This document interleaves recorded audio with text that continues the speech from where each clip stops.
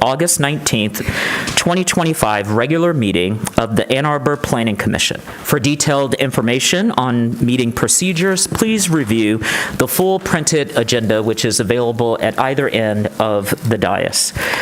With Planner Thatcher, would you please call the roll? Thank you. Commissioner White. Here. Commissioner Abrams. Here. Commissioner Hammerschmidt. Commissioner Lee. Here. Commissioner Dish. Here. Commissioner Mills. Here. Commissioner Weatherby. Here. Commissioner Adams. Here. Commissioner Norton. Here. We have a quorum. Thank you, Planner Thatcher. What's the procedure? I want to make a quick change to the order of the agenda. Do we approve the agenda first and then make a motion to amend it, or can we amend it and then approve it? Amend it and then approve it. Okay, I would entertain a motion to move up 11, which is the Planning Commission bylaws amendment, before 10C, which is the comprehensive land use review. I'd make that motion. Okay, moved by Commissioner Adams. Is there a second? Commissioner Dish seconds. Is there any discussion of Commissioner Abrams? Could somebody just provide a brief explanation to the rationale? Thanks. Oh, sure. My rationale is I wanted to get it out of the way so that the rest of our time could be spent on the comprehensive plan. And I made the motion because I'd just like to know how much time we have at the end of the meeting to consider the plan, so that that's the only thing we've got, and knowing the time will be helpful. Any other discussion? All those in favor of the motion, vote by saying aye. Aye. Any opposed? The motion carries. So now, may I have, I did not do that. It's the mic. May I now have a motion to approve the amended agenda? Moved by Commissioner Dish, seconded by Commissioner Lee. Any discussion? All those in favor, vote by saying aye. Aye. Any opposed? Same sign. The motion carries. May I have a motion to approve the minutes of the August 5th, 2025 meeting? Moved by Commissioner Weatherby, seconded by Commissioner Lee. Is there any discussion of the minutes? Seeing none, all those in favor, vote by saying aye. Aye. Any opposed? The motion carries. Next up are the reports to the Planning Commission and written communications. We'll start, if Councilmember Dish is ready, with Councilmember Dish. I am ready. Council met last night for a record 30 minutes and passed nothing of interest to the City Planning Commission. Thank you for your report. Manager report by Planner Thatcher. Thank you. Do any other commissioners, officers, or committee liaisons have any reports they'd like to make at this time? Written communications are included in today's packet, and it has been updated. Next, we move to agenda item number 6. This is an opportunity for individuals to speak up to 3 minutes on issues not listed as a public hearing on this agenda. We will first hear from those of you who are present in our chambers, and then we will hear from remote participants. To speak remotely, press star 9 if on phone, or use the raise hand feature if on Zoom. For phone access, please call 877-853-5247 and enter the meeting ID 977-6634-1226. City staff will identify callers by the last 3 digits of their phone numbers or by name for Zoom users. You will hear an announcement when it's your turn to speak. Please try to move to a quiet area and mute any background noise. For all participants, whether in the chamber or on Zoom, please state your name and your address at the beginning of your comments. Is there anyone present in the chambers who would like to speak at this time? Yeah, come. You can make your way to the podium, and if several of you would like to speak, you can form a line. Tom Blackwell, 1640 Broadway. Regarding the upcoming comprehensive land use plan, my opinion is that setbacks are essential to maintaining walkability and tree cover and the general atmosphere, and it's worth saying something about setbacks in the comprehensive plan itself, as well as in the upcoming zoning bylaw. Thank you very much. Thank you.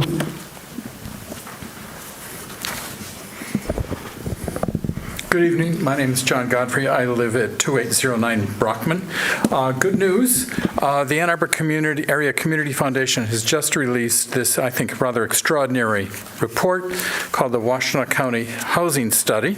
It's been produced by one of the leading urban planning firms in the United States, a firm that's considered to be state-of-the-art.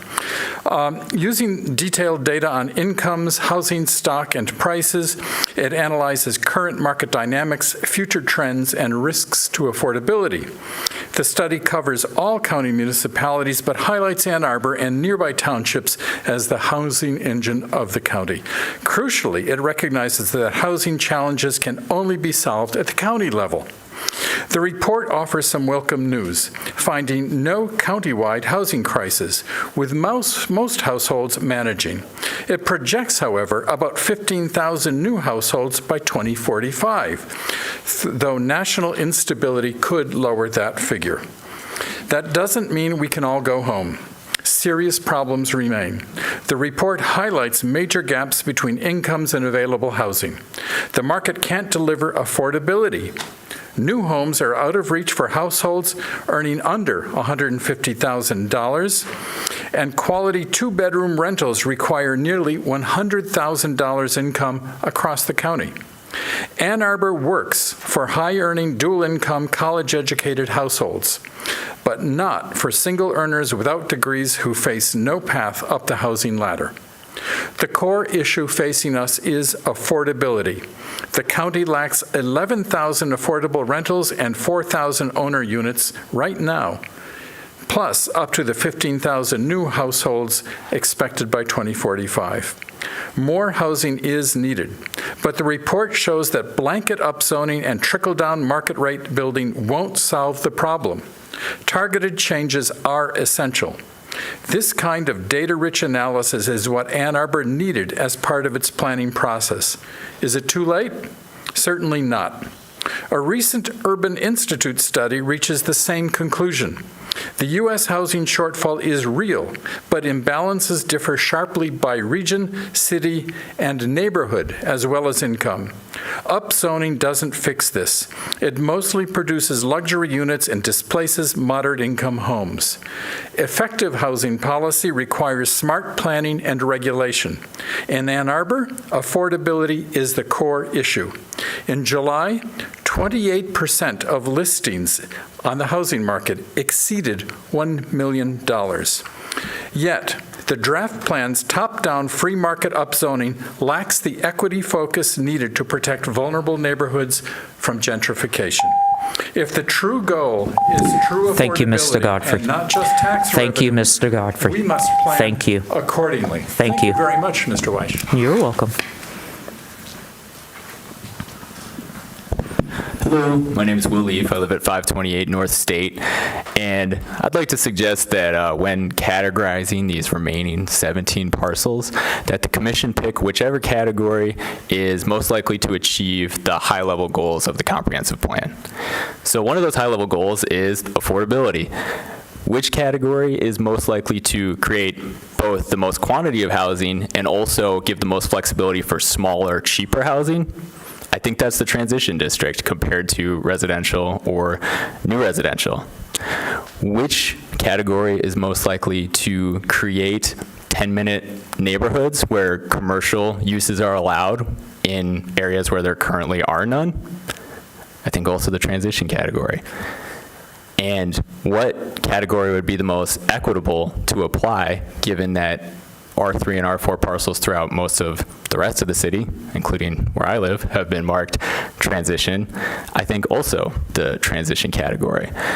So I think all of those goals are best furthered by transition, but there's another goal that City Council has asserted a couple times, which is that low-density neighborhoods are insulated from tall buildings right near them. So which category would further this goal?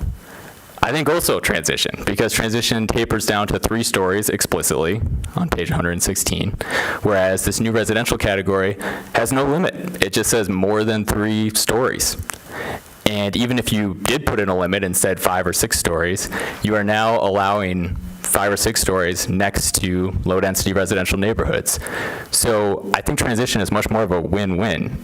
You have more buffering, but you also have more overall density allowed, and you have commercial opportunities so that areas like Pontiac Trail, where right now there's a 60-acre undeveloped parcel, doesn't just become exclusively residential, where residents need to drive for every trip, but they also could walk to stores, and that whole area could be a more walkable and bikeable region of the city. So I think every one of the plan's goals is better furthered by marking those residual parcels as transition rather than residential or new residential. So that's it. Thank you. Thank you.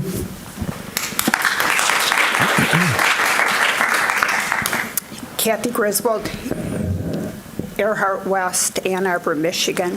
Today I received a phone call from, I think it was Next Steps. They were wondering if I wanted to sell my house.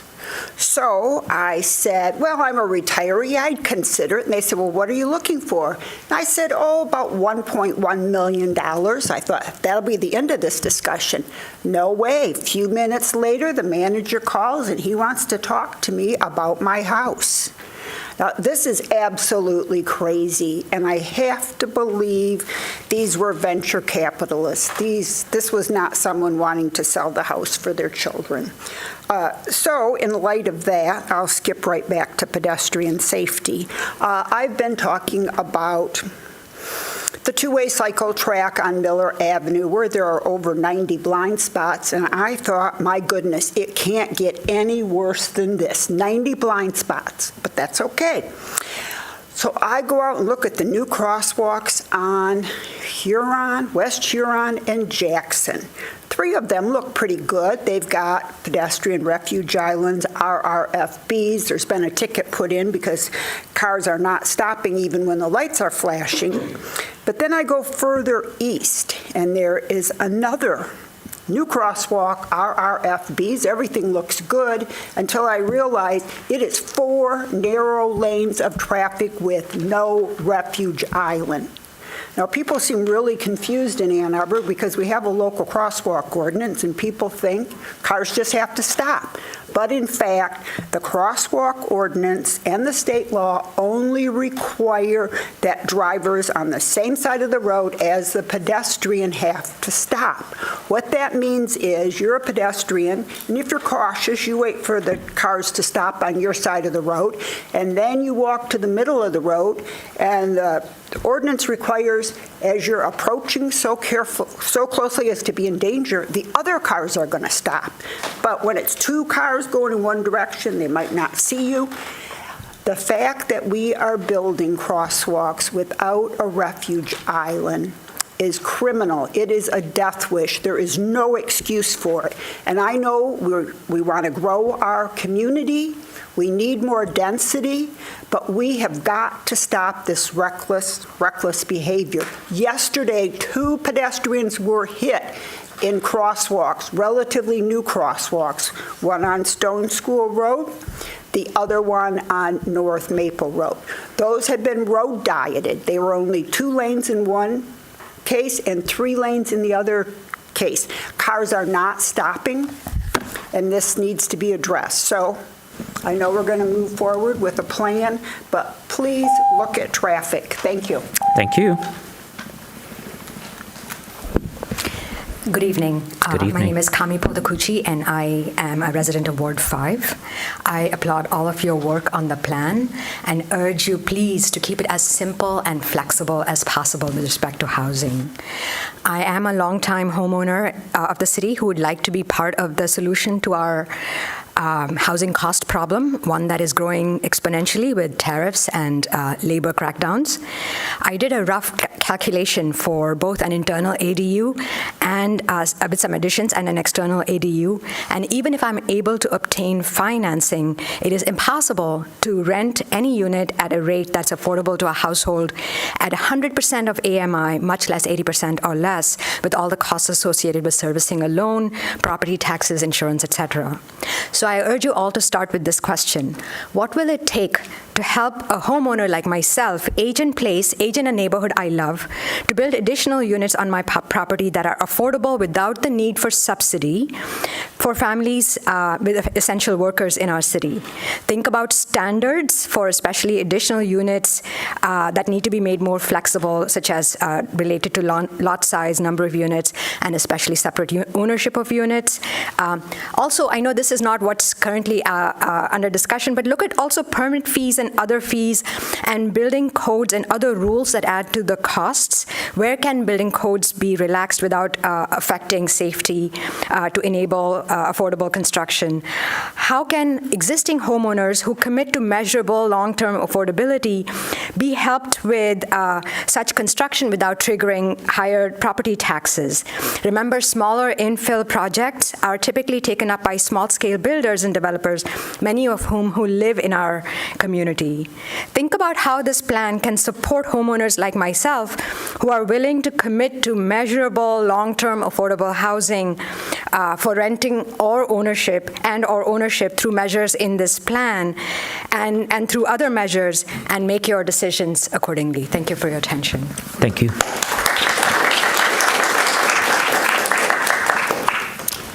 Hello, I'm Ann Arbor, 1915 Austin Avenue. Tonight you have the task of making some significant changes to the plan that could affect Ann Arbor for years to come. I implore you to make changes and dig deeper to make even more changes. Tonight you're going to hear, don't complicate the map, but it is complicated. It should be complicated. The future of our neighborhoods depend on smart, strategic planning. Not every area is the same. Each neighborhood has different characteristics and needs. There should not be a one-size-fits-all for zoning. You are also going to hear housing abundance now, but we don't need housing abundance, we need affordable housing. The Ann Arbor Area Community Foundation just completed a report that states we do not have a housing crisis. What we need is affordable housing. Abundance does not equal affordability. You're going to hear, move the plan forward. We are already 8 months behind. But in reality, we already are 10 years behind. Why do you need to rush a plan and move forward if it's inadequate? Doesn't it make sense for all the public to know what's going on and be able to make recommendations? Doesn't it make sense to have a plan that is based on hard data, facts, and public input, rather than the personal agenda of 9 unappointed commissioners and a developer-driven mayor and council? Take your time. We need a thorough plan, one that will actually make housing affordable, a plan that is based on gentle density, not abundance now. We don't need a fast path for developers to build expensive and market rate housing that will accelerate gentrification, cause environmental devastation, overrun our water and sewer infrastructure, and cause more congestion on our already deteriorating roads. The city needs an inclusive, effective plan that addresses these concerns. Make changes and take your time. On another note, on July 15th, Commissioner Dish, I emailed you to see the discrepancy of who will be paying for our infrastructure for water and sewer. That was over a month ago. You said the attorney would get back with an answer of who will be paying to update our infrastructure that will need to accommodate the people that the plan tends to bring to Ann Arbor. It's been over a month. The public deserves an answer. Who is paying The ratepayers, the taxpayers, who? Thank you. Thank you. Good evening, Commissioners. My name is Ralph McKee, 5th Ward. My topic today is the economics of replacement of single-family homes with triplexes and quadplexes. I studied this in depth when the original A20 plan in 2020 included allowing quadplexes on every lot. After gathering info from builders and lenders and doing some math, my conclusion then was that the units resulting from that replacement would be significantly more expensive than the house they replaced. I sent those calculations and results to Missy Stoltz and Council. Later, the A20 plan was revised to take the quadplex idea out, along with the reference to affordability. House prices and construction costs are up now. So are interest rates. I have no reason to believe that the overall result will be different now, and triplex units are more expensive than quads because the land cost is only split 3 ways. So I think we need to face the reality that the replacing houses with triplexes is a trade-off. More units, but higher prices in the house they replaced. Say $550 to $600 and up versus a $400,000 house. In my recent discussion with Councilmember Dish, I think we agree on that point. Unfortunately, I think many folks in town are promoting the opposite view, that the triplexes would be the same price or lower without disclosing the basis for that belief. We have people saying, oh, they could be 400, and then you press, and it turns out, well, that's if there's vacant lots. Well, we don't have hardly any vacant lots, so you shouldn't be basing policy on that. Then someone posted a Seattle study saying that quadplexes replacing houses could be sold for the same price. I listened to the podcast. Turns out houses there cost $800,000, so the land cost is $200. You sell them for $800 because there's a demand for that. That's a $600,000 developer profit and cost. If you take that and apply it here, you get $100,000, let's say, per unit, $400,000 house, $100,000 a unit. You add that $600, that's $700,000 unit. And I'm not suggesting that it would be exactly the same pricing. Seattle might be more expensive to build. Maybe the developers are a little bit more, shall we say, greedy than they are here. But I think the central point stands. And when I pressed the person who was pushing that study on social media, then the response was, well, the house will be more expensive than the units in 2050. I asked the basis for that. I got no answer to that at all. And my point is really that we need to be realistic and deal in reality rather than ideology and fantasy. Thank you. Thank you.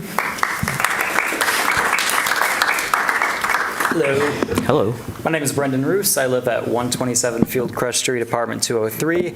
And before I get to my main point, I do want to note that just focusing on the individual price impacts on an individual parcel after densification ignores the second-order effects on the rest of the market from the increase in supply, especially if that supply increase is market-wide. So I think that that's something that is important to consider when we're talking about these densifications of individual parcels. Beyond that, I am here to speak in support of more density and in opposition to the last-minute creation of a new district and to the 3-unit ceiling being proposed for the residential district. I think that this proposal is rooted somewhat in a false assumption that density is somehow incompatible with family life, that families only want to live in less dense areas, and that, you can't be a family in a dense area. But in reality, scarcity is incompatible with family life. It doesn't matter how family-friendly you think that low-density homes may be if families can't afford them to begin with. So I did a little experiment. I went on Zillow. I set the max price to $400,000, which I think is extremely generous for a starter home for a young family, or really a home for any family, because $400,000 is a lot of money. When I limited the search to just single-family homes under that price, there were 21 for sale across the entire city. 5 of those are owned by the Community Land Trust, which, fine program. It's limited to a small subset of the population, so it can't be our solution to the housing crisis. I'm very confident that more than 21 families want to move to Ann Arbor right now. Now, if you add in townhomes, condos, other multifamily developments, that number jumps to 107 units that are below $400,000. It's not perfect, but that's a lot better than 21. 95 of those units also have multiple bedrooms, which means they would be, at least in theory, more suitable for families. And contrary to what some people will tell you, families do live in these types of housing. As an example, I personally live in a complex that's a mix of apartments, condos, and townhomes. I can definitively say that there are lots of families that live in that development. It's not a perfect proxy for the entire city because it's not itself a neighborhood, it's just one complex, but it is a scale model of the right ideas. Not everyone has their own yard, but there are communal green spaces and a nearby park, and I can say that families, children, everyone uses that park and they enjoy it. Not everyone needs their own yard. I also have to say, I see more families with kids out and about in my own complex than I ever see when I walk on the Old West Side or other residential neighborhoods. Families live where they can afford to live. So, starting to run out of time, but how do we develop family-friendly density at scale, and why can't we do it with just duplexes and triplexes? In effect, even in the most optimistic scenario, only a small subset of residential properties will ever be redeveloped. We need to optimize. We need to be as efficient as possible with these parcels that do get developed if we ever want to have any of the supply impacts we need. Thank you so much. Thank you.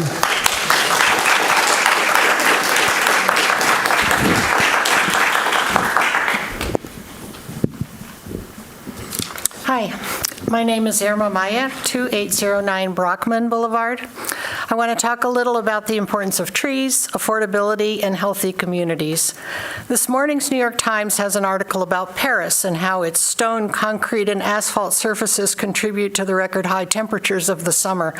Planners there are preparing for possible future with even higher temps and are focusing on the city's lack of street trees.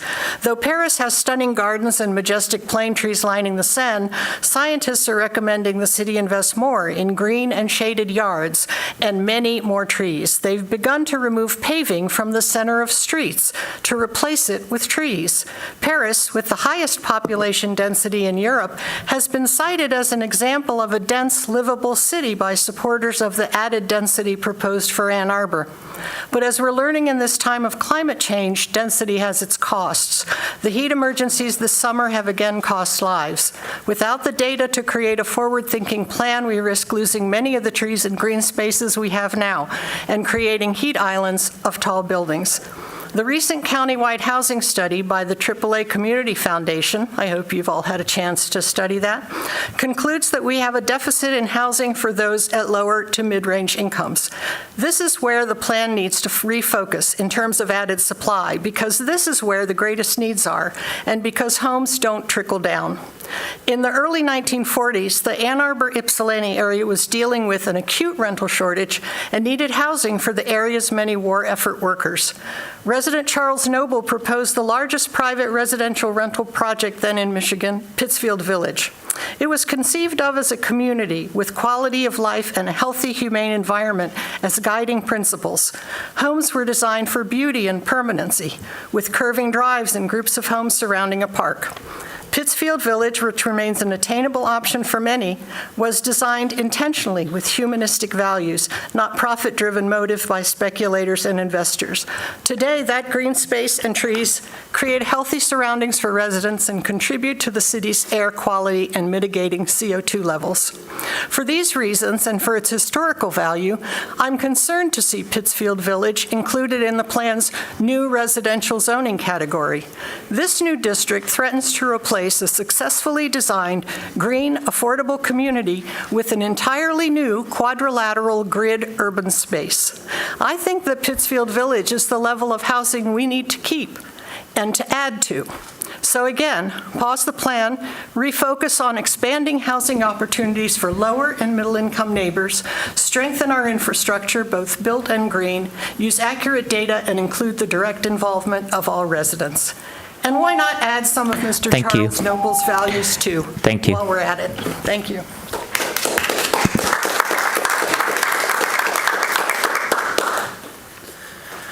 Good evening, Ann Arbor. My name is Joe Zilka. I'm at 1920 Woodbury Drive. According to the National Association of Realtors 2023 Community and Transportation Preferences Survey, nearly half of Americans would prefer to live in a walkable community where homes are close to schools, shops, restaurants, and jobs. And among younger adults like myself, that preference climbs above 70%. Missing Middle Housing Study in 2018 specifically identified townhouses, duplexes, and fourplexes as desirable for young families, and these housing types allow families to prosper in walkable neighborhoods. And in 2023, PPIC statewide study said 60% of parents of young children favored living in dense, mixed-use communities. What does all this mean? It means that there isn't a God-given demand to live in a place like Pittsfield Township.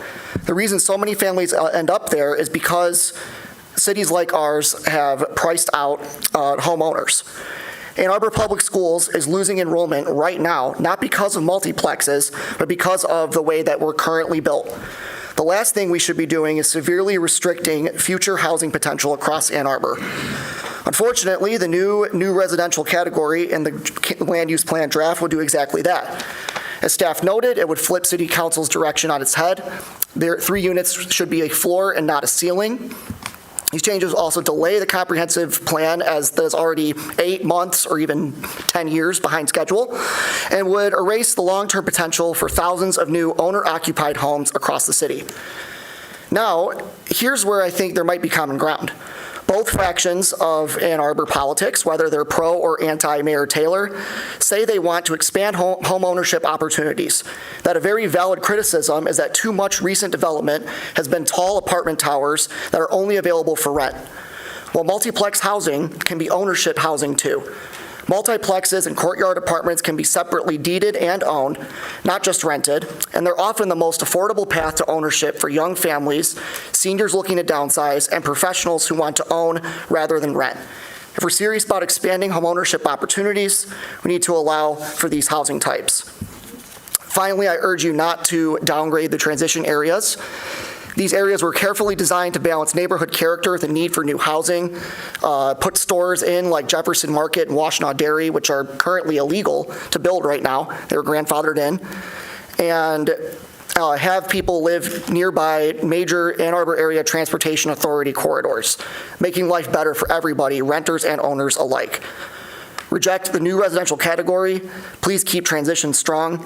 And when in doubt, choose walkability and housing abundance over car dependency and artificial scarcity. Thank you. Thank you.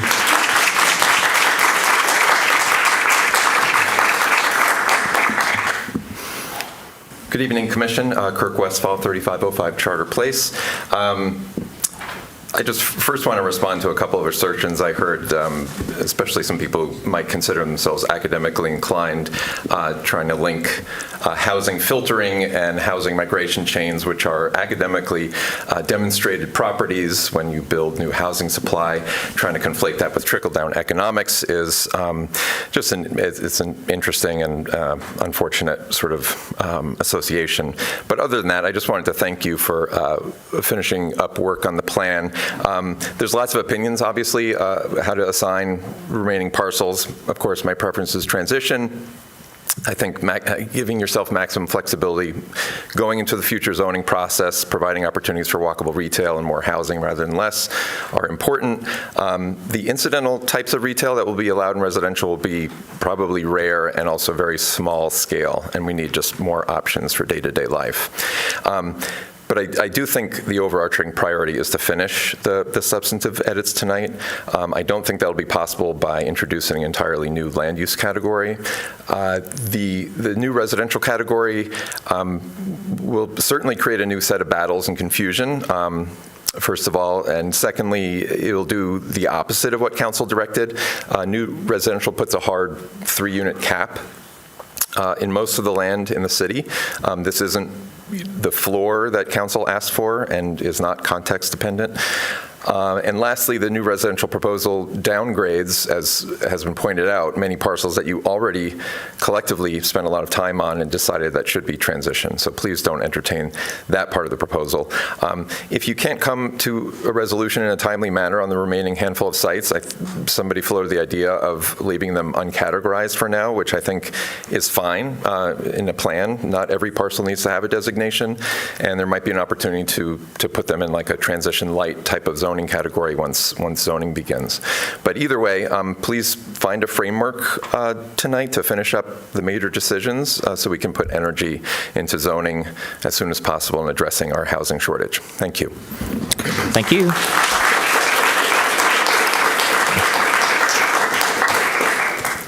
My name is Richard Dokas. I live at 1243 Marlboro Drive.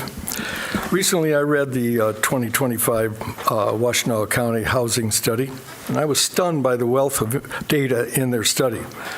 Where is the corresponding data in your plan compared to this study? As the study shows, we don't have a housing crisis, we have an affordability crisis. We have a unique situation here in Ann Arbor. Our population has been shifting into the eds and meds, resulting in the educational level moving up. At the same time, the baby boomers will be selling and moving into higher priced apartments. The result will be less affordable housing. The county's families are increasingly high income. While Ann Arbor is a majority renter-occupied city, anyone with incomes below the income of $50,000 face real problems. Below $35,000, they face a real crisis. Where in your study do you help these people? There are other missing items in your plan. I don't see any commitment to regional planning with Ypsilanti or the townships. For example, we need a new water supply, and that's going to involve regional planning. It's missing. The Michigan Zoning Enabling Act allows ordinances that regulate aesthetics and design to help greater density fit into neighborhoods. Grand Rapids, for example, has one. I don't see one in your plan. Regarding the assignment of transition districts, they should be along corridors only, not extending into neighborhoods. And mine is a good example of that. We are bordered by both Packard and South Industrial, and that means that we'll have encroachment from both directions to damage our neighborhoods and change them drastically. I taught ecology for 30 years, and the environment is a major concern for me. I was on Governor Blanchard's Environmental Advisory Committee with a focus on city trees. I'm worried about the loss of trees as your plan reduces setbacks where trees are normally located. A single tree uses as much as 11,000 gallons in a single season. They play a significant role in managing rainwater runoff. Where in the language do I see protection for solar panels? You have some vague wording listed, I think on page 42, about R1, but nothing dealing with transition zones. I live in one of those areas. I presently am zoned R1. I have a house that my panels are about 10 feet off the ground, and if I have an 8-story building next to me, I'll be shaded. Thanks.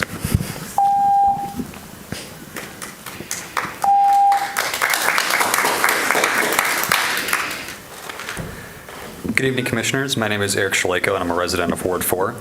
I'm empathetic to the strain that political pressure has had on your job to finalize the comprehensive land use plan. Believe me, I want to get a move on too. There's already enough work to do before we can put a real dent in the housing crisis. But we don't get there by holding back. We get there by allowing people to build organically in the neighborhoods like we used to about a century ago. We get there with housing that's a short walk to grocery stores, hardware stores, cafes, daycares, transit, work, and everything else we need to do on a daily basis without ever needing a car. There's a little bit of density in my neighborhood, but I love what's there and I want more. So when I see new developments going up around my home, I don't go, oh no, the traffic. Oh no, the noisy undergrads. Oh no, the harmonious neighborhood context.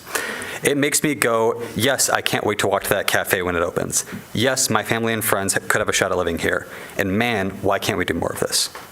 So with that in mind, here are my suggestions. Reject the new residential zone. Do not cap the number of stories in transition, and default to transition whenever possible to get abundant housing and retail all over Ann Arbor. Give people the ability to create what they want for their neighborhoods without unnecessary restraints.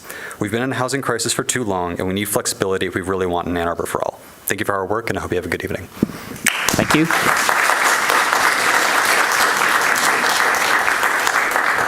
If I could, if we can keep the side comments outside of the chambers, I can hear you very clearly when you are trying to whisper, which then distracts us from giving our attention to the speaker. And this is your meeting, and so we want to give our attention to you so that we can hear you clearly. So if you need to have a side conversation, would you please leave the chamber? And don't just go into the hallways because we can still hear you. It echoes back back in, you'll need to go all the way out where the elevators are, and to ensure that we can give our attention to the speakers. Is that okay? Okay, I mean, we have to do it, otherwise I'll keep suspending the meeting. Okay, I'm sorry to interrupt you. Go ahead. No problem. My name is Adam McHugh. I live at 618 South Main Street. I was actually watching this online, and I kept hearing all the disinformation and stuff upsetting me, so I felt like I needed to show up and voice my opinion. I wanted to share my displeasure with the added new residential zoning and continued attempt to restrict housing in the city of Ann Arbor. So my comments here aren't very long. I just want to say that density is better for climate change. Surprise. More items does make the price of those items go down. Someone suggested here or talked about how in Paris they're making more green space in the middle of roads to help fight climate change and the heat index of cities. I know us bikers would love that. And I don't know why we're continuing to pander to the minority who want less housing when the vote on the library seemed to me like a majority scream of Ann Arbor wants more housing density. Thank you. Thank you. Hi. Hi. My name is Chris Olson, and I actually live up on Duvarin Road, but I'm here representing Washtenaw Climate Reality, which is a climate-wide nonprofit group. The previous speaker kind of said, in a way, what I was going to say, but just to underscore some things. As a retired watershed ecologist, I can tell you from all the reading I've been doing about climate, housing, and development that the best way to address climate change, the best way to address green infrastructure, the best way to keep the Huron River clean is density. The plan that you are working on is going to result in getting us closer to reach our zero carbon goals. Cities like what City of Ann Arbor is trying to build, there people don't have to rely on cars for travel, be forced to move further away from where they work and school and where they have school. It will not convert farmland, forests, wetlands, and other wildlife habitat into subdivisions. It won't continue to cough out carbon pollution on a per household basis. So I think that you know that what you're working on and providing well-designed density within a city that will be livable and will be a good place for people of all walks of life to live is the best thing that you can do for climate, for water quality, and for the trees. Thank you. Thank you.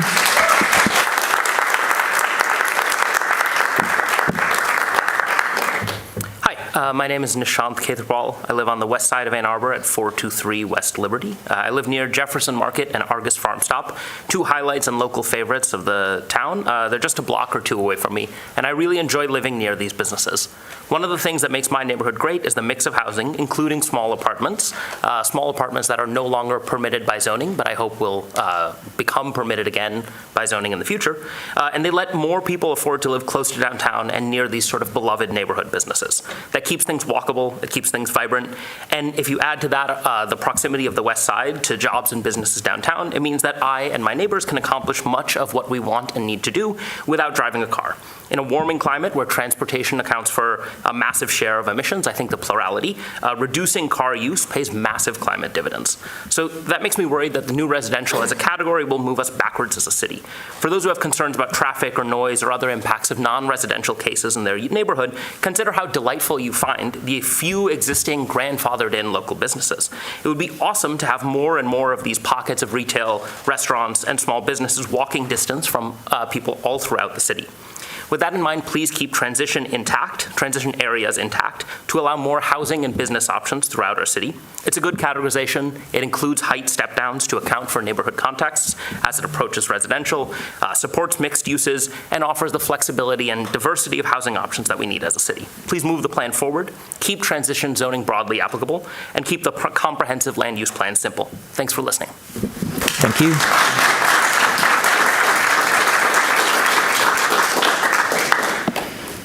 Good evening. Good evening. My name is Donna Babcock. I'm at 1890 Upland Drive. I want to talk, first of all, about the plans. It's not like we can't go to Interface's portfolio and see the work they've done for other cities. We can see superior work. This is a clown car, okay? But since I'm in a neighborhood that was annexed from the township, I went to Ann Arbor Township, okay? This plan, no cartoons, data-driven, excellent. Every change they make is in red, and they're in a 3 to 4 year citizen input plan, okay? So now, after I've said that, the next thing I want to talk about is the use of the term stories. You need dimensions. You need actual feet and inches or meters. There are no dimensions with stories. Never forget, the first story of the World Trade Center was 93 feet tall. So you're on a slippery slope by using the term stories. Lisa Deesh, I called you the other day with some questions I had, and your phone connected and made some sounds and everything, and then it just disconnected the call. So I don't know if you're having problems or what. Also, my little street. I'm here for my little street tonight. Here's your plan. Here's what you're doing. You can't see this, but the little spot that's across from North Campus, it's a little blob of orange, which is your little hub district. That's where the Plymouth Road Mall is. My vet is there, the little restaurants are there, the bookstore is there, and we're the little single-lane street that dead ends into Leslie Park Woods. We are surrounded on either side by Willow Tree Apartments and Park Point Apartments. So in your wisdom from outer space, like the power of 10, you have decided that whole thing should be in a transition zone. So you have your little blob of yellow. And I understand someone on this group said that anything that's adjacent to the university should submit to being absorbed by the university.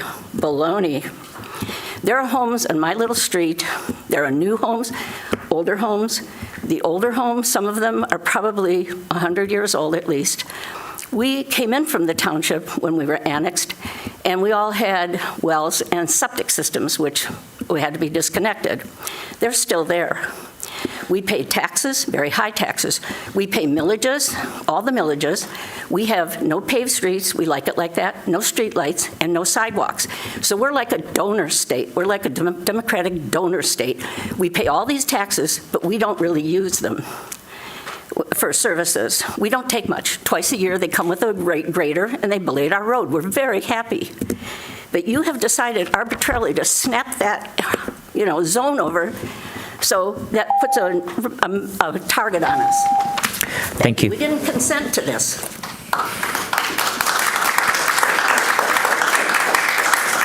Hi, Gaurav Kulkarni, 139 Ashley Muse Drive. Some past speakers have talked about how we don't have a housing crisis, we have an affordability crisis, and concerns around gentrification. And I think displacement's a really important issue to talk about. And so to prevent displacement, may I propose building a lot more housing in our wealthiest neighborhoods, the inner ring neighborhoods closest to our job centers, and let a lot more people live there. Councilmember Ackman shared on social media photos of 4 and 5 plexes in a residential category in Lower Burns Park. These are houses that from the outside you couldn't tell whether it was 1 unit or 4 units or 5 units, and specifically called out that these are examples of the sort of housing that the resolution that she voted for should support. The text of that resolution talked about how we should allow larger building typologies if it fits in the neighborhood context. And so what I want to say is do not limit the residential category to 3 units, which goes against the letter and spirit of the council resolution. There's a footnote in the planning memo that talks about whether maybe that larger building typology should just refer to new residential and not the existing residential. Council members have pointed to specific areas in the city that are in the old residential that should allow for larger than, or like more than 3 units. And so please do not limit residential category to 3 units and allow a lot more upzoning in the places that people want to live. Thank you.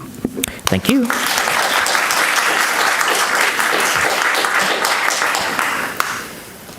Hi, I'm Kathy Chow, Whittier Court, Ward 4. I wanted to speak in support of higher density and higher supply of diverse types of housing so that people can have a choice to live in Ann Arbor.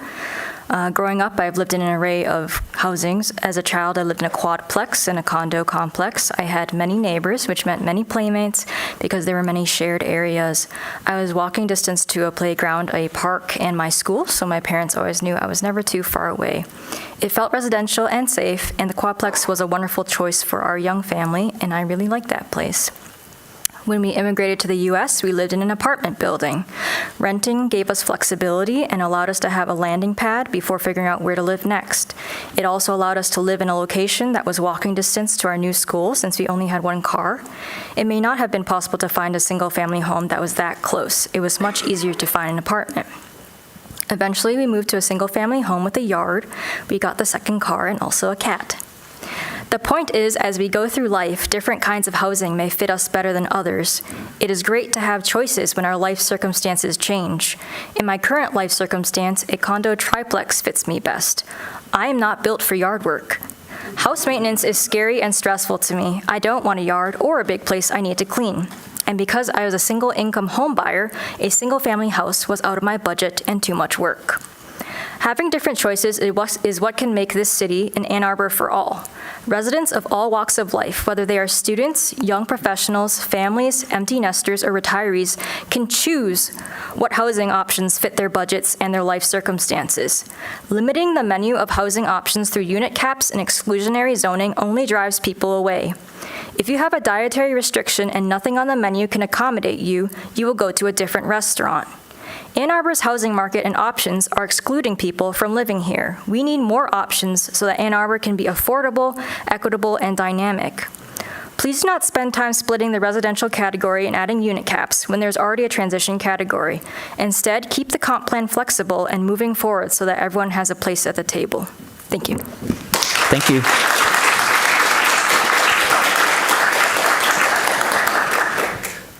Greg Monroe, 1261 Bending Road.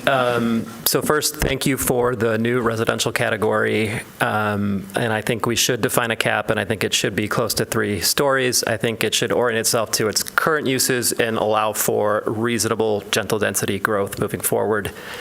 The next thing I wanted to talk about is, and I wanted to kind of clarify, I think some folks who, I guess opponents of this plan, I think a lot of folks are for density in their neighborhoods. And when we talk about height, I think their concerns stem from, this feeling of sort of being boxed in like a canyon or access to sunlight and natural light. And so I wanted to propose some sort of compromise. When I lived in Detroit, I lived in a fourplex, so 2-story building that had 4 condominiums in it. And so again, that is more than the 3-unit cap that existed. It was also 2 stories. And so if I was a resident of a neighborhood where there's a single-family ranch house that I'm living in, I would be less worried about that being built next door to me as opposed to a 3-story 3-story consisting of however many units we want to define. I understand that 3 stories is allowed today in our zoning, but I don't think it necessarily needs to be. And as part of this compromise, I guess I would also propose that, sure, if all of the structures around this new build are 2 stories, that's great, we can go up to 3. But if everything is 1 story, we can go up to 2, and we get 4 units in there. I feel like that does bring density and is a decent compromise moving forward. So the other thing I wanted to touch on is I've spent some time reading some of the literature, the academic articles, although I do think that there's some sort of barrier that we're expecting normal people to read academic articles to participate in this discussion. However, I want to understand from the proponents of this plan the actual metrics on how housing supply is going to decrease rents, right? So I've read some studies that say every 10% more housing stock decreased rent by 1%, right? I've read others that say every 5% of increase in housing stock decreases rents by 1%. So before I venture a guess, because I did some math using the average rent of about $2,300 per month from Zillow. I would love to hear from the proponents exactly how much housing is going to move the needle in terms of how much price decrease in rent. I would also like to understand the same on filtering, because as I understand it, filtering is a long-term limited mechanism, right? And the reason I'm asking all of this is, and I think what a lot of people are concerned about, me first and foremost, is that a lot of the new units being built, the condominiums themselves, are incredibly expensive. It's expensive to build right now. So units that list at 1.85 million or 1.1 million, 1.5 million, right? So how long does that take for those units to filter and become affordable? Thank you. And what sort of relief does it actually give renters? Thank you. Thank you.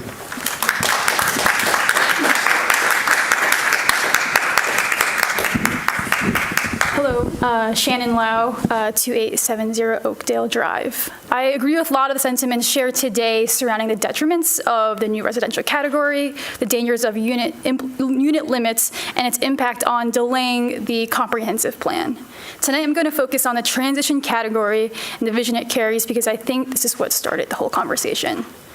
So far, a lot of the language surrounding the transition category has been confined to a narrow, monolithic view, that it should be a linear corridor, that it should be near hub areas located on existing transit lines, or that it should have some existing sense of density.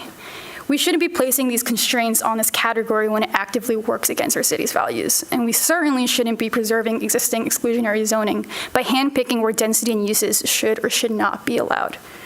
Simply put, if we're trying to fix inequitable patterns, we cannot be enforcing those same patterns in the blueprint for our future.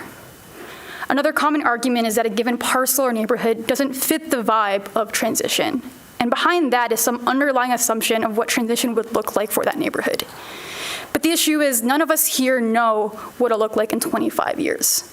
So we need to allow for each neighborhood to adapt and evolve over that time as it needs.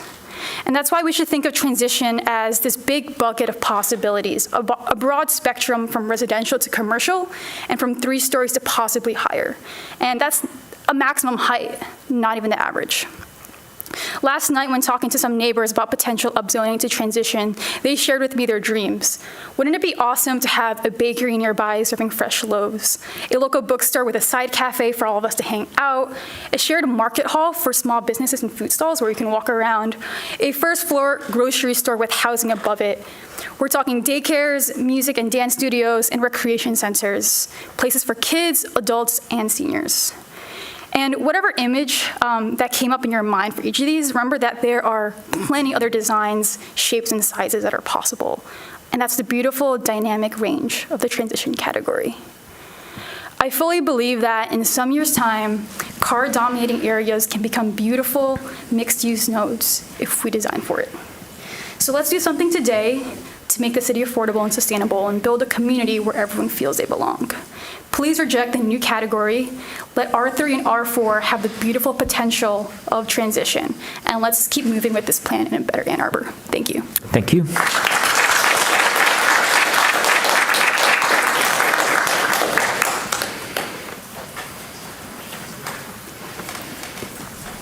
My name is Tricia Hackney. I live at the Crossings of Ann Arbor condominiums, and have for 25 years. I bought it for $115,000 in 2000 and plan to stay through retirement. Transition zones, such as mine, means your community is targeted for development. This potentially means the city is asking you to move.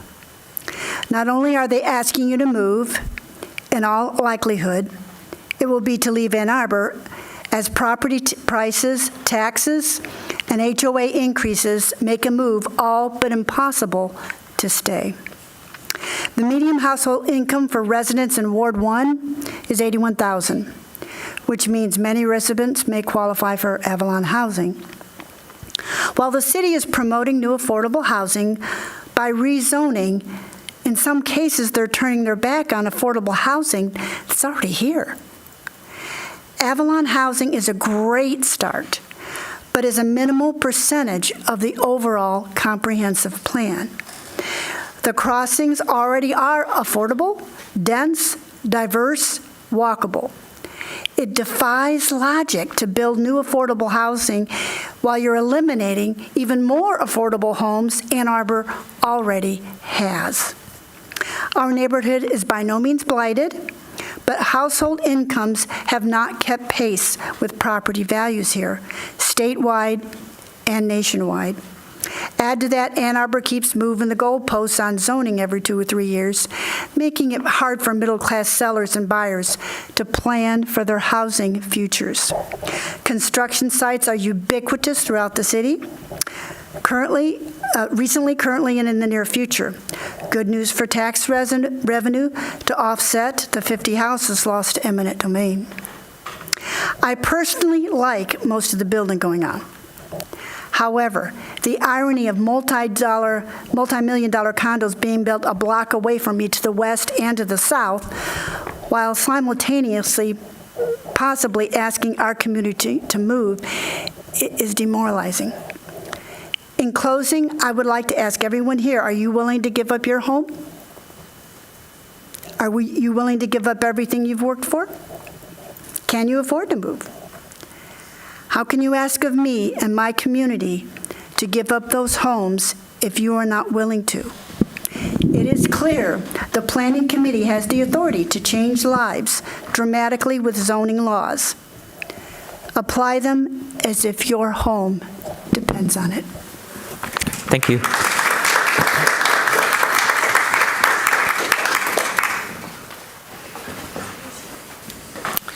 Good evening. My name is Irka Hadish, and I live on Chandler Road in the First Ward. Thank you again for all of your tireless work and dedication. I'd like to encourage you to keep things simple and get the final draft of the comp plan in front of council as soon as possible. I think the plan already does a great job of explaining the self-tapering feature of transition. I think this means that transition is the perfect category for all the current R3 and R4 parcels, because a small parcel on the edge of transition could end up being zoned with the same exact form-based limits as an adjacent low-rise residential parcel. As you've stated in the draft plan, transition areas should enable 15-minute neighborhoods by covering not just corridors, but key nodes as well. The types of limited neighborhood commercial uses envisioned for the low-rise residential category are not likely to meet the daily needs of a 15-minute neighborhood. Personally, I'd like to legalize all types of walkable businesses in my neighborhood. Yes, including pinball parlors, theaters, beer gardens, and all the other things that may have driven moral panics 100 years ago. The only realistic nuisance uses that I can think of are parking lots, drive-throughs, and excessive curb cuts. And all of these can be regulated by form rather than use. I happen to live right off of Pontiac Trail, so I share many of the other residents' concerns about the dangerous speeding and a lack of sidewalks along sections of Pontiac and Duveron. But I see this as all the more reason to categorize this area as a transition node so that we can upgrade the infrastructure to transform the area into a safe, walkable neighborhood. It is true that the recent developments in this area do not follow a street grid and have just one entry onto the main street. But looking at the map, there are many potential opportunities for non-motorized connectivity between side streets, parks, and nature areas. And in addition to traffic calming and improved bus service on the arterials, this can go a long way in alleviating traffic concerns. Please try to wrap up the minimal set of edits needed to satisfy council's resolutions. Maybe consider renaming the residential category to a low-rise residential, but mostly please just focus on getting the draft plan to a vote as soon as possible so that you can get started on the work of actually fixing the UDC. Thank you. Thank you.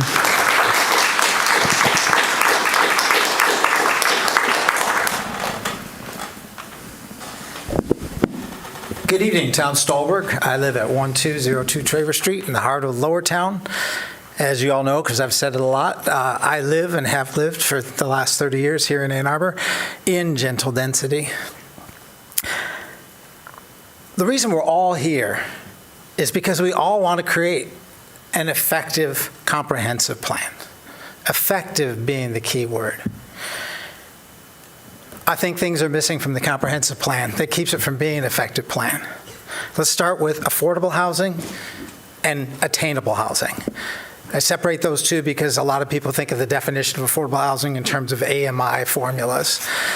So I add into that another category, that attainable housing. It's not meeting the AMI goals, it's not measured by that, but that's the price somebody can afford. I like having diverse amenities in the neighborhood that are walkable. They're great, but if you can't attainably If you can't afford a home in that neighborhood, you don't get to have that amenity. The plan, the way it is now, accelerates the prices in the moderate segments of the market. I've gone over that a couple of times here before. So what happens to the people here who are saying what they'd love to have for our city and what they'd love to have for themselves, but they can't afford to buy or rent what's going to be built in this town under this plan? Without affordable and attainable housing, sustainability and equity fall apart. It's not very equitable if only people with a lot of money can walk to Argus Farm Stop and Washtenaw Dairy and Jefferson Market. In terms of sustainability, if the housing that we're building is all expensive housing, then people are going to move into not the city, they're going to move into the townships just outside of the city borders, where all the developers that are building inside the city are building just outside the city borders. Toll Brothers, Pulte, Robertson Brothers, I know I'm missing a couple more, Norfolk Homes. They know they're providing homes, apartments for rent and for purchase, townhomes, single-family housing, where it's less expensive than in Ann Arbor. They're already building them now. They're going to keep building them because that's where, if we don't do something different than what this plan aims to do, that's where all these commuters are going to move and commute into town. We're not going to increase the density. We're not going to we're not going to meet our sustainability goals because all the people who can't afford to live here are just going to move into the townships and the other communities, Dexter, Saline, Manchester. We need an effective Thank you, Mr. Stolber. Thank you.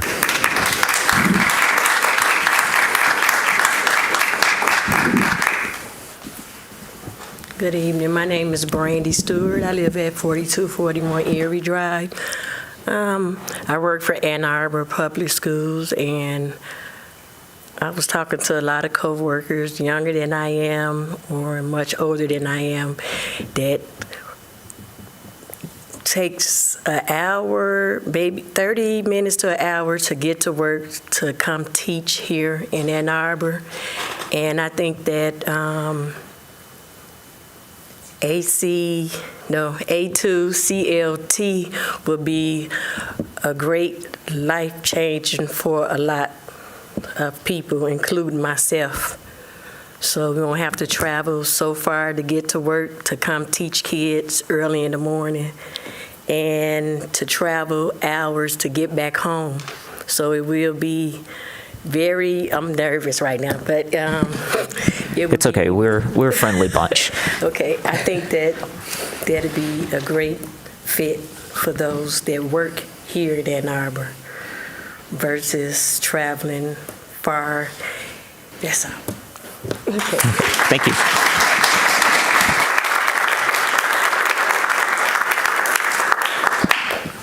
Good evening. Good evening. Council. My name is Beverly Fly, born and raised here in Ann Arbor.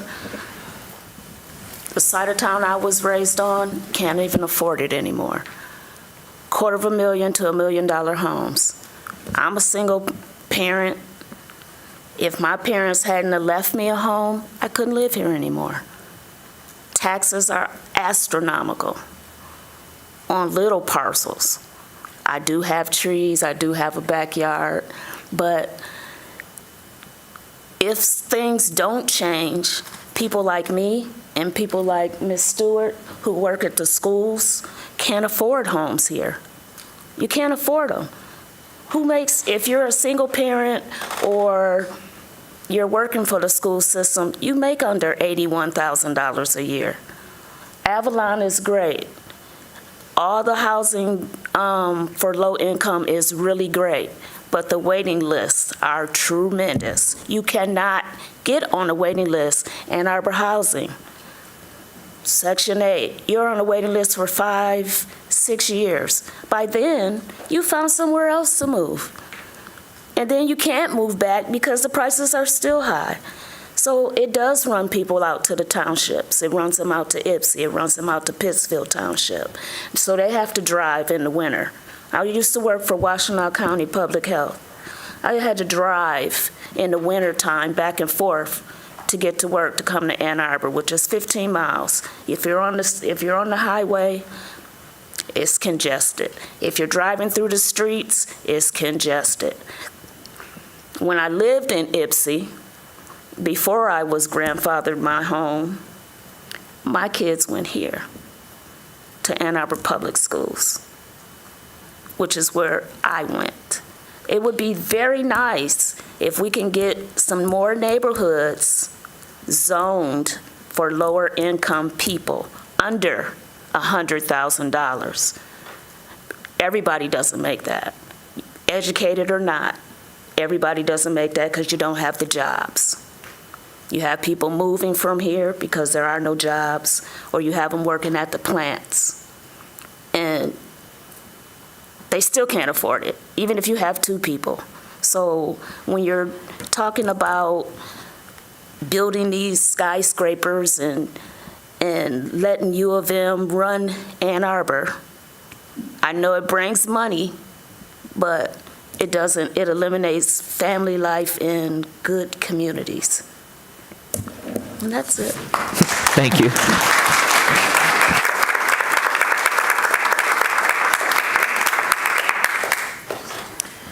Good evening. Good Chair evening. and Planning Commissioners, I'm Brian Chambers, 2815 Arbor Way, the 3rd Ward. Interesting discussions. Apparently, we don't have a housing crisis. But I hear a lot of crisis in every statement that was made this evening. What is the problem? The problem is houses are unaffordable for new buyers, for new renters. And renters have an escalating price curve because the rent can always go up. With home ownership, you have a fixed price and a mortgage. As long as you don't refinance, you can keep your prices stable. So what is the do-nothing alternative that some people are asking us to consider? I don't get it. Do nothing. People are still forced out of Ann Arbor, still have to commute in, still have the housing stress stories we just heard about. That's the do-nothing option in terms of density and low-rise residential you're being asked to consider. You responded to City Council's resolution to put a cap at 3 units and 3 stories. 4 stories provides more attainable housing. I'm sure you all know that. Instead of a new structure being built, could be a tear down, could be a new parcel, at 1.5 million for sale or 2 million for sale, you could have 3 units in there at a third of those prices. You could have 4 units in there at a quarter of those prices. Now, are they affordable to low income? No. Nobody's saying they're affordable to low income. No one has ever said that. It's being used as rhetoric for do nothing. You realize that, right? You're being asked to consider do nothing with that rhetoric. I'm asking you not to do that. Define context for the 4-unit quadruplexes in low-rise residential. That's what you're asked to do by council. By right for 3, define context for 4. Within a quarter mile of transit, context. By parks, context. By work areas, context. Corners, context. You can do this and increase the attainable housing stock in Ann Arbor. You have another option in front of you later today. I won't speak to it because we were asked not to in the public hearing, but I'll come back and talk about options for low-income housing that can be built into the plan and built into the ordinances. You don't have an easy task. You're not going to satisfy everyone. Don't accept the do-nothing option. Thank you. Thank you, Mr. Chambers.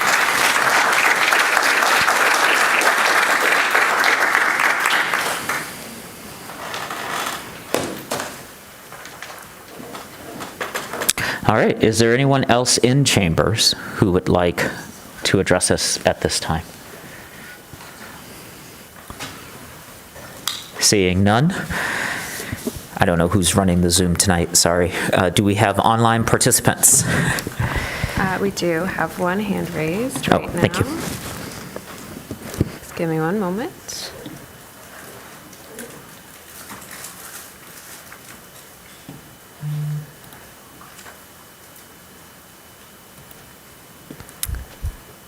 Caller ending in 326.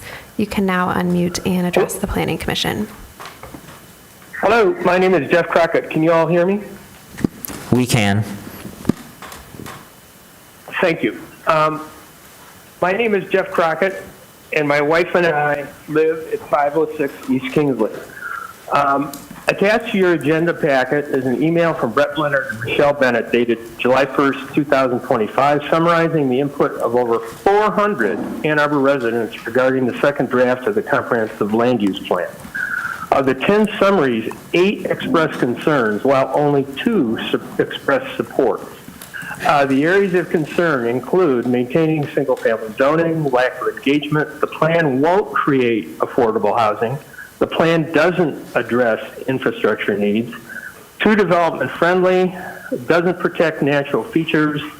Little data in the plan, and the plan designates land use incorrectly. We would like to add 4 other areas of concern, and they include insufficient and misleading language concerning historic preservation, no plan to support local downtown businesses, no plan to address the increased traffic congestion downtown that will result from increased density and confusing bike lanes, and no plan to address handicap parking in the downtown area. If these 12 concerns are not addressed in the third draft of the comprehensive land use plan, then the plan absolutely needs to be paused until they are addressed. Regarding the recent loss of more downtown businesses, including the downtown Home and Garden, a lot of concern about that. And there's really been a lack of engagement with downtown businesses by the city government, which is very disturbing. Plans are being made for a huge development on the Klein's lot that will disrupt parking downtown for an indeterminate amount of time. That, combined with increased traffic congestion in the area, could easily result in the closing of more downtown businesses.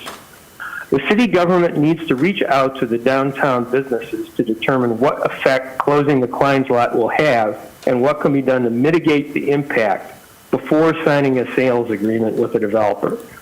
Regarding the assignment of transition districts, they should be along corridors only and not extend into neighborhoods. And finally, we offer the following wording for the historic preservation statement on page 60 that recognizes the importance of historic preservation that most Ann Arborites value. Historic district boundaries will be maintained and development will continue to adhere to the existing standards and design guidelines approved by the Historic District Commission. The city's 15 historic districts are legally protected with the purpose of preserving the city's buildings and places of cultural and historic significance for future generations, an outcome of decades of legislative actions by the city. To learn more about historic districts Thank you, Mr. Crockett. Ann Arbor's past, take the SMART tours on the Ann Arbor District Library website and visit Ann Arbor's bicentennial website. Thank you for consideration.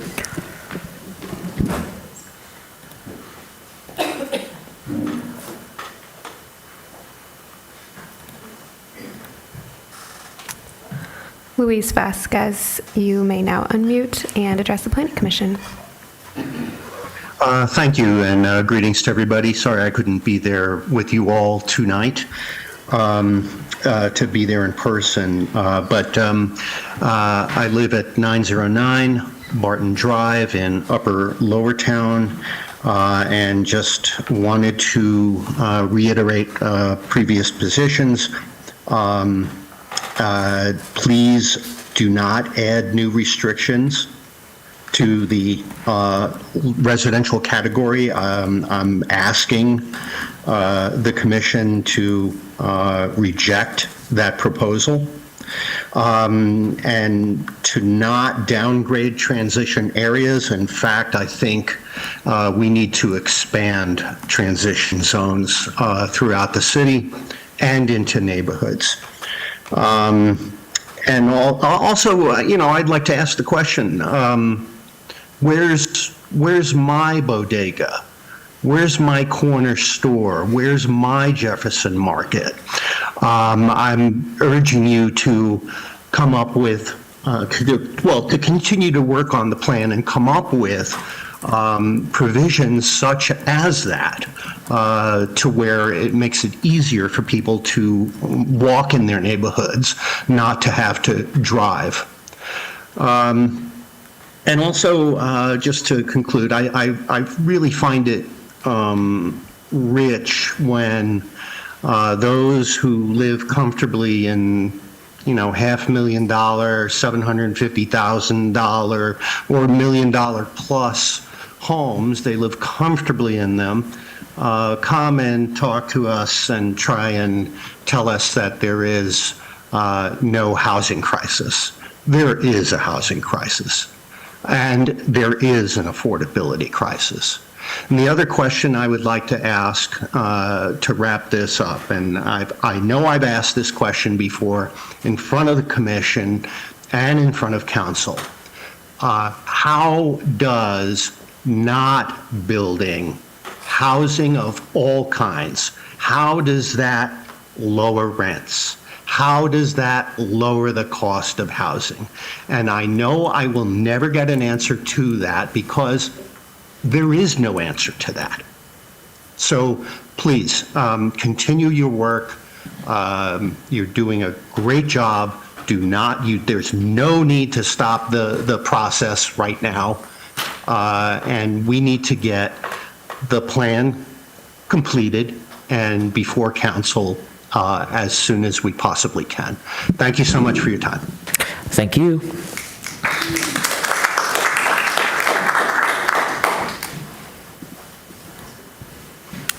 Caller with a phone number ending in 644, you can now unmute and address the Planning Commission.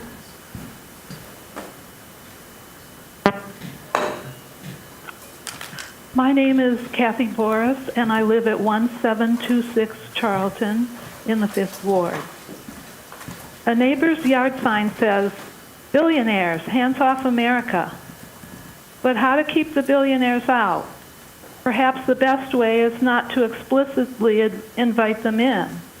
I believe that the comprehensive land use plan, as currently drafted, with its great loosening of the rules that we have for livability, will open the door to corporate redevelopment of our city. One commenter at a past Planning Commission meeting asked, "Who will own Ann Arbor if all of these new units proposed in the club are built? Oxford and McKinley?" Well, probably, or possibly real estate investment trusts from around the country and around the world.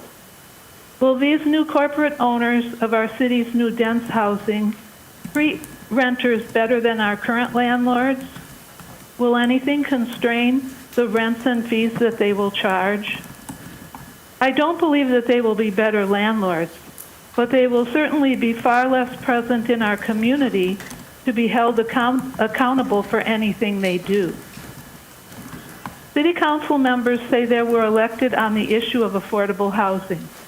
But when we have complained that certain newly approved large projects contain no affordable housing at all, City council members quickly jump to the assertion that Ann Arbor needs housing at all price points.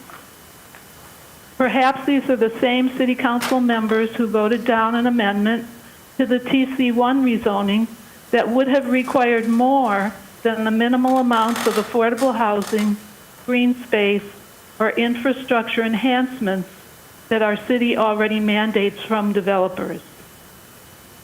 It should be pointed out that housing at all price points is quite different from the affordable housing for local workers that we all want. Housing at all price points seems to be code for luxury housing, which is housing for millionaires and billionaires. I feel like Ann Arbor's history is being erased. Old buildings with so much to offer in quality materials and character are being destroyed to build something much bigger and taller and unconnected to Ann Arbor's past. This is a shame, and it will not lead to more affordable housing, but just to the systematic destruction of the relatively affordable units that we presently do have in old houses and old buildings. But of course, these old houses and old buildings will be knocked down to make way for the new dense, low-risers Thank you. and tall towers alike. Thank you. Thank you for listening.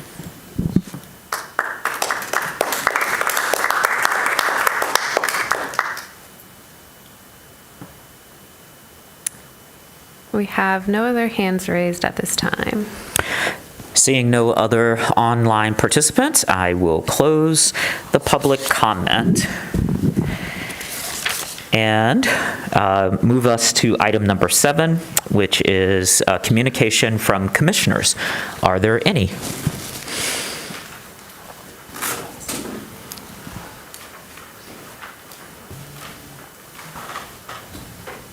Seeing none, I will move us to agenda item number 8, public hearing scheduled for the next business meeting. Planner Thatcher.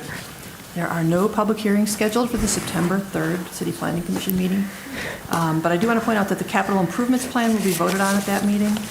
It was not required to be noticed for a hearing. Thank you. And that takes us to unfinished business, which there is none. And with the commission's consent, I'd like to take a 5-minute recess before we get into the regular business. Okay. We are recessed for 5 minutes. We will return at 7:07.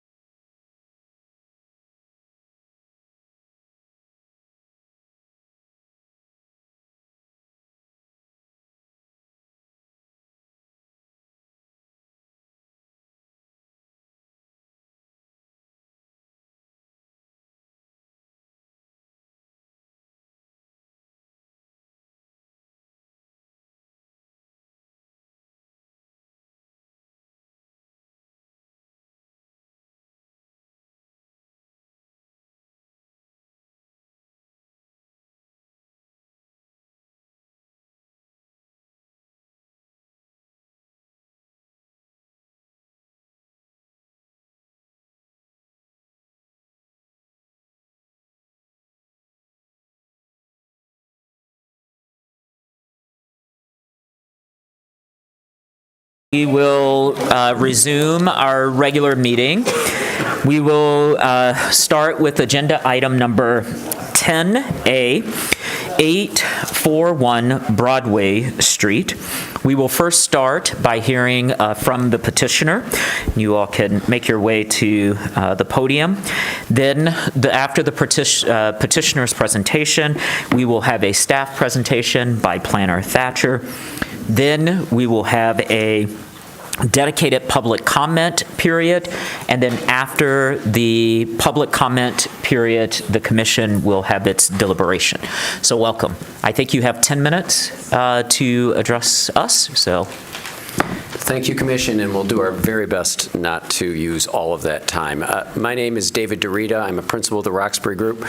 We are, have been, and always will be the developers of Broadway Park West, which is the development project that this particular item is located in. I wanted to just give a few minutes of context before I turn it over to Mike DeCoster from Stantec, who will take you through the specifics of our proposed plan amendment. The last time I was before this body was in 2020, and I believe it was virtual, but spent more than a few hours in here on the overall plan for Broadway Park West, which we're very delighted to be moving forward on now and working very diligently to open the public space component of in September of this year to the public, well ahead of the required opening of that public space before the first residential or hospitality property opens. So we're advancing on that score. But what I wanted to give you was context for this. At the time of the development agreement and the work we did with this body, and your predecessors, as well as City Council, there were many, many complicated things we were trying to accomplish on a site that had been essentially sawed off from the entire city for over 100 years, steeply contaminated, inaccessible, and industrially zoned. While we were dealing with the details of turning over half of this property over to public use and trying to and elevate the built environment to the 500-year flood event and dealing with sustainability across this project, we decided at that time that it wasn't entirely clear, given the density restrictions on the site, whether affordable housing per se could be developed on the site or whether the best route was to make a contribution to the Affordable Housing Trust Fund. And we wanted the option to do either or, and the development agreement ultimately gave us the option to do either or, but we needed to take our breath and figure out a lot of very complicated issues. For those who aren't familiar with the Roxbury Group, we are deeply involved in affordable housing in the city of Detroit, where we're based. We were based then. We actually have an Ann Arbor office now. But while we have a steep commitment to affordable housing, we really just didn't know at the time whether it was going to be possible to achieve that on the site, given some of the things we were trying to achieve. With the fullness of time, we concluded that we wanted to pursue the option of affordable housing, and we wanted to identify a location to do that on the site that would have minimal planning impacts to the site overall. And working with Stantec, we identified a location that had been previously designated simply for retail, close on the same side of the street as the other residential that was already being developed, for sale residential, and concluded that really going above that was the right answer and increased density, increased the and not a large scale. I don't want to overblow this. I've been listening to the public here for the last hour and a half, and we have an affordability crisis in this town. I'm not suggesting for a minute that the amount of housing that we're going to provide here is going to meaningfully address that crisis, but we do believe it is valuable, affordable workforce housing at the site, and we want to bring it to the site. And so with that, I'm going to turn it over to Mike. I'm more than happy to answer any questions that might come up after that. Thank you. Good evening, Commissioners. My name is Mike DeCoster, architect with Stantec. I'll walk through the particulars of the plan that we're talking about here. Here's a view of the overall development for those who aren't familiar with the site. We're adjacent to the Huron River on the old DTE parcel. You can see the overall master plan development, as you can see here, outlined next to the railroad tracks. This is a plan view of that same development. As you can see here, we're looking north. In yellow is the for sale condo development, and circled there in orange is the proposed 4-story affordable housing development that we are proposing to change, to amend the zoning ordinance for. In a little more detail, the ground floor here would sit on the same floor plate of the old retail floor plate, and then go up from there. We have affordable housing on the ground floor, potential retail or housing on the corner there in green. We're proposing 17 units out of the 22, 18 units out of the 22 to be affordable housing in this particular area. Then we go up to the typical floors. So as you can see here, this is the first floor, again, with the potential retail or residential on the ground floor on the corner, plus the other units along there. And the typical floor on floors 2, 3, and 4, where we have both 1- and 2-bedroom units in this particular facility. This is a rendering that's been shown to council and to the public at large about the character of the architecture in this area. These are the condo buildings. This is the type of architecture that type of materials that we'll be using. You can see a lot of brick, a lot of durable, well-worn materials. We're proposing the same palette of materials for this affordable housing material, so it will, for this affordable housing project, so it will blend in with the rest of the development and be a part of the community that we're trying to create here with all the housing, retail, and the 11-acre public space that we're building by the river. So with that, I think we can take questions. We'll have our staff presentation, the public comment, and then we will call you back for questions. Thank you so much. Planner Thatcher. Your mic's not on, I'm sorry. Sorry. Julia Shake put together the staff report for this project. And I don't have a lot to add to the staff report. I just want to point out that the additional 22 units brings them to 118. 15% of 118 is 18 units, so that all checks out. And what they're proposing is in keeping with the PUD zoning regulations specific to this site. Thank you so much. That brings us to an opportunity for us to hear from the public. This is an opportunity for individuals to speak up to 3 minutes on the proposed 841 Broadway Street site plan. We'll first hear from those of you who are present in the chambers, then any remote participants. To speak remotely, press *9 if on phone, or use the raise hand feature in Zoom. For phone access, dial 877-853-15247 and enter meeting ID 977-6634-1226. City staff will identify callers by the last 3 digits of their phone number or by name if on Zoom. You will hear an announcement when it's your turn to speak. Please move to a quiet area and mute any background noise. For all participants speaking either in the chamber or on Zoom, please state your name and your address at the beginning of your comments. Is there anyone in the chamber who would like to speak at this time? Mr. Stolberg. Yes, thank you. Tom Stolberg again, 1202 Travers Street in Lowertown. This is my neighborhood. I am in support of this application. I was in support of this project before. The PUD providing affordable housing benefits. They want to change the way they're provided, but they're providing them. And I think it's wonderful to have those units on site, and this looks like a great solution for doing so. I also want to provide some context for affordable housing, particularly in that area, over the past several years. If we go back to late 2017, we had Morningside's Lowertown proposal, and that was problematic, let's say. It's a PUD in disguise that cheated the city out of 93 units of affordable housing. The Vanguard Hotel was approved as a PUD shortly after that.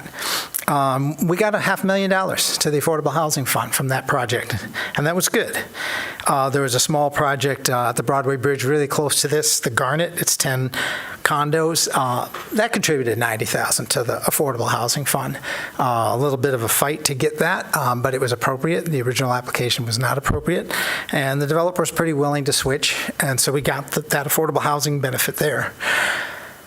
Go forward a little bit in time, and we had 4M Southtown project, which was inappropriately approved. That cost us over 30 units of affordable housing. core spaces on Williams right now. That was legally approved, but we changed the law just before their approval. Mr. Stolberg, I'm sorry, are you making comments about 841? This is the context of affordable housing and PUDs and other projects. Yes. But you're not talking about 841 Broadway. I mentioned that. They were on my list. I'm going to get to that. Okay. Could you get to that, please? Spaces, by changing the law to eliminate the premium, that costs us over 30 units of affordable housing. Broadway Park West here, appropriately approved as a PUD, we get affordable housing with that. So I'm giving you the context of some developments are delivering what we need. The comprehensive plan with the millage for affordable housing, even if we build a couple thousand units a year, we're getting a trickle. We're getting less than this. This is great to have affordable housing units built on site by the developers. That's where I was headed with this. Thank you. Great. Thank you so much.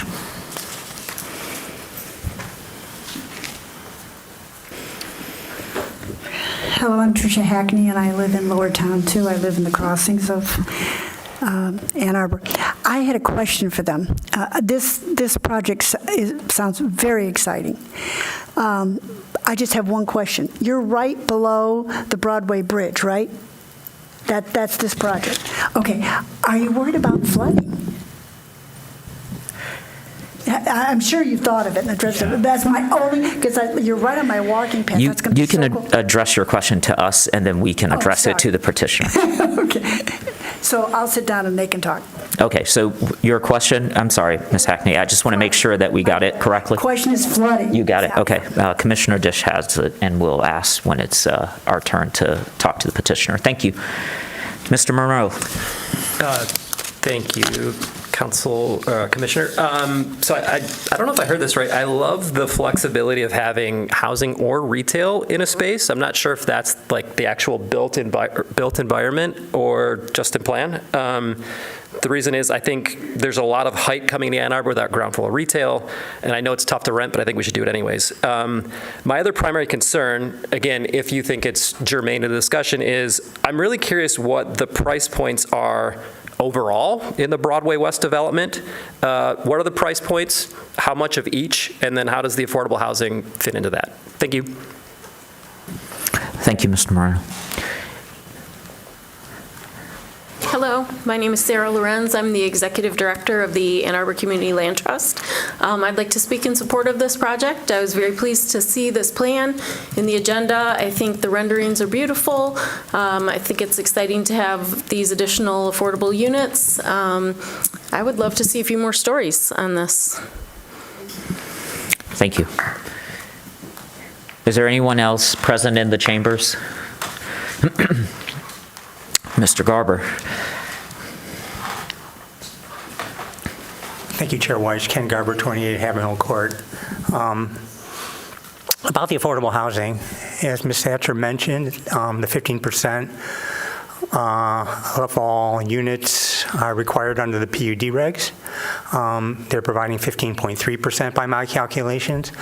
But what wasn't mentioned is that the city's brownfield policy also requires 15% affordable units if there are non-environmental costs that are being reimbursed, as in this case. In this case, there's over $11 million in non-environmental costs that are being reimbursed. So you have two separate requirements for 15% affordable housing. Obviously, apparently they're not additive, and you can't require an addition of these requirements. But I think I would ask, if it were me, I would ask Roxbury to make the entire 22-unit building affordable, not just the 18 units. They're doing the bare minimum, when in fact there are two separate city policies that require 15%, and they both apply to this developer. So the other factor that I think would justify going all affordable in this building is the fact that this development has received an extensive amount of public support, taxpayer support, a $20 million earmark by the state of Michigan, a $500,000 grant by Eagle, a $1 million grant by the MEDC for the pavilion, the aforementioned $17.3 million brownfield plan, which most of it the majority of that will be for non-environmental site development, that including reimbursement for interest on construction loans. In other words, this is a heavily subsidized, publicly subsidized project. And while it does bring a lot of public benefit, there's going to be a cleanup of this highly contaminated site along the Huron River, 118 units of housing, some retail, a 9-story hotel, which was controversial at the time that you saw it in 2020, but was approved at that time. I think we should ask for more affordable housing here, the whole building. The other problem I have with this development is that the hotel, the condos, the pavilion, they're all going to be heated with fossil gas as far as I know. The apartments that you're on your table tonight, I don't know. There was talk about electrification at the city council meeting on the 21st of July. If it does go all electric, I would ask that this be added to the PUD regulations. If the developer is committed to this, they'll agree to that. Thank you. Thank you, Mr. Garber. Is there anyone else present who would like to speak at this time? Seeing none, do we have remote participants who would like to speak? We do. Luis Vasquez, you can now unmute and address the Planning Commission. Yes, thank you. Luis Vasquez, 909 Barton Drive, also own a home at 1442 Pontiac Trail. So yes, this is my neighborhood too. I'm pleased to see that more affordable housing will be offered in this project. That's good to see. I had a question, is any geothermal energy being built into this project? That's one question that I had. The other question, well, actually, it's just a comment. What Sarah Lawrence just said about this could be a taller development, and even more affordable housing could be added to this project. Why not? Let's maximize our opportunities here. You know, it's great that the developer is doing this, adding affordable housing, but there could be more. So thank you for your time. Thank you.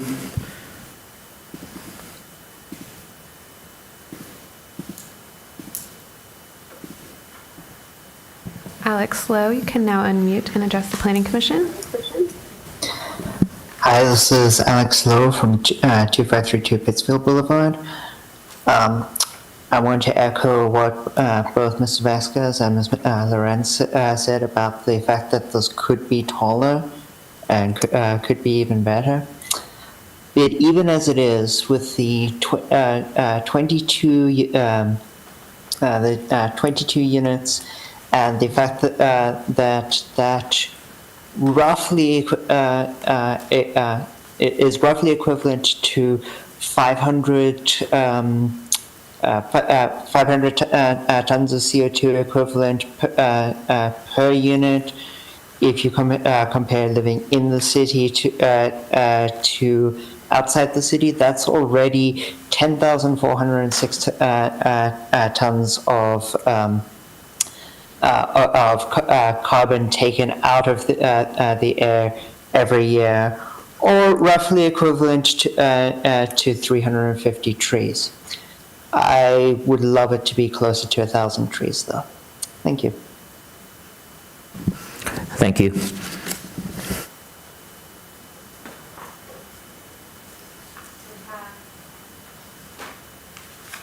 We have no other hands raised at this time.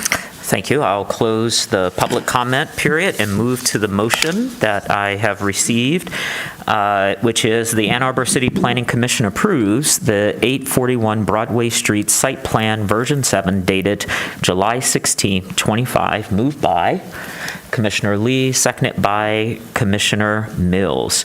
We are now in discussion. We'll start with Commissioner Adams.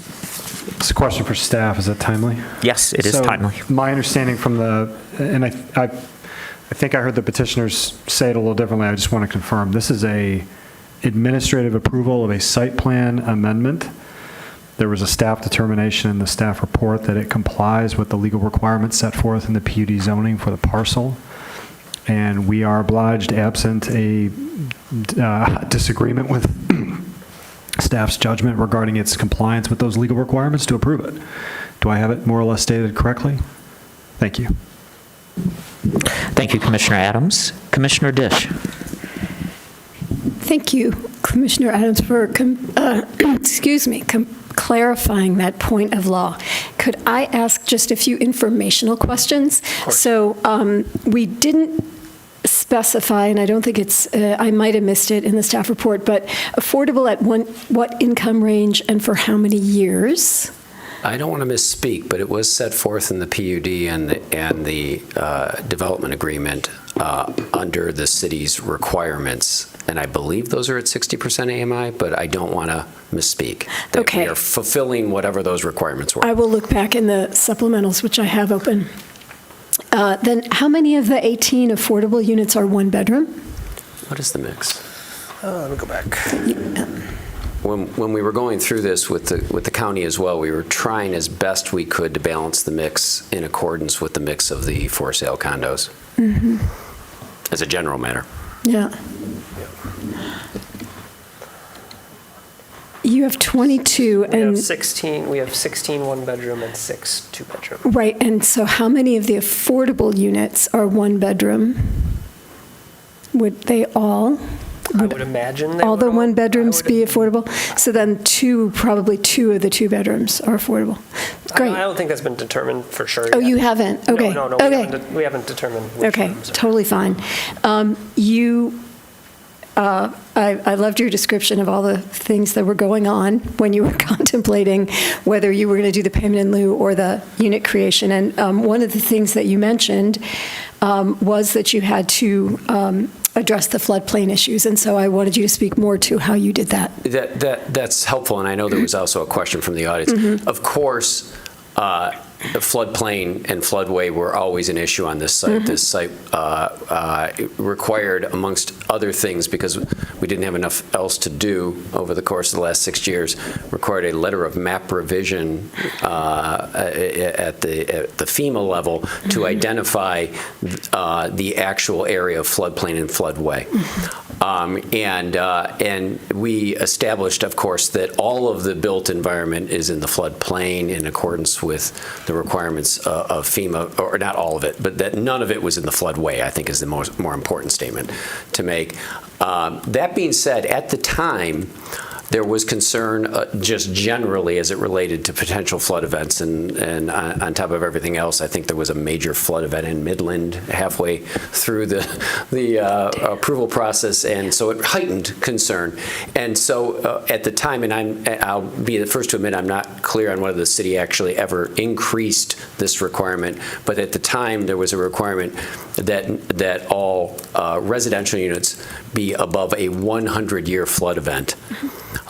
We actually agreed to be above a 500-year flood event to alleviate any particular concern, even though that was not statutorily required at the time. And this building would comply with that as well. Thank you very much. Yeah, I just want to make it clear that while residential construction cannot happen in a floodway, it can happen in a floodplain. And you came in under the old rules before council approved the floodplain overlay district, but you comply with the floodplain overlay district voluntarily, because that was when we moved from the 100 to the 500 for residential in a floodplain, not in the floodway. So I will ask the question, not because I'm not thrilled that you turned a one-story into a four-story residential affordable building. I am thrilled. And they'll be so close to my favorite coffee shop. So you have 80 feet. That's your limit. by the supplemental regulations for residential. So, I mean, realistically, maybe you could go to 5, maybe 6, but you're probably not going to go over that because it's not going to make sense for you financially since you can't go very much higher. So had you considered a taller building, using a little bit more of the FAR that you have? Yeah, I appreciate the question because it also goes to some of the comments raised by the public. What we were trying to do, obviously, was maximize the opportunity at this location consistent with limitations on zoning. We were trying not to, break FAR requirements or other things. Those weren't actually the limitations. What became the limitation, we're actually delighted that we were able to get more units on this site than simply were required under the minimum affordability requirements. And part of that was also the desire to just increase multifamily on the site apart from for sale, which was the core of what we were originally delivering to the site. But the tipping point on this is always cost. And in this instance, the rate limiter is not height as a zoning or a planning commission requirement as much as it is cost. And going one more height kicks us into the high-rise code. And it starts to devour the benefits of this project, which are already, I'm just going to tell you, tenuous. It was a very close call between writing the check to the trust fund of $2 million and investing that $2 million into this building and trying to then induce additional capital into the project. And so it was just trying to hit that balance that allows us to add these units without having the project become more costly than an affordable housing unit project can support. And so that was the calculus. And so this allows us to stay below the high-rise code, allows us to deploy stick construction and some of the things that really make not just housing affordable to the residents, but affordable to build. Yeah. And I know that is not necessarily this body's issue, but it is an issue as it pertains to actually building housing. No, we think about that. So that's where we hit the balance. And we just thought, could we have a few more additional units? That's wonderful. Right. I thought for once I was going to get unqualified support from Mr. Gerber. I don't know where he went. It turns out I didn't build enough affordable units, but actually those market rate units help subsidize the affordable units in the building. And no one's making a dime on this one by the time it's done, but it's the right thing to do, and we wanted to do it. Yeah, I really appreciate that you're going to mix affordable and market rate in the building, I think, and you're making a beautiful building for them all to live in. I was going to say something about the brownfield stuff, but we're going to be here for a long time, so I guess just the one other question that sort of remains on the table is whether or not there's any geothermal.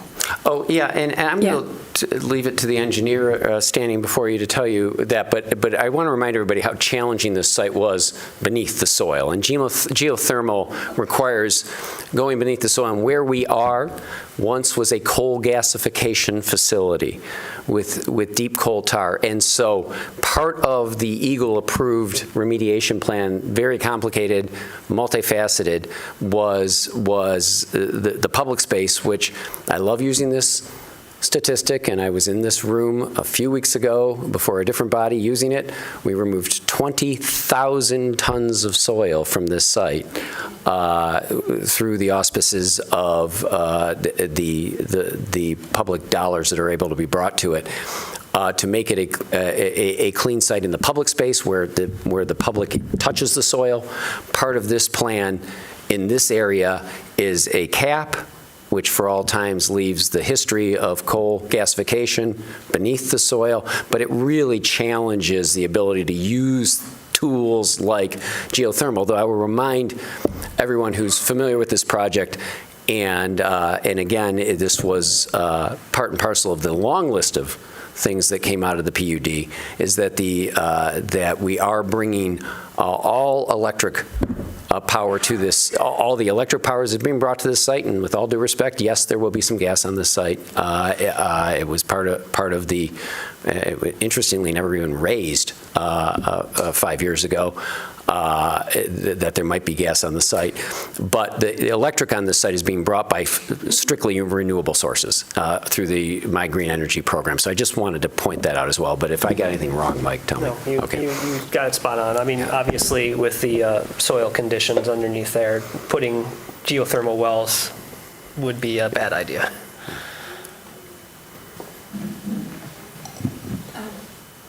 Thank you. Commissioner Mills. Thank you. And thanks for the tables, too. I think the comparison of what was and how this fits was really helpful and clear. This is, I probably, once upon a time, when you came the first time around, was saying like, okay, what do we have in the supplemental regs and how does that compare to what you're proposing? And is it like, what are people's worst case scenarios, right? This is a great example of where having some flexibility allowed you to not have a complete rezoning. That's right. And so it clearly fits with the supplemental regs that we anticipated then. And I think that this is, again, I think that this is excellent that you are inching up on that FAR. The question that I have is actually about parking, because back at that time, our supplemental regs required, well, first of all, our zoning code required parking minimums everywhere, and our supplemental regs actually include that too. So I see that you do have parking. I couldn't find the calculations of what is required, but I did some math myself, so you can check me, or if you know what's required versus what you're providing. I don't know off the top of my head the exact calculation, unless I have it on that one chart. It just says according to the supplemental regs, I think. Oh, there you go. Oh, you got it. Amazing. Bushel here. I know. So yeah, we're providing 490 parking spaces. The required is 447. Then now will be 480 with the new. I was going to say I calculated 458, so like not bad based on what again, this is not, well, first of all, this is an example of, I think that maybe this is for staff, they're still held to that, even though otherwise in the city of Ann Arbor, we have done away with parking minimums, right? That's correct. Okay, so, and this is just for everybody else's benefit, a situation where like, when we have PUDs that are specially designed, zoning districts, every single one is unique, we kind of lock that in forever, which is one of the tricks because we've moved away from the parking minimums. I'm just curious why you meet the standard. I'm just curious why slightly more, ever so slightly more, you're providing more parking than what you would be required to provide. It just, this, as you remember, Commissioner Mills, from the discussions, the zone that was parking is really locked into that use at this juncture, and totally understanding and appreciating and wishing we had the dispensation to not meet minimums. We just now are looking at this as okay, what is the most efficient parking system within that zone, and identified a few extra spaces, and the reality is there will be substantial need for parking that well exceeds the ability of this site to support with the public space, and it just struck us as an opportunity to ensure adequate parking. Okay. What it comes down to. You haven't changed the parking garage effectively, and it's not worth it looks like what you proposed before was 490, even though that it's not. Back then, even fewer spots were required because you had less square footage just for everybody else. And so you're closer actually to, but you didn't add any more parking, even though you added more floor area. So no, I guess that's a better way of saying it. Yeah. Thank you. No, I thank you for that answer. Yeah. Anyone else? Sure. Commissioner Lee. Sure. To paraphrase Commissioner Adams, this is effectively by right within the PUD zoning that exists. Is that correct? That's correct. Okay. Well, that makes it easy for me. So, all right. Thank you very much for bringing this. I love the fact that there is, just one of the things I do want to mention is connected riverfront trail, paddlecraft launch rental facility, gathering space, performance lawn. I think this is an incredible addition to this particular area, and we'll have a lot of placemaking and meaningful memories that are made on this site. So I think it's a great improvement. And again, we are an administrative body that is bound within to say, hey, within the zoning, what is permitted here within the PUD? So I'm in support. Thank you. Planner Thatcher. Just to add that the affordable units are at 60% AMI. Thank you. Yeah, perfect. Thank you. Glad I remembered something. For my part, just a follow-up from Mr. Garber's comment, or your comment about Mr. Garber getting his support, it would be to move it to all electric. That would get his, universal support for this. I actually didn't hear that. I mean, I can ask him, and he can come back up and do it. Okay, because, but we are committed to all electric in this building. In this building? In this building. Sure. And then just to echo Commissioner Mills on the parking, I think I understand, because that was going to be my question. I actually started with Planner Thatcher before the meeting to make sure I understood that this parking requirement came with the PUD. And it sounds like it's in a structure. Is that where the majority of it is? Actually, it's about 50-50. Surface and then structure. Surface. The concern of your predecessors, for the most part, though not everyone was a predecessor, was the amount of permeable space on the site, and the parking and meeting the minimums required the parking structure to achieve those minimums. All of it is non-permeable, with the exception. No, all of it is now. All of the parking is non-permeable. So we locked into that to meet the requirements of the PUD while minimizing non-permeable surfaces on the site. That was the balance we were trying to strike 6 years ago. Sure. And we're in a different environment now, and you have a different commission and you don't have the parking requirement. So if at any point between now... The parking structure has been ordered. But then it sounds like you have approximately 220 spaces that are surface that you could remediate in a different way. And I think if you brought that amendment back to the table, we would gladly receive that and have a robust discussion to amend that amendment. So just wanted to give that to you. And with that, we will move to a roll call vote.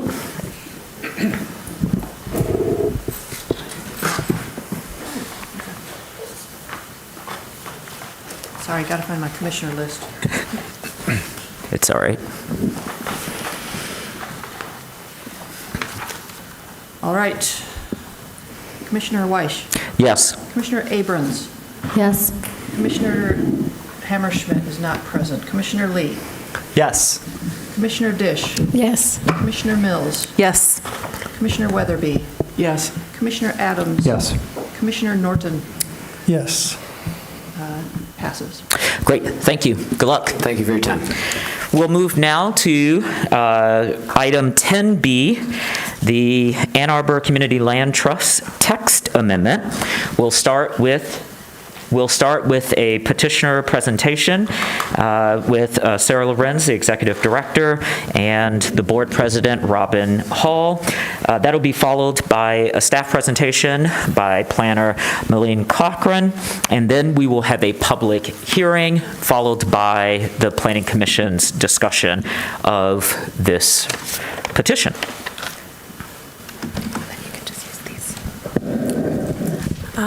Good evening. Good evening. I have 10 minutes. You do. Is that correct? Okay, great. My name is Sarah Lorenz. I'm the Executive Director of the Ann Arbor Community Land Trust, which has been in planning for about 6 years. Let me see. It seems like we're having just a slight problem to see that. There we go. Thank you. It's still not showing up on our screens. It's showing up on the large screen.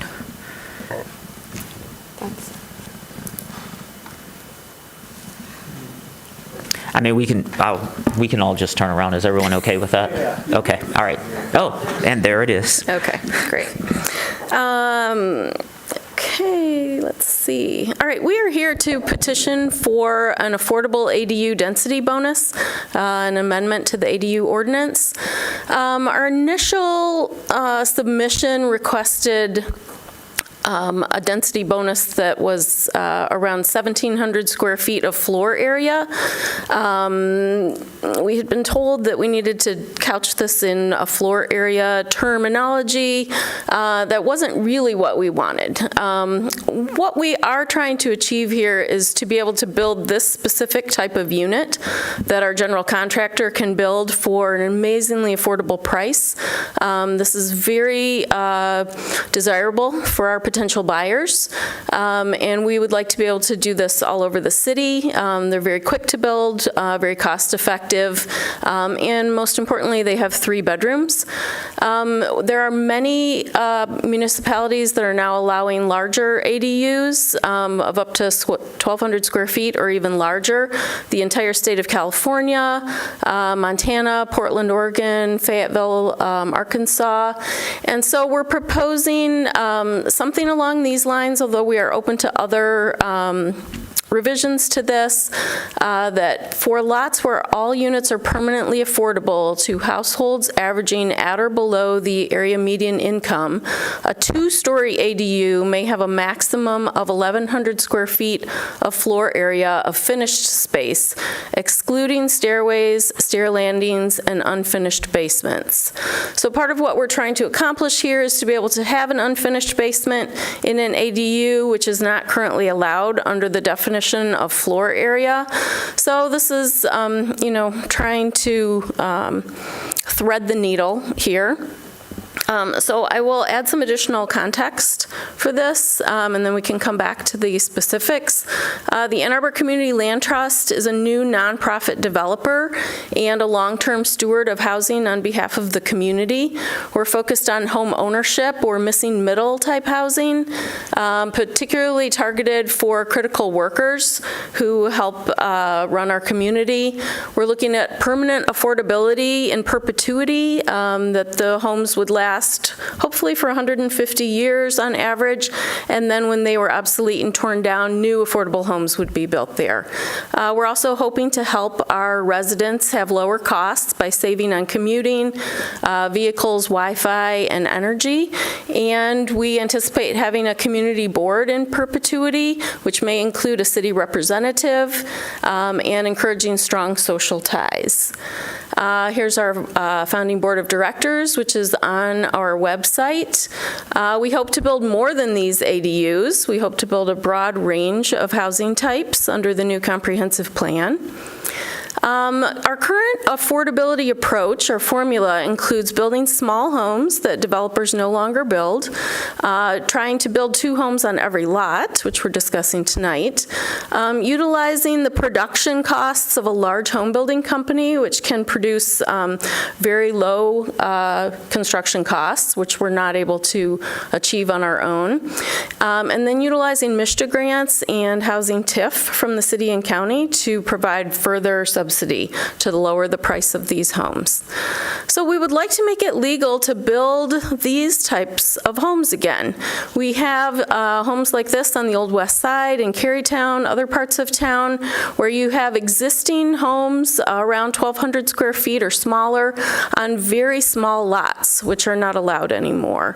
The proposed home that we are discussing, or similar models, would be very similar to this, but as you can see, these existing homes are selling well into the $500,000 and $600,000 range. Ours would be for sale between $125,000 and $325,000. Here's another example. These brick townhouses are on Stadium and Snyder, right across from the stadium and Pioneer High School.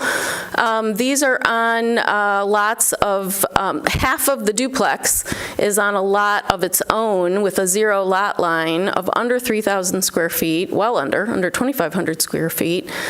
We would like to do something similar as well, but right now we're being forced to create master deeds and condos because because this type of housing is no longer legal in the city. Our general contractor that we've hired for this project is Norfolk Homes. They're Ann Arbor based.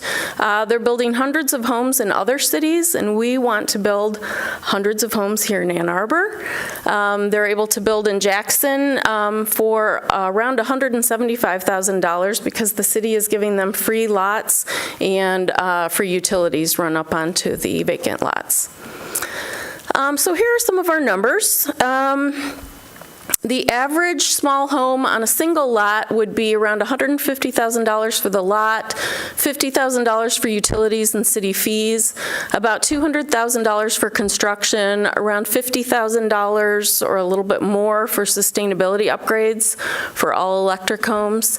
So without a developer taking any kind of profit, we're at around $450,000. But if we can split the cost of that lot and the utilities for two small homes, we can reduce the cost of each home by about $100,000. So you see we go from $450 for that one small home to $350 if we have two homes there.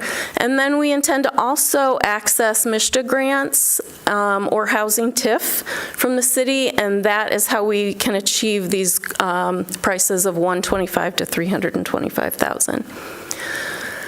For this specific model that our builder has ready to build and has already prototyped in Jackson, it is the most cost-efficient infill home possible that we have been able to find. It's very desirable to our buyers, and one of the reasons that we want a 3-bedroom home is that we anticipate these homes providing housing for families for the next 150 years.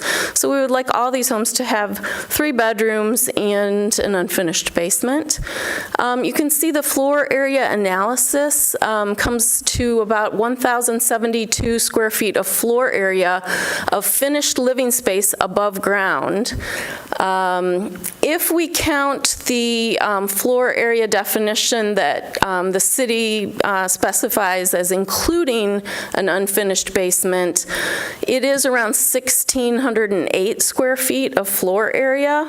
And so that led us to this sort of misleading request of an ADU density bonus of 1,700 square feet of floor area.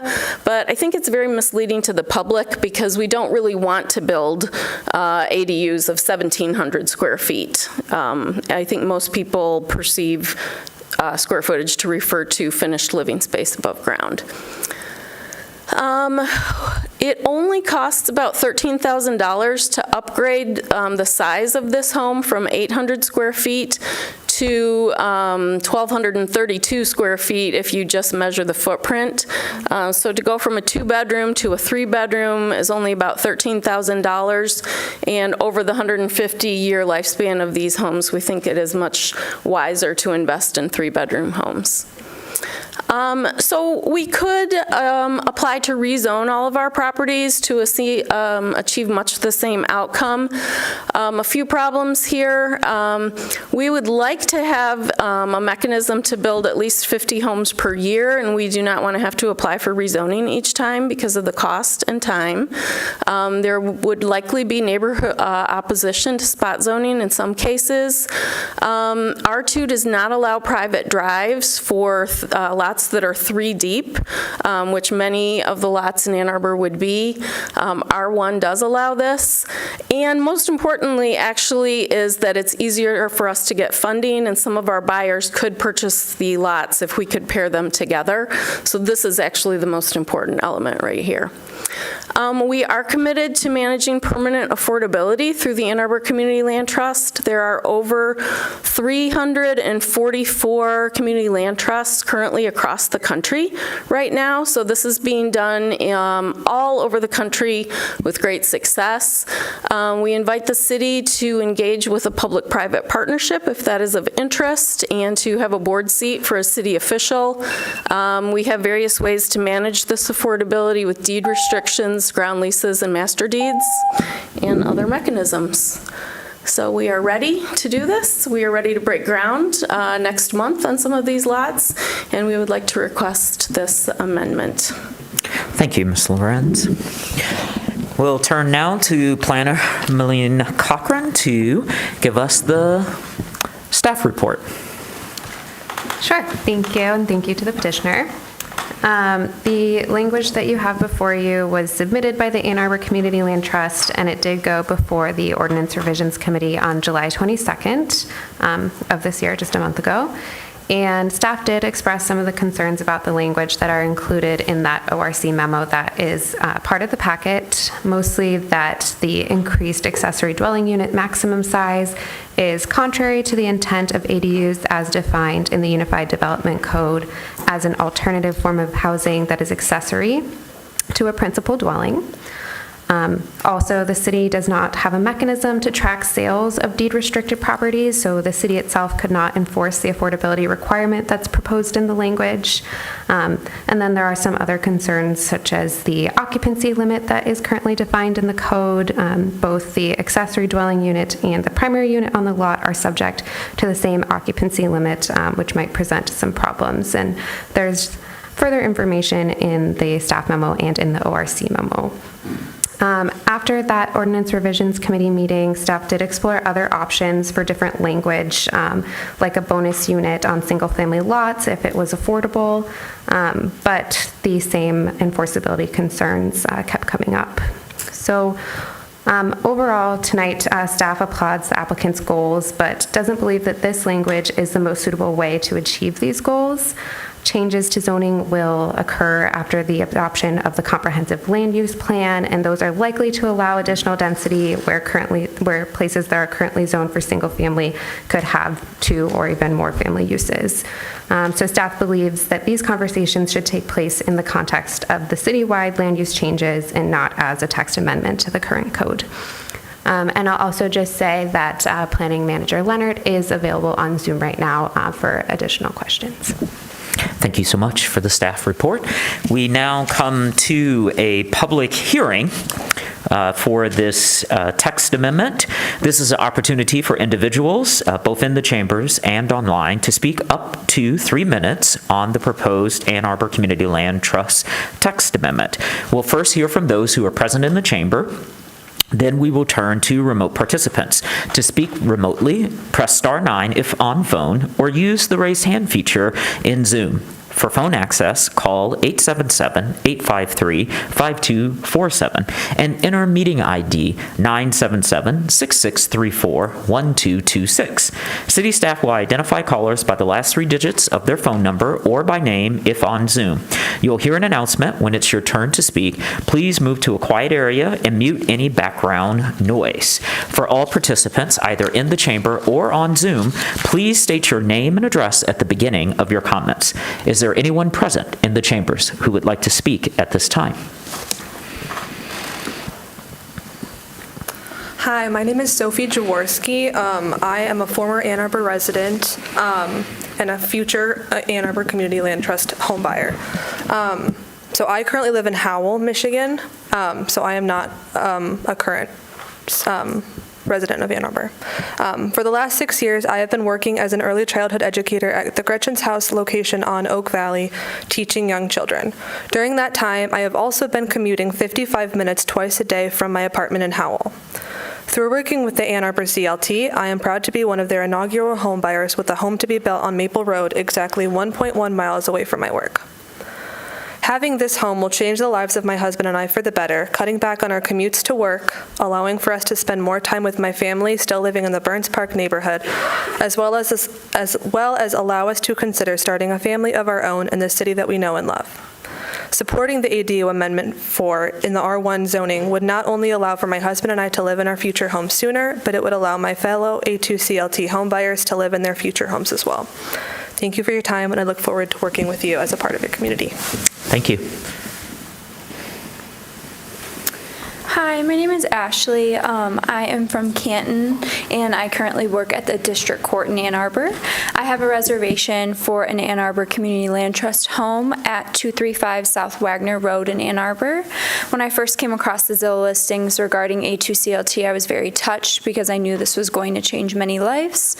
Affordable housing is a critical resource that can dramatically help others, offering stability, security, and opportunities for individuals and families.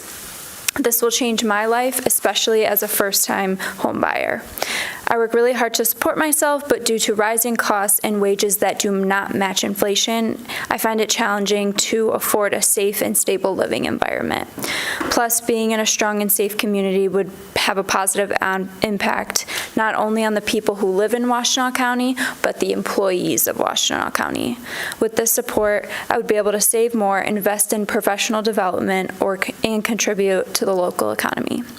We are eager to start building and getting into these homes in the beautiful city of Ann Arbor. We request an amendment that would allow 2 homes to be built on each lot.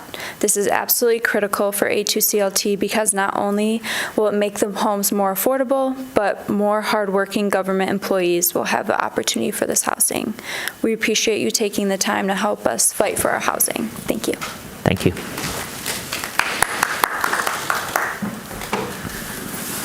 Good evening. My name is Marietta McGraw, and I currently rent a home in Ward 5.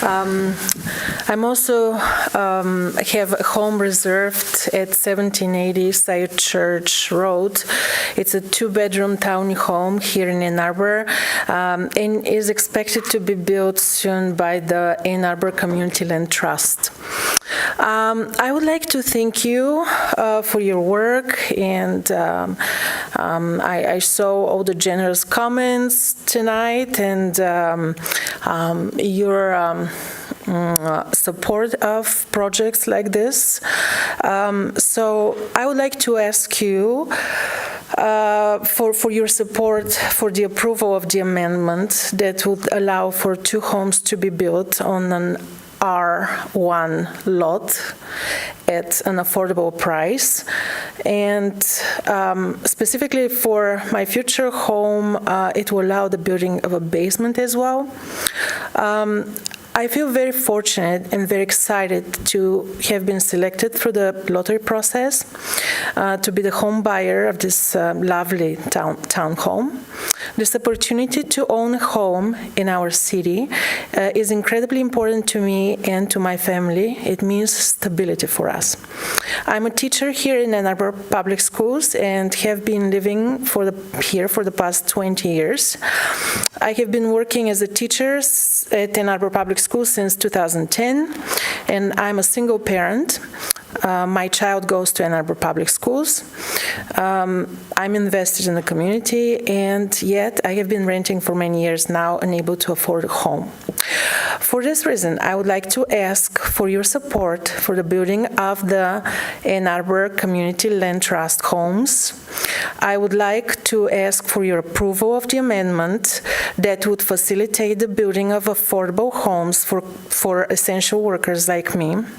I would like for us to be able to live here in Ann Arbor where we work instead of commuting, and to be able to raise our families here with dignity, because we are part of this community and we contribute to it through our hard work, time, and energy. We deserve to be able to afford to buy homes here. Thank you. Thank you. Good evening again. Kami Polakuchi, Ward 5. I urge you to support this amendment and, do whatever you can to address the obstacles that were raised in the planner report. I started my previous comment asking, what will it take to help a homeowner like myself as a long-term resident in the city, long-term resident and long-term homeowner? What will it take to help a homeowner like myself age in place in a neighborhood that I love and build additional units on my property that are affordable without the need for subsidy to families like these wonderful people here who are essential workers in our city?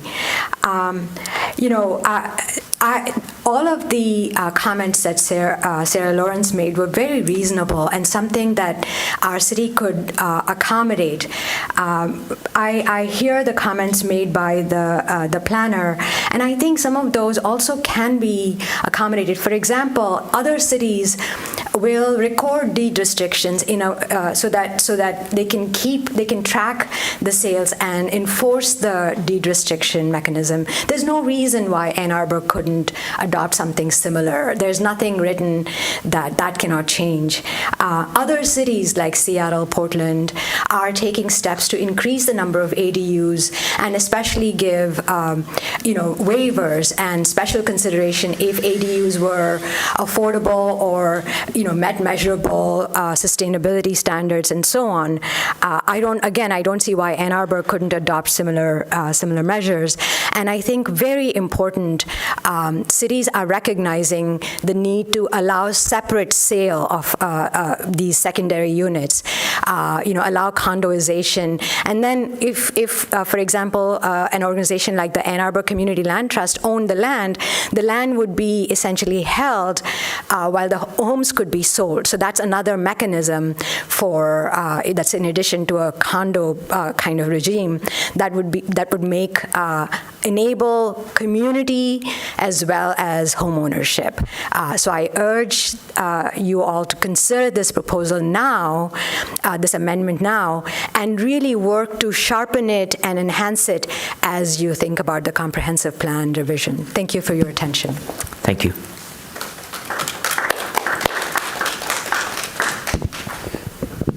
I'd like to briefly voice support for this amendment. I think it truly addresses the missing middle.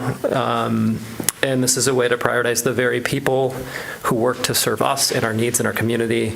I completely understand the administrative Pandora's box this opens.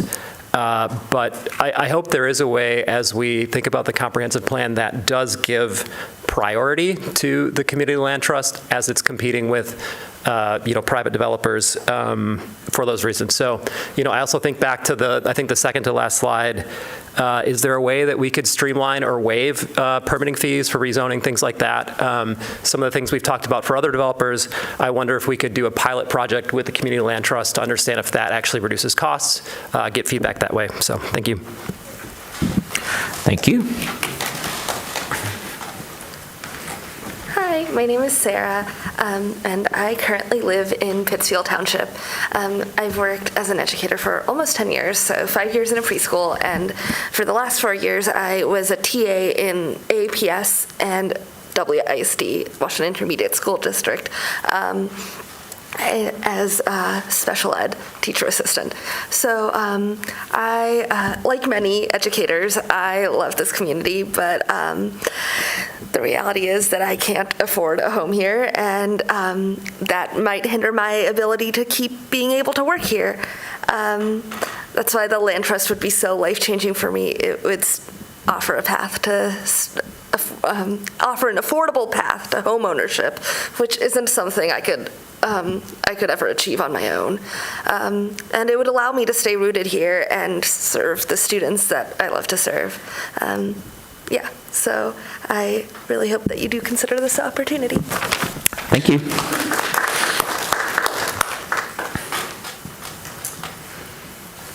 Hello again, Tom Stolberg, 1202 Travers Street. I'm usually a stickler for the rules at zoning, as you know, because I've talked about it before. I do not disagree with staff's report.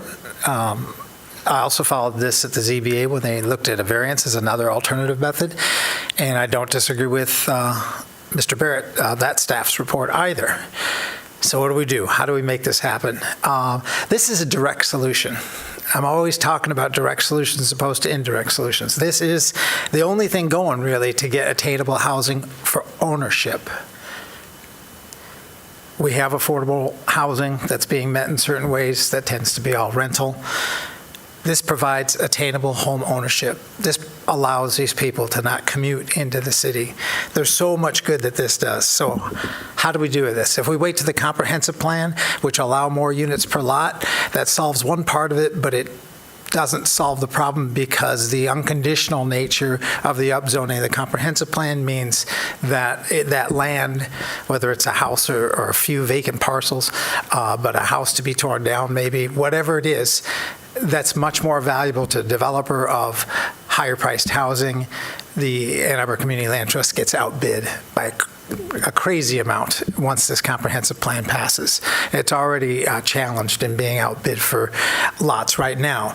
So how do we get from here to there? I'm going to throw something at you as an idea. Since the comprehensive plan is going to be followed on, we're changing the whole city. We have new zoning categories that are going to be written, a new zoning law that's going to be written, and that's going to be then adopted. You can wipe this out. Essentially sunset whatever you do. Right now, we have an organization, a nonprofit, that's got buyers ready. They've gone through the TIF approval process with the county. They've got everything lined up to make this happen and deliver attainable housing now. 2025, 2026, maybe 2027, before the new zoning law goes into effect. If you don't like where this is going, if you don't like the doors it opens up, the back doors it might open up, which is something to be seriously concerned about in zoning, with what could happen, what could other people do. You just turn it off, and whatever's been built in the next couple years might be all that gets built. But you're a lower risk because you're already rewriting the whole zoning code. And maybe by then you figure out a way to write it into the zoning code so that some of the worries and concerns are figured out by then. But right now, you've got a nonprofit that's able to deliver homes. You've got people to move into those homes. It's so close. So use your creativity, figure out how to make it happen. Thank you. Thank you, Mr. Stolber.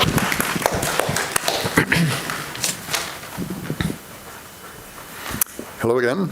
Still Brian Chambers, 2815 Ember Way, 3rd Ward.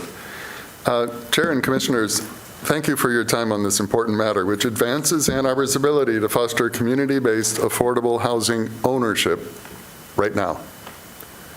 I want to emphasize why the Land Trust Amendment must move forward now and not years from now when the comprehensive plan rewrite is complete. Staff's recommendations to deny our petition rest on 3 main points. That a 1,700 square foot, appropriately modified, I appreciate what Sarah's comments here, ADU conflicts with the definition of accessory, that deed restrictions are unenforceable, and that density changes should wait for the comprehensive plan. Respectfully, I see these differently. First, size and scale. Staff worry that our homes would blur the line between accessory and primary. In practice, our Annie and Townie models are smaller than many new single-family homes being built in Ann Arbor today. They mirror the beloved 2-story homes of old Ann Arbor, well within neighborhood character, while avoiding the large luxury-scale houses that are rapidly replacing modest ones, as we discussed earlier. Second, on deed restrictions, staff cautions that the city lacks the ability to enforce permanent affordability. That's exactly why community land trusts exist. Nationwide, CLTs in places like Madison, Burlington, Durham, and others that we've discussed have stewarded thousands of permanently affordable homes for decades. Enforcement is not a burden on the city. It's built into the mission and governance of the Land Trust. On the A2 CLT board with homeowner and city representation, once the homes are occupied, it's designed to ensure those homes remain affordable forever and the deed restrictions are maintained. Third, on waiting for the comprehensive plan. We fully support the comp plan process, but we cannot wait until 2028 or 2029 for new zoning. Families are ready now. Teachers, nurses, young families, you've heard from them here speak personally. Financing is ready now. Banks and individual lenders support buy right projects but hesitate with rezoning. Without this amendment, these homes may not get built. 50 homes a year. 5 years before they can go on the comprehensive land use plan. How much housing are you willing to deny in Ann Arbor? Staff also suggests rezoning to R2A as the alternative. Zoning adds cost, time, and uncertainty, as you've heard. We know Ann Arbor is not alone. I'm rushing at 19 seconds here. Portland and Oregon allow duplexes, triplexes on single-family lots. Madison has a directly partnership with the Madison Area Community Land Trust, and they've been doing it for years in single-family neighborhoods, what were previously so. Commissioners, tonight you have the chance to act. By approving an ordinance for permanently affordable home ownership at scale, you'll ensure homes are delivered now, Mr. Chambers, rooted in our neighborhoods, and available to the people who make Ann Arbor strong. You can do it. Thank you.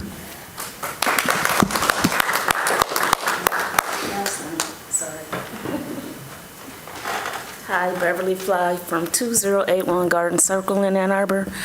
As I spoke before, our homes, there are 12 homes or 10 homes in our lot up in our circle. They were built by the Ann Arbor Housing Commission 70 years ago. $50,000, 3 4-bedroom homes. They're based all around Ann Arbor.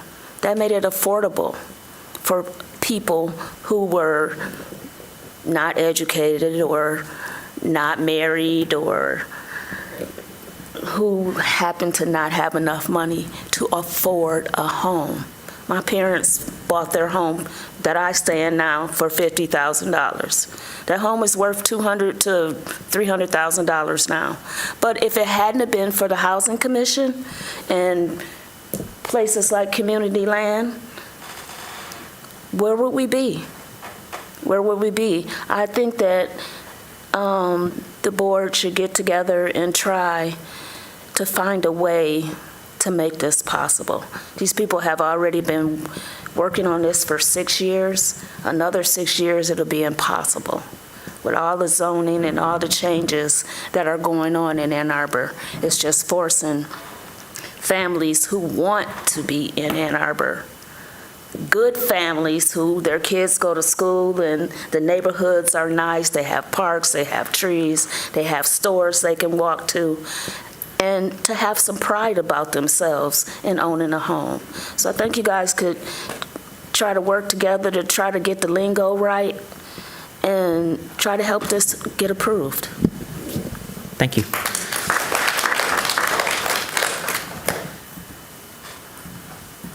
Anyone else in the chamber?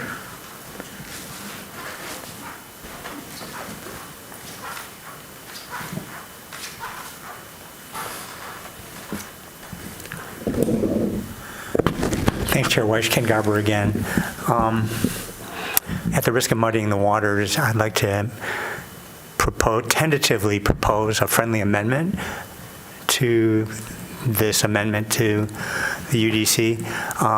And this actually I'm just coming to this topic, so this may make no sense to Ms. Lorenz, who's been working on this project for years, but it occurred to me that the major objection of staff at the ORC meeting on this was that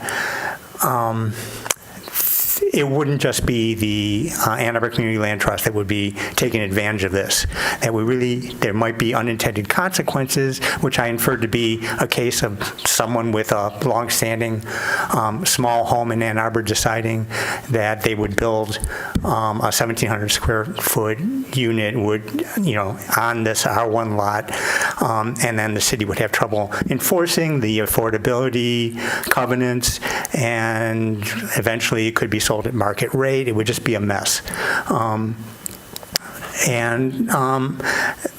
So that's the main objection I heard at the ORC. Now, we heard just from Ms. Lorenz, I don't know if you caught it, but these buildings are designed to be all electric. Obviously, that caught my attention. I've known this for a while, this Annie design, and that's to their credit. They understand the climate imperative. Why not add a no gas requirement to the ADU amendment? So in that case, very few existing homes in Ann Arbor do not have a gas connection, vanishingly few. So this would serve to effectively limit the applicability of this amendment to the A2CLT project, which I think was the major concern of staff. And so the wording would just read, for lots where both the principal dwelling unit and the accessory dwelling unit are deed restricted to remain permanently affordable to households at or below the area median income, and where neither dwelling unit has a natural gas connection, that's my addition, the ADU may have a maximum gross floor area of 1,700 square feet. Again, this may not make sense. I'm just putting it forward as a trial balloon. I generally agree with Mr. Stolberg that the risks are few by going ahead with the amendments as written, because the comprehensive plan may make this whole subject moot in the long run. And in general, I support whatever form of this amendment you choose to consider tonight, I generally agree with Mr. Adams' position at the ORC and want to see this go forward in any form. Thank you. Thank you. Mr. Garber, can you give me your amendment again, just the placement? Yeah, of course. After area median income, insert, and where neither dwelling unit has a natural gas line connection. Thank you, sir. Is there anyone else in the chamber who'd like to address the commission?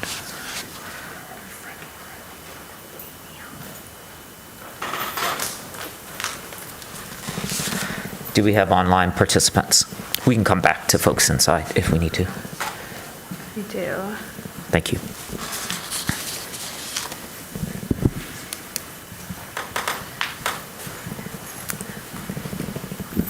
Daniel Jacob Prostak, you may now unmute and address the Planning Commission. Thanks, everyone. So many great comments, more eloquent than I can put together, but I just want to support the measure and hope for its approval. Thank you. Love that.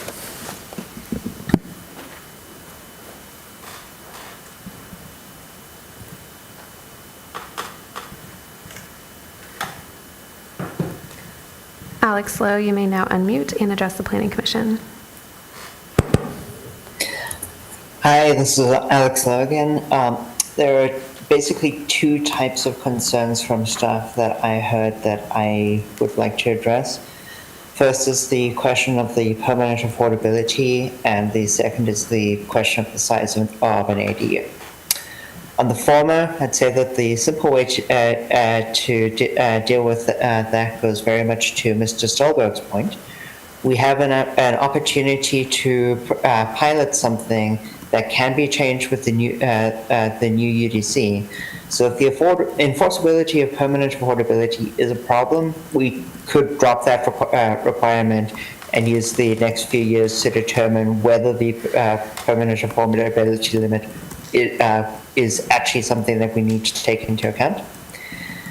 And on the size of an ADU, I don't understand why it should be limited to anything other than being smaller than the primary unit on that property. I also don't see why a property can't have multiple ADUs. Thank you. Thank you.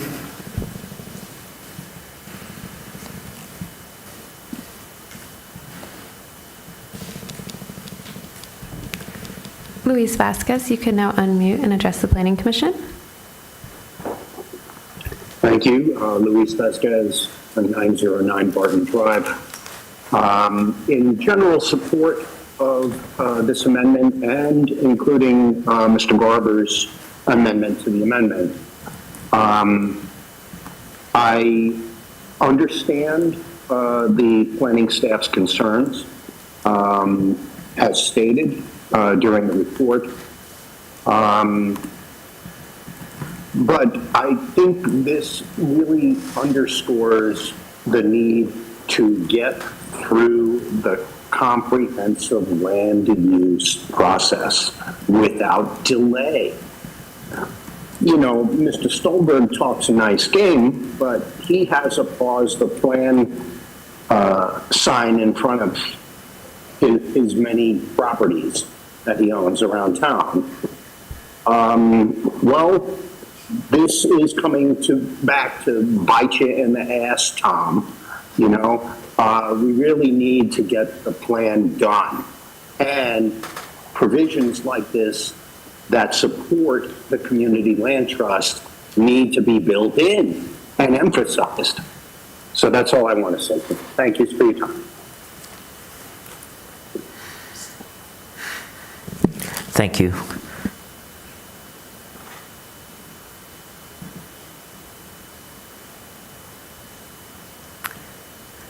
Lisa Jevons, you may now unmute and address the Planning Commission.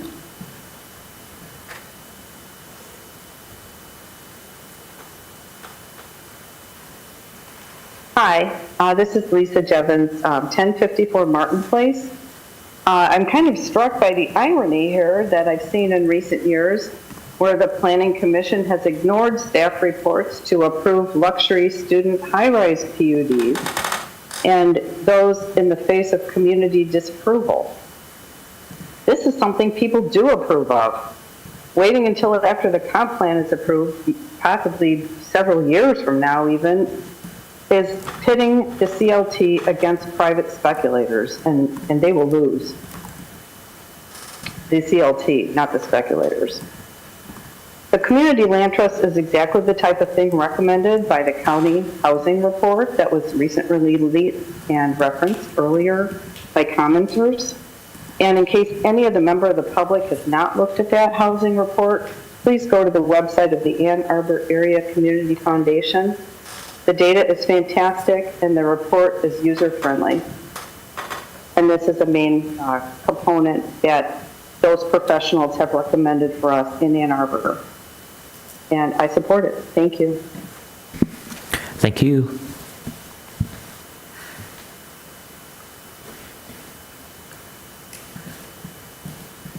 Brandon Dimchev, you can now unmute and address the Planning Commission. Hi, this is Brandon Dimchev. I live at 1401 Harpst Street, which is just 2 blocks from one of the lots that the Community Land Trust has bought but has been unable to develop as a result of current zoning. And I think we all agree that fixing zoning and finishing the comp plan is,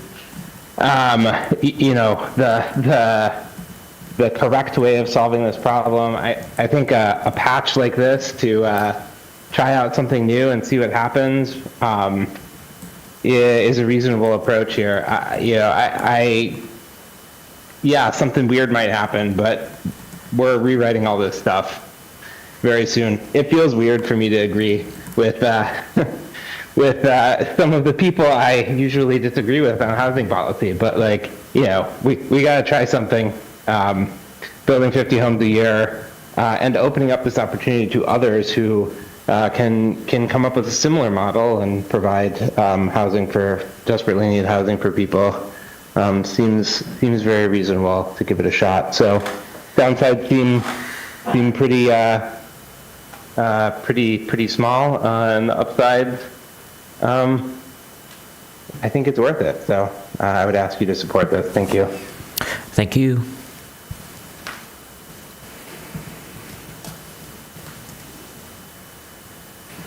Phone number ending in 464, you can now unmute and address the Planning Commission.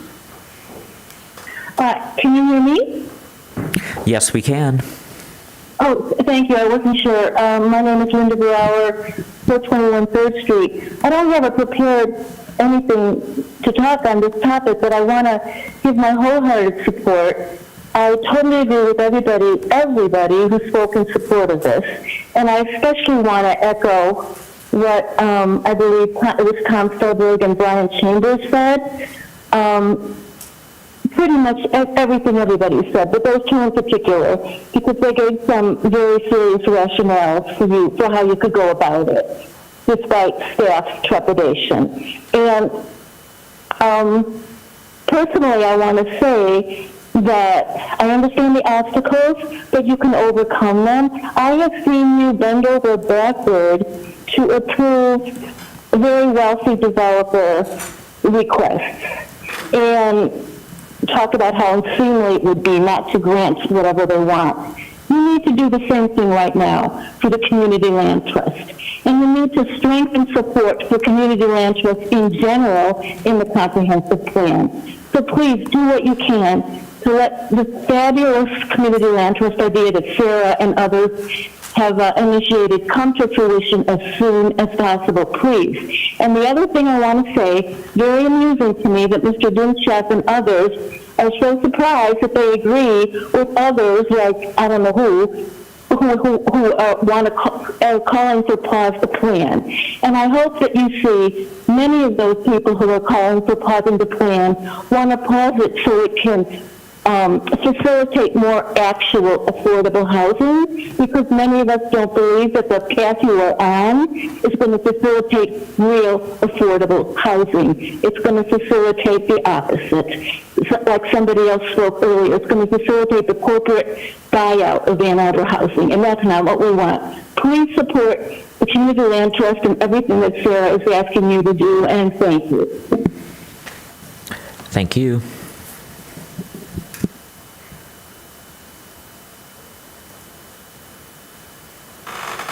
Anthony DeVee, you can now unmute and address the Planning Commission. Hi, thank you. My name is Anthony DeVee, 2434 Laurelwood Circle, Ann Arbor, Michigan. I'm a library worker, and I'm just calling in to support everything Sarah said for the Ann Arbor Community Land Trust. I'm actually one of the folks that have a home reserved on Jewett, so I would benefit from this if this were to move forward. I just asked to help them get whatever they needed approved to help expedite the process in any way they can. It doesn't feel hopeful that myself or any of these other people that spoke tonight will be able to get a home in, I don't know, 4 or 5 years if it goes, if we have to wait for the comprehensive plan to pass. But yeah, just to keep it brief, I do appreciate all your work into looking into this, and thank you for your time and your work here. Thank you.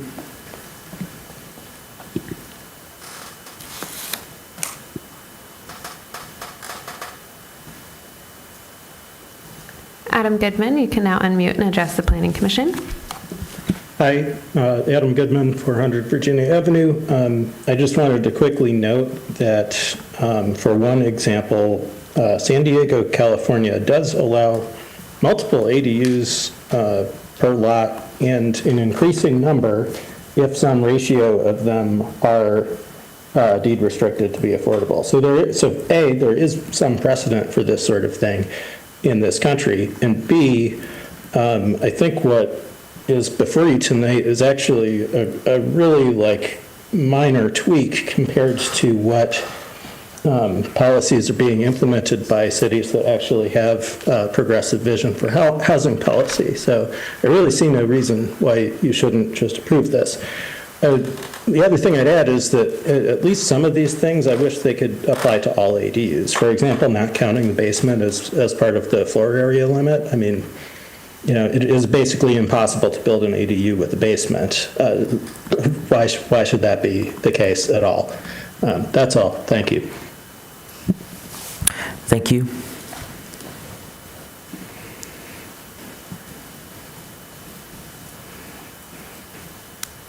Those are all of the hands raised at this time. Great. At this point, I'll close the public hearing. I'll read the motion that is before us. The Ann Arbor City Planning Commission hereby recommends that the mayor and city council approve the following amendment to Chapter 55 Unified Development Code, Section 5.16.6.d, accessory dwelling unit. Add subsection 7 to allow ADUs with a maximum gross floor area of 1,700 square feet if both the principal unit and the ADU are deed restricted to remain permanently affordable to households at or below the area median income. Moved by Commissioner Mills, seconded by Commissioner Dish. We are in discussion. Who'd like to kick us off? Commissioner Abrams. Thank you. I have so many questions, but I am going to try and cede the mic at some point. I'll just open by saying I'm incredibly supportive of A2CLT. I think, hopefully, you know that. But I have a lot of questions, and I think it's really interesting. It's just an interesting case where the mission, the values, and the vision are coming up against the administration, the bureaucracy, or the legislation and the enforcement. So what I would hope is that we can figure out a way through this, but I think there are some important questions to answer. So maybe I'm going to begin with a few fact-finding questions.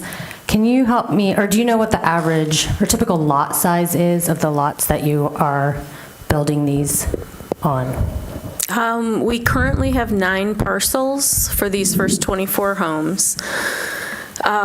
Two of the parcels, we intend to do land division.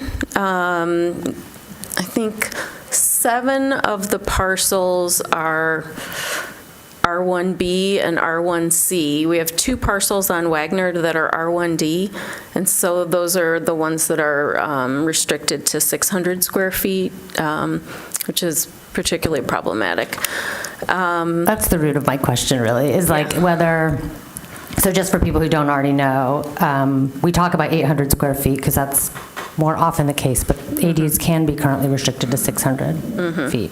So you have 2 that are 600 and the rest would be at this 800 limit, you think? About? Yes. About, okay. And then maybe I'll just ask you, I have some questions for staff, but I'll try to get my questions to you first. So then, there are a whole lot of other things that regulate the area height and placement of ADUs beyond the square footage. So they have a different height limit, they have different regulations about how and in what way they can be in setbacks, how much of the rear setback area they can take up. If they're detached or attached, some of those rules change. So I don't see any of that in this current proposal, and I don't know what to do with that. And I wondered if you have thought, like, it doesn't seem like you are also planning to, do these meet the 21-foot height limit of an accessory structure? They won't be as cute as the rendering because I think the rendering show is probably a bit above the 21. Norfolk can build it with a lower roof pitch. It just won't be as attractive. The setbacks, the ability of a detached ADU to be built in the setback is actually quite helpful. So that is nice. So currently, okay, so height,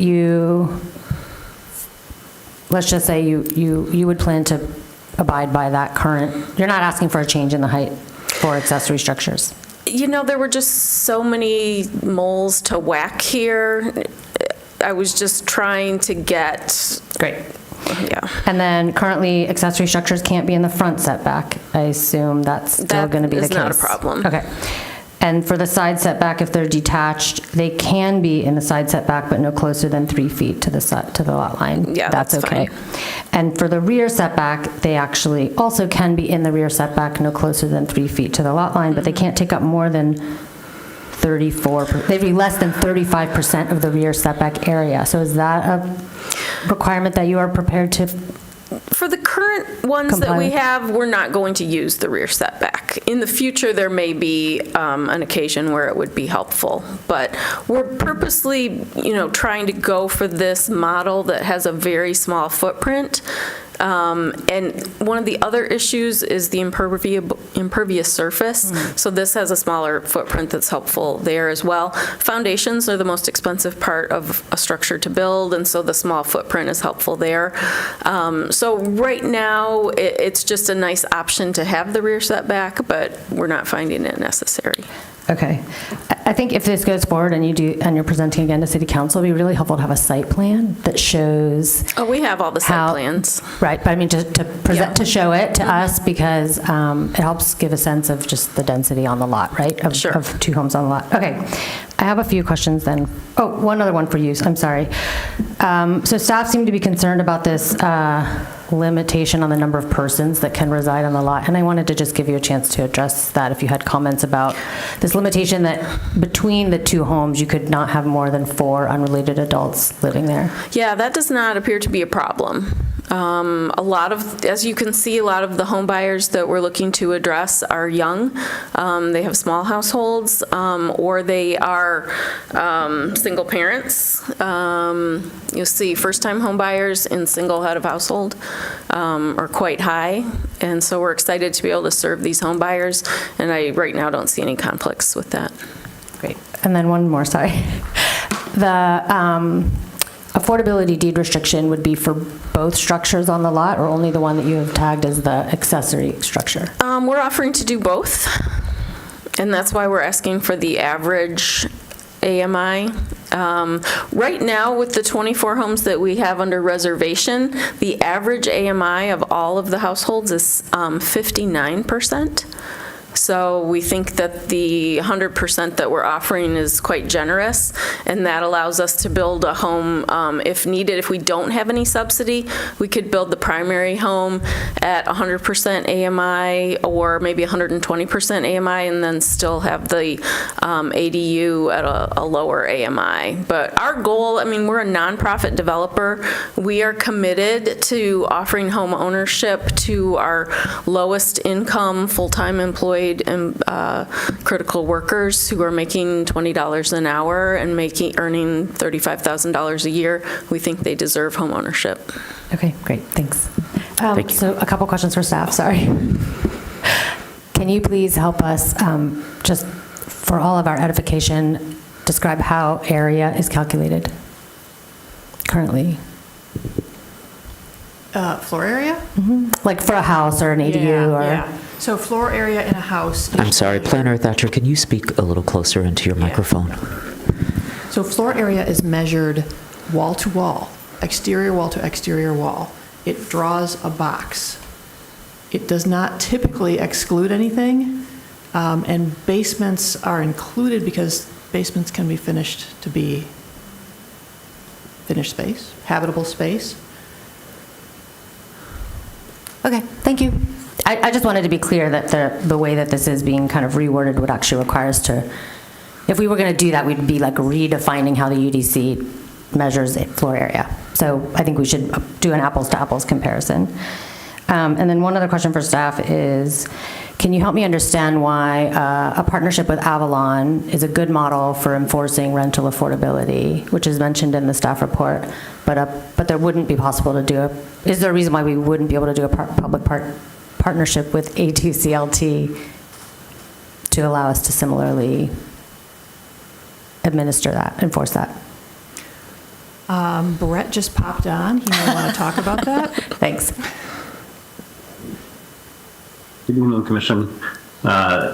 So a couple ways, not always, but more typically with rental units such as Avalon, the Housing Commission, or others, there is sometimes dollars involved. And when we have a mortgage or a financial stake in the project, it gives us more ability to enforce that.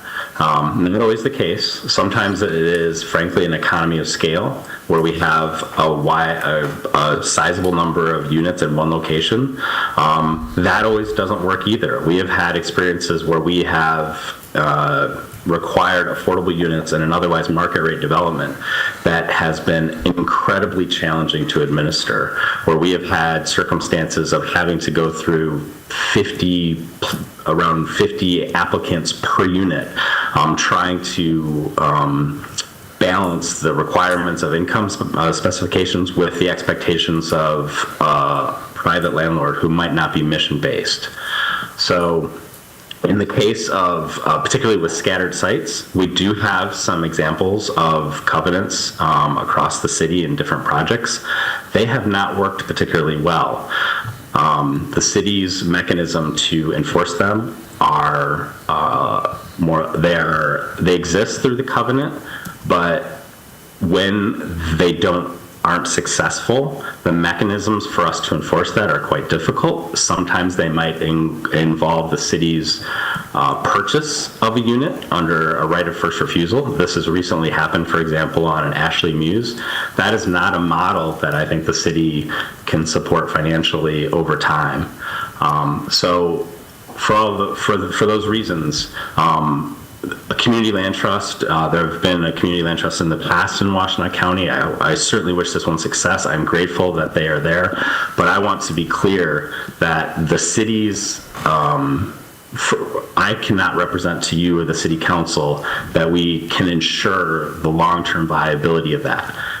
In this case, you have a partner that is willing to take that on, which is terrific. I just want to be clear that when you are considering an alternative use of a property, that is going to come without assurance that I can give to you from a resource, staffing, and experience perspective that we will be able to ensure perpetuates indefinitely.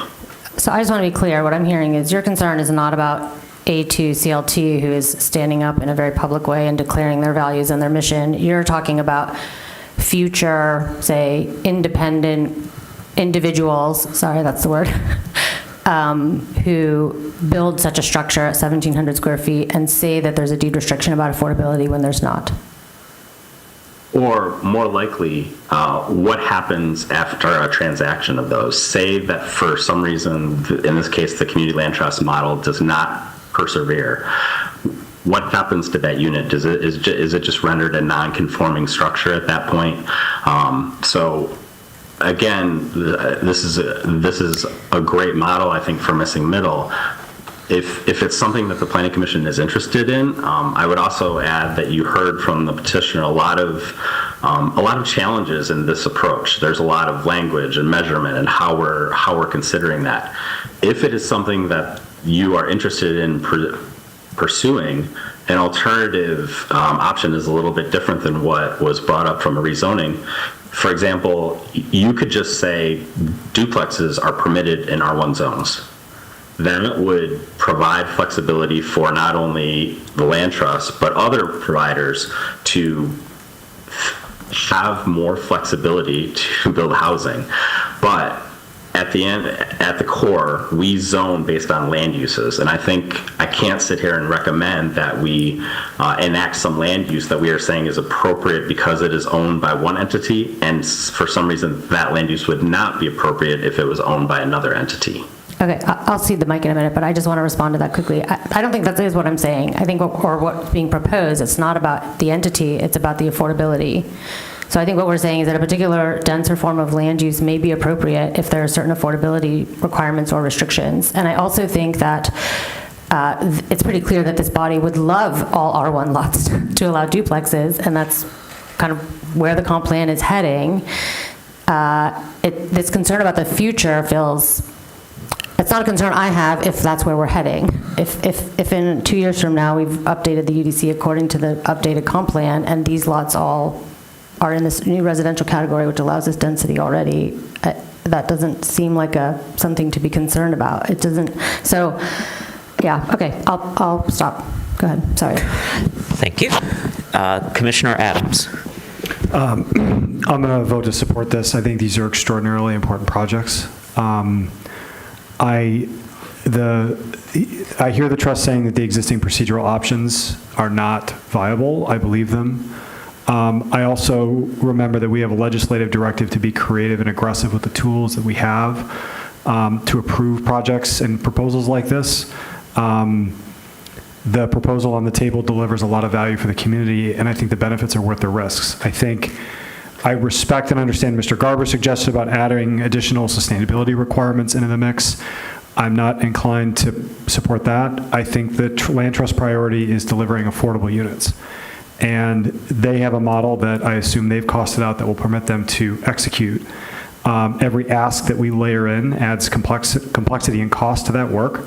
I think that's an appropriate conversation when we're talking about a massive market rate PUD. I don't think that's an appropriate conversation to have in connection with a land trust that's proposing to deliver units like this at this affordability.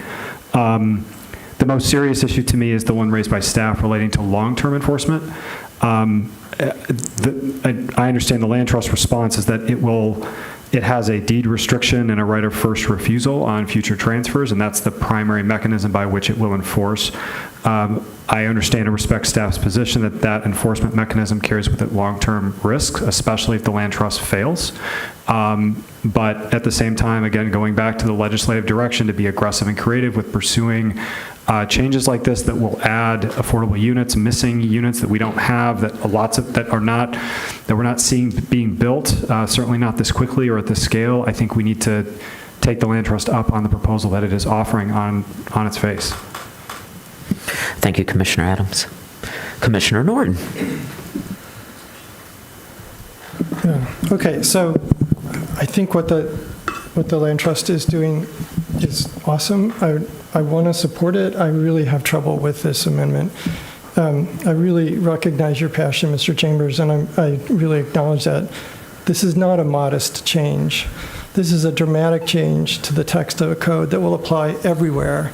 And there's nothing in here that says that it's going to be the community land trust who's the entity that's doing this. It will open the door for anybody to do this. And I'm we'll happy have to change it. no enforcement mechanism. And so we've gotten a lot of suggestions about ways that we could tweak this to make it work. But that's not what's on the text here that's in front of us. And what will be on, if we propose sending this forward, it will read just like it reads now, and it's pretty wide open. And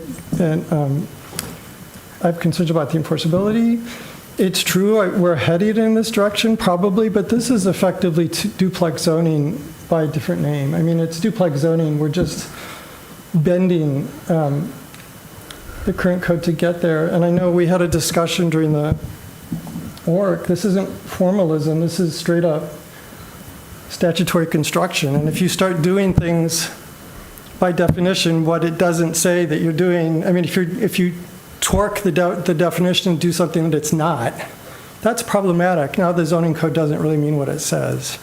So building bigger second structures and calling it an accessory dwelling unit just doesn't make sense to me. It's a two-structure zoning scheme. So I really want to work. I would really much prefer to work with you to try and come up with a mechanism to do what you're trying to do that doesn't do this. It doesn't do it this way. It doesn't do it by a major text change that will apply everywhere, that anybody could pick up and use, that's really two-unit zoning, that's not an ADU, that could be quite a bit bigger than even the primary unit, I think, based on the way this is written.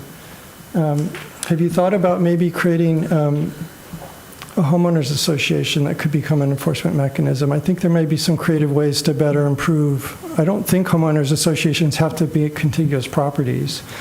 Is that a question to me? Yeah, I mean, I think there are different. I think there are more creative ways to get where you're trying to go.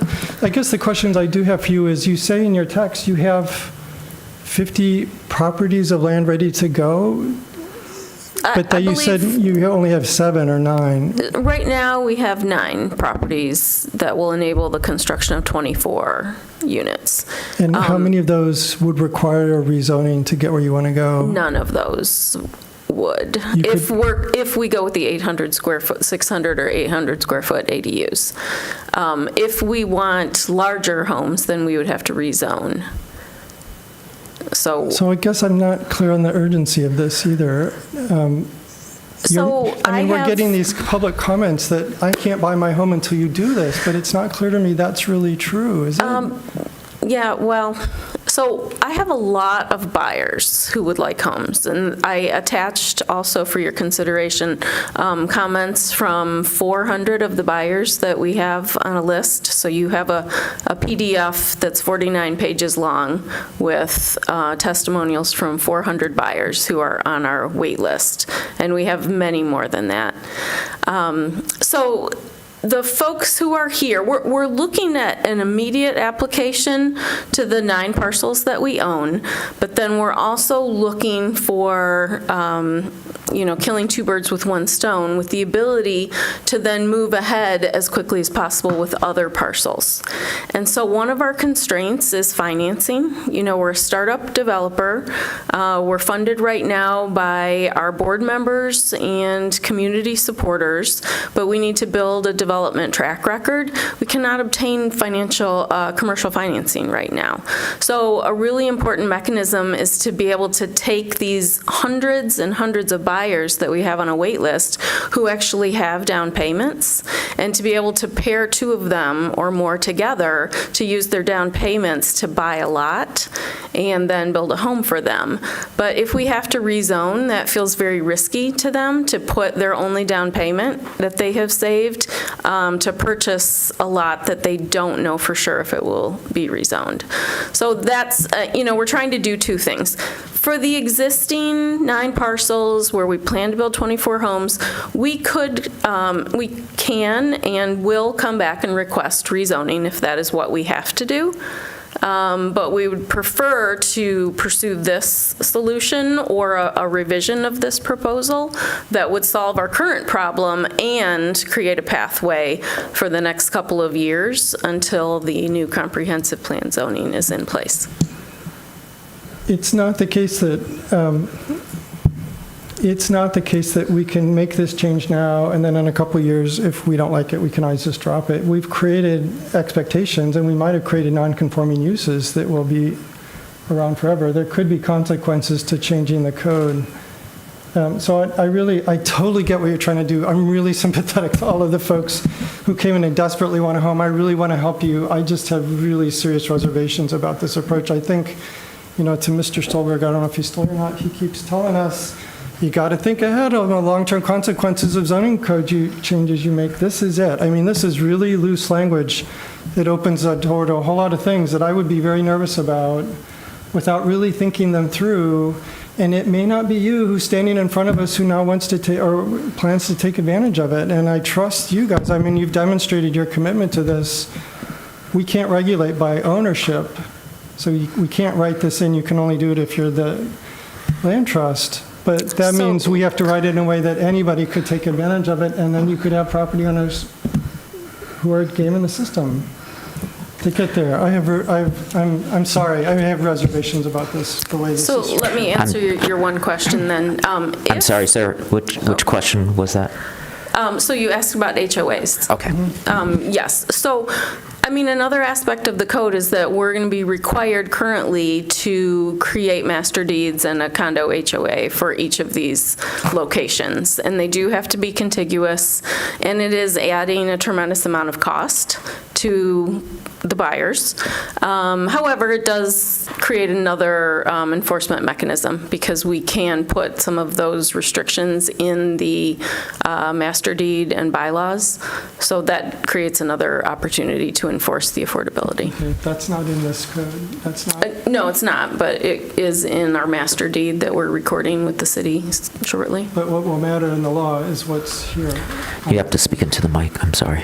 Yeah, I see where you're trying to go, and I appreciate what you're trying to do, but what the things you're talking about and the other suggestions we had isn't what would actually be in the code. So none of that would actually be required. And so we've opened up a door that could be really problematic that we haven't thought through. Okay. All right. I have Weatherby, Lee, Dish, and then Mills. So let me see if I have what I have. I wasn't that yet. Okay. All right. So Lee, did you want to go? Okay. You'll defer to Councilmember Dish, then Commissioner Lee, then Commissioner Mills, then Adams. Okay. I just want to talk to staff right now. So, because I'm not a trained planner or planning lawyer, so I want to understand that what we can do at this table is work with code. We're working with the UDC. So we can talk all we want about master deeds, et cetera, but that isn't something that we have control or enforceability over. Is that correct, Mr. Leonard? That's correct. We wouldn't have any influence or regulation over a master deed for a condominium. We potentially would have some agency if there was some covenant or restriction that was provided to the city as a beneficiary. My point is, even with that, there are limited ways that we have the ability to ensure that something happens as a result of that. Mm-hmm. But Thank you. As it relates to questions about condominium associations and the like, those are largely governed by assessing laws and building codes, where there are some specific requirements about ownership structure and how buildings can or can't be constructed. And I don't sit here and pretend to have all of that knowledge. But yes, generally speaking, we don't enforce private deed restrictions or private condominium association documents, master deeds. Okay. So what I'm trying to think about is the worst case scenario. So from the incredibly informative exchange between staff and Commissioner Abrams, it sounds to me that we have to allow 1,700 square feet because we can't change the definition of how floor area is measured for the entire code. So either we allow that or we allow something less. We say, okay, we'll give you more. We'll change the ADU thing and we'll make it more generous than it is because it's not very generous right now. But we don't really have an option here. 1,700 square feet is what's being asked for. I've been looking up the other cities that have been mentioned. Seattle limits ADUs to 1,000 square feet, Portland 800 square feet, California state law 1,200 square feet. So we're being asked to allow an ADU to be a size that none of the cities presented as models allow, but bigger than what we allow. So maybe that is something we could be considering. It sounds like sunsetting is also not a realistic option because of the problem of non-conforming uses. And plus, how do you take something away that is a property? Or no, you know what? I'm sorry.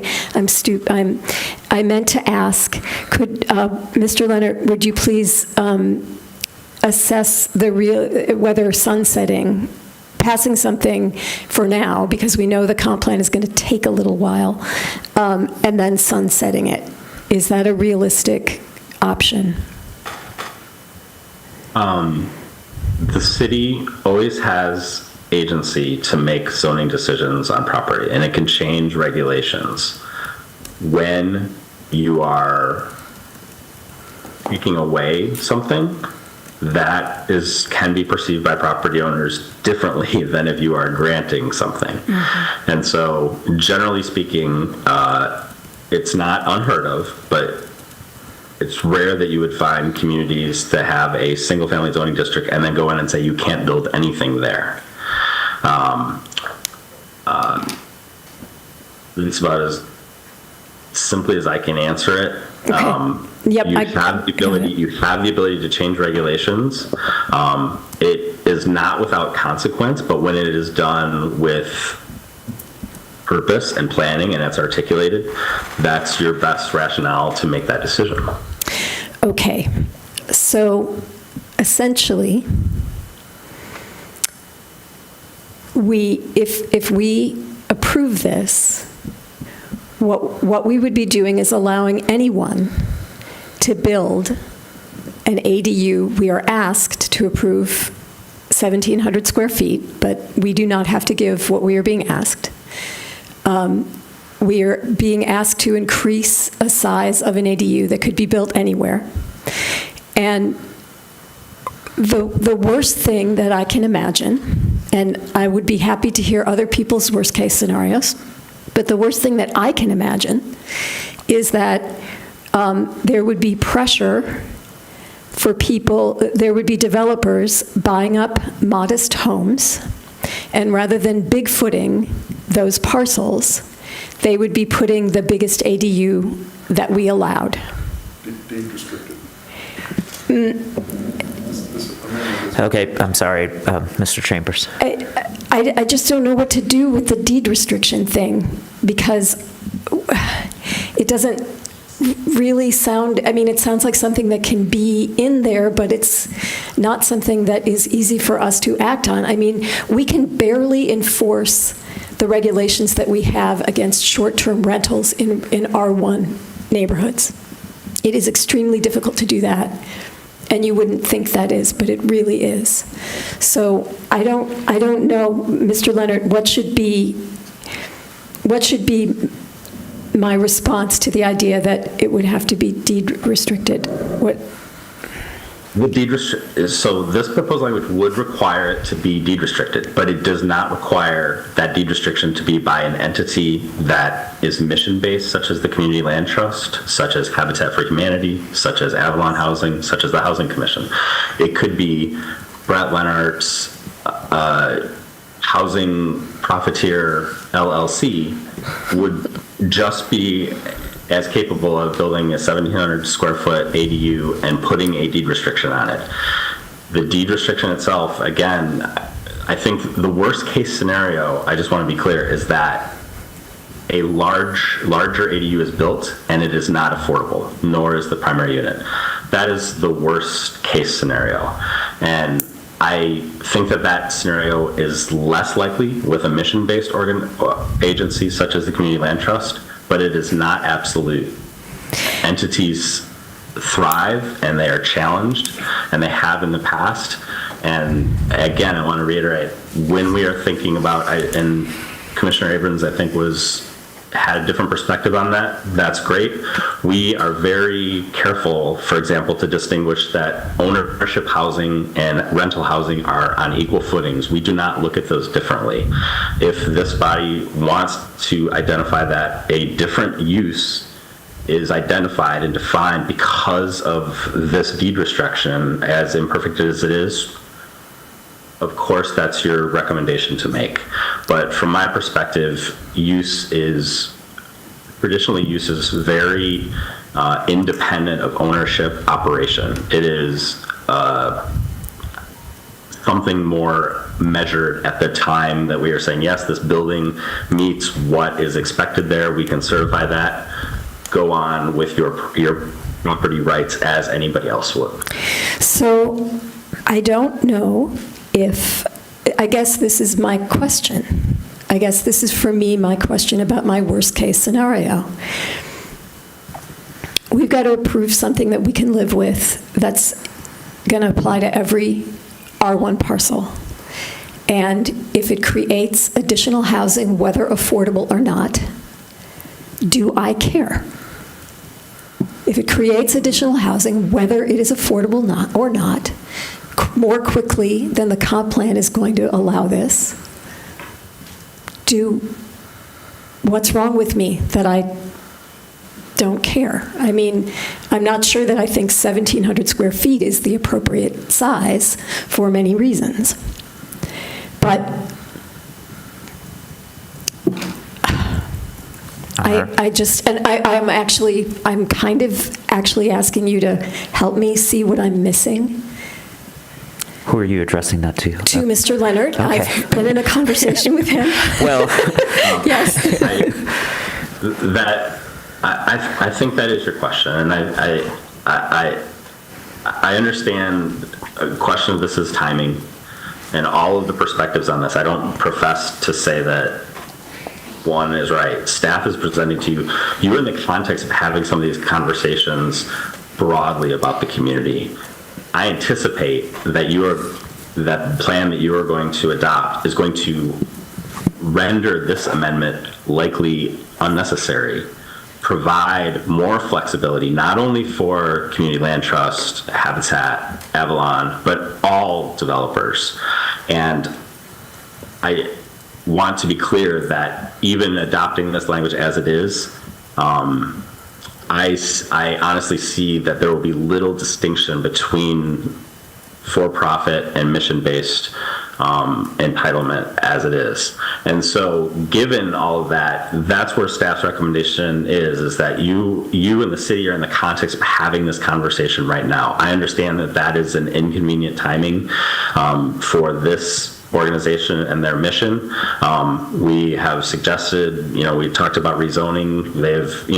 I credit them. They're trying to find methods to get through it, but we've tried to provide recommendations to them in the context of our current legislative, administrative, bureaucratic structure, which, for better or for worse, is the structure in which I have to provide advice and direction to customers about what they can and they can't do. And so, to go more quickly, I honestly think a more simple amendment would be to simply think about duplexes in R1 zones. I think that the construct of this ADU ordinance expansion is, I honestly don't know what challenges it might present for after these 9 lots for the next ones. But that's why our recommendation is what it is, that you are in the context of this policy discussion, you are sympathetic to it, you let that conversation bear out so we can apply the recommendations broadly. Thank you, Mr. Leonard. Yeah, okay, I get that, but I'm still stuck because, if we just, well, when duplexes and triplexes are permitted across R1, R2,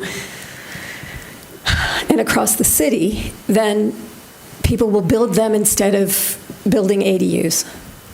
So if tonight we said, okay, 800 square foot ADUs, as long as it's smaller than the primary, everywhere, that'd be an improvement over our current ADU legislation. It would be an improvement because some of it is 6. But I will. I'm sorry, Mr. Leonard, can I pause you because I have 4 commissioners Okay, waiting? I'll stop now. Okay, thank you, Commissioner Dish. Let's go to Commissioner Lee, then I have Mills, Adams, and Weatherby. Great. Hi. Thank you for coming on this. I'm very supportive of the efforts. Would love to see affordable units up here. Nurses, teachers, these are all professions that we can certainly support. I wanted to mostly talk about timing. This is a recommendation for a UDC change, just so FYI, this doesn't end here, right? You got to go to City Council. There's got to be 2 readings, adoption. So please give us a overview of the realistic timeline associated with your development of this. We are ready to break ground probably in about a month on one of the sites, and then the other 3 locations, we're hoping to break ground mid to late fall. Okay, got it. I'm gonna just, in the presentation, you guys mentioned TIFs. How are those discussions going? Because it requires City Council as well as Washington County Brownfield Redevelopment Authority kind of approvals. Can you help me to better understand, just given that that process itself could also take 4 to 6 months? So again, I want to try to see how we can try to effectuate something here that is useful for your timing. Just trying to get a better understanding of where we're at right now. So how are those discussions going?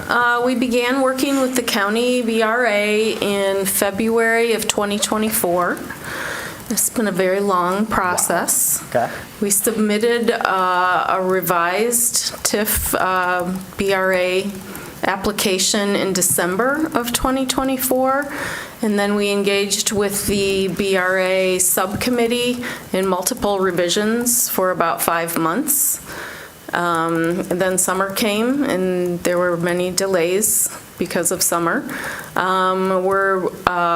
were also informed by the city that the BRA application properties should not have any rezoning contingencies. So we revised our plans to be able to proceed without any rezoning so that we could get the housing TIF approval.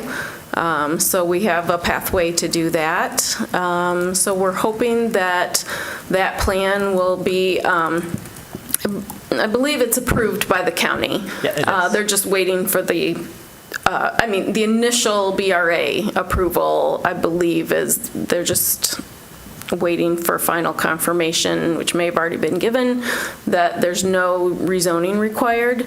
And then I believe it can be scheduled with City Council.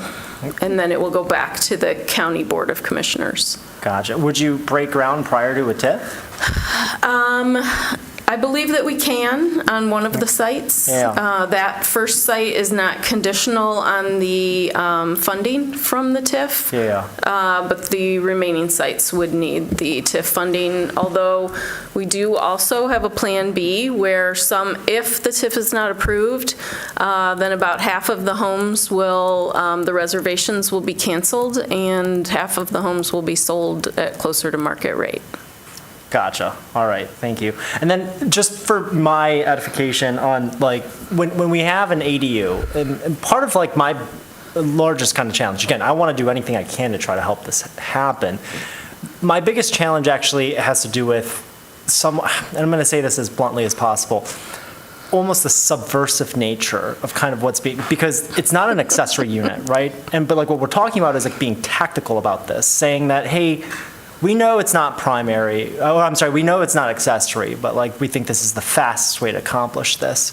But words matter, and what I am very careful about is setting a precedent in which we're saying it didn't really mean that. And that's my biggest kind of hang up with this particular one. I want to be as tactical as possible to try to make this happen for you. Mm-hmm. We'd love to be able to create, and frankly, as far as the ADU, like larger ADUs being built, I'm like, well, isn't that kind of what we wanted with ADUs, frankly? I'll be perfectly honest, and we relaxed regulations so they'd actually be more utilized. So I think it's in line with kind of what we've principally discussed in the past about the relaxation of ADU regulations. It's really that kind of like primary accessory and the subversion of the actual meaning and the definition of that concept. Like that to me is like, yikes, is that the right thing to do? What I don't want to do is set a precedent for somebody arguing that. Well, like, you didn't really mean that, but you did it anyways, right? So that's I think the only thing that I'm a little bit hung up on. Other than that, I'm trying to think about how can we make this happen for you? I mean, is this I don't want to call it a PUD because you said that the TIF is actually contingent upon a rezoning, right? Or Our TIF is not contingent on rezoning. Oh, I'm sorry. I thought you had said, I'm sorry. I thought you said that there actually had to be no rezonings. Correct. Oh, yeah, gotcha. So That's what I meant. the TIF is Yep. not contingent on any rezoning. Yeah, but it actually requires that there is no rezonings. Right. Yeah, got it. So that's what I meant to say. So overall, I wanted to get a better sense of timing on things, but help me to understand also, this is just for me, a little bit of the mechanism. So like, who owns the lot, and are they like a condo? Because if I'm the one buying the ADU, for example, like, am I renting? Do I have like a co-ownership? How does it? I've read the website, but I'm trying to better understand exactly that mechanism by which what's collateralized and financing, and I'm trying to better understand what that like the lot is. Because if I'm a property owner, I own the lot and I build an ADU, I'm the owner of kind of both, right? What happens to the family that is buying the ADU? And so help me to understand that particular mechanism. So one of the things that we discovered over time was that although the ADU can be sold separately, the assessor then told us that from his perspective, we would need condo master deeds set up in order to actually do that and get a new tax ID. Now, those brick duplexes that I showed you on Stadium and Snyder, those do not have condos. Those are non-conforming uses now.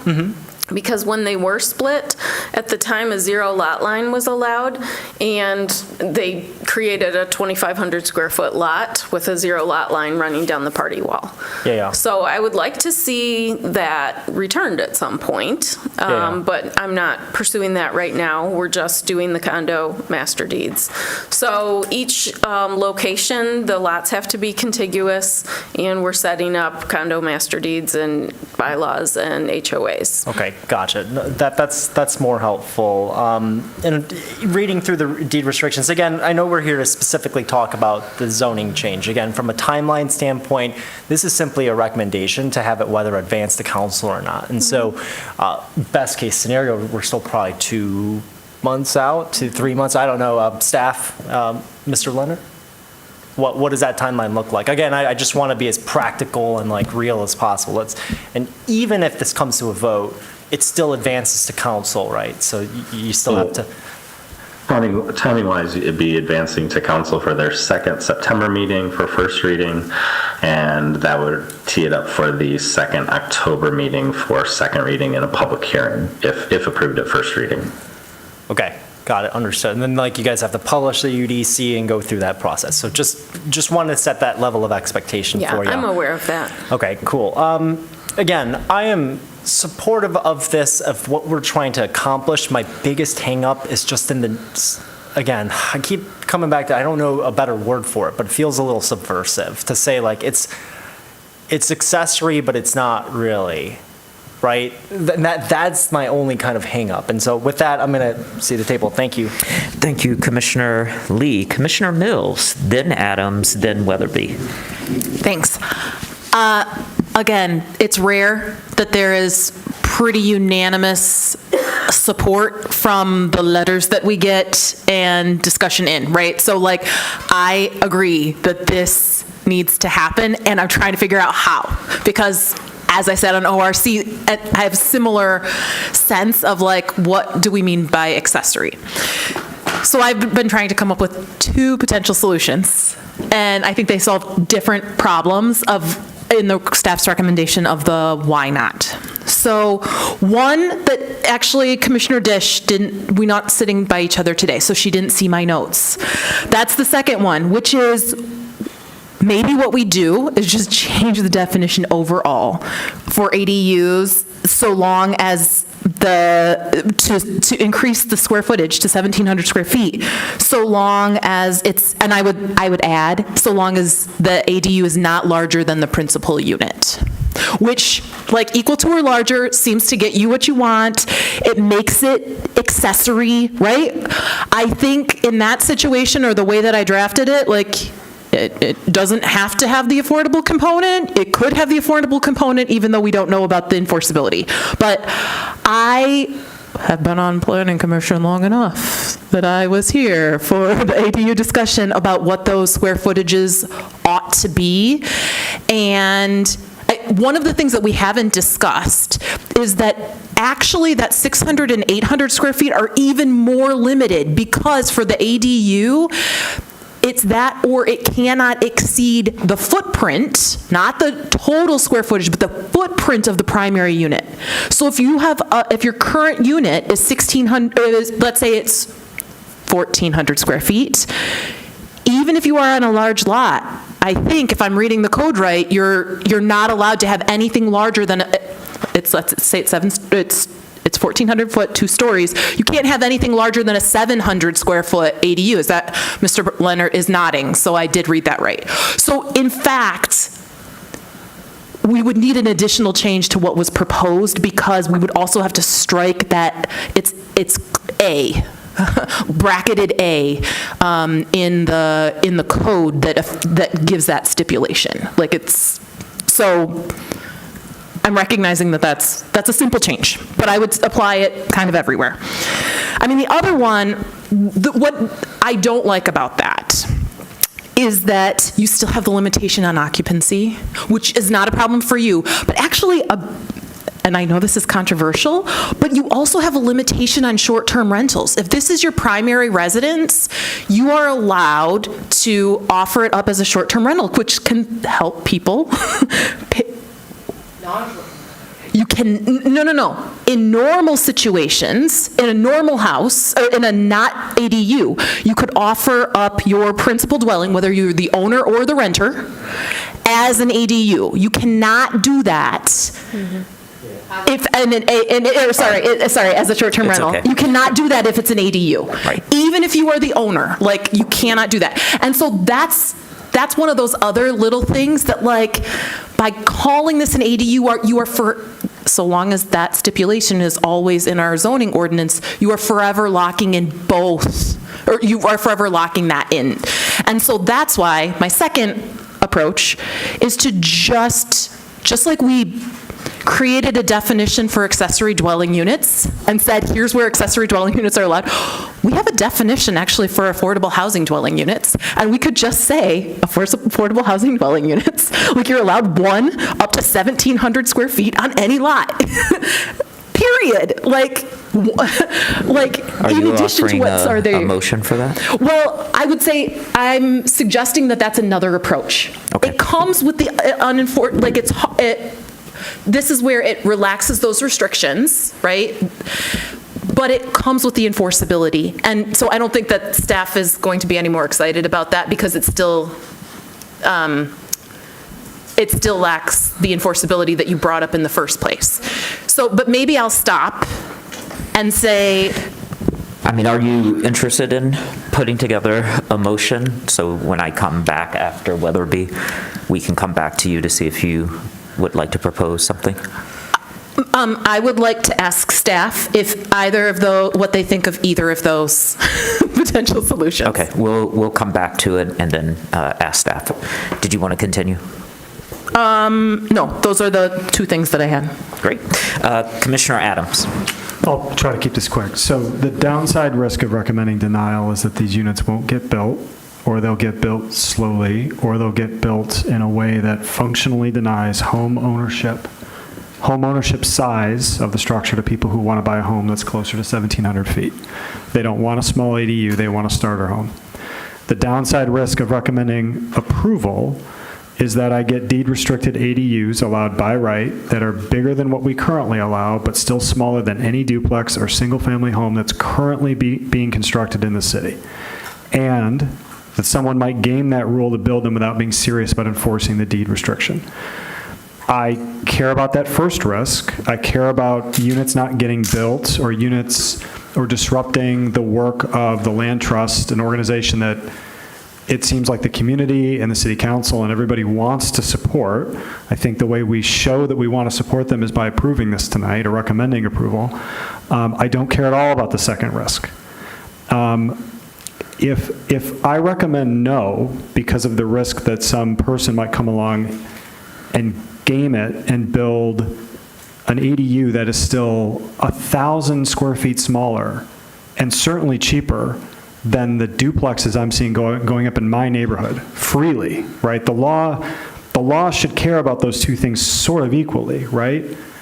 Right now, the law allows me to go into Water Hill and knock down a single-family home and build two massive luxury duplexes, and it's happening all the time. So if we're going to recommend denying this because of the risk somebody might game it and build a 1,700 square foot ADU, like, I don't understand that. Commissioner Weatherby. And then after Commissioner Weatherby, I want to do a table check to see if we have a motion or a path forward in our discussion. Commissioner Weatherby.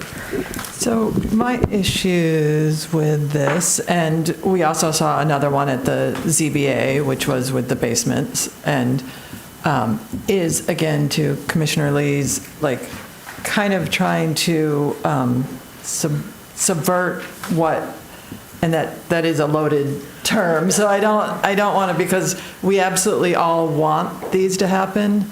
And so it's really easy for people to say, well, just approve it then, because why are we dithering? Why aren't we just approving it?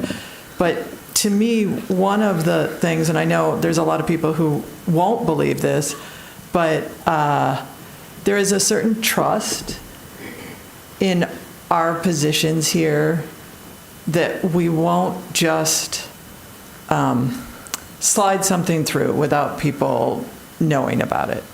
And we have a lot of people, we get a lot of comments and questions that are like, pause the plan, you know, you're trying to subvert this, you're trying to put more buildings in our neighborhoods, you're trying to do this. And then this comes through and it's like, damn the plan, full speed ahead.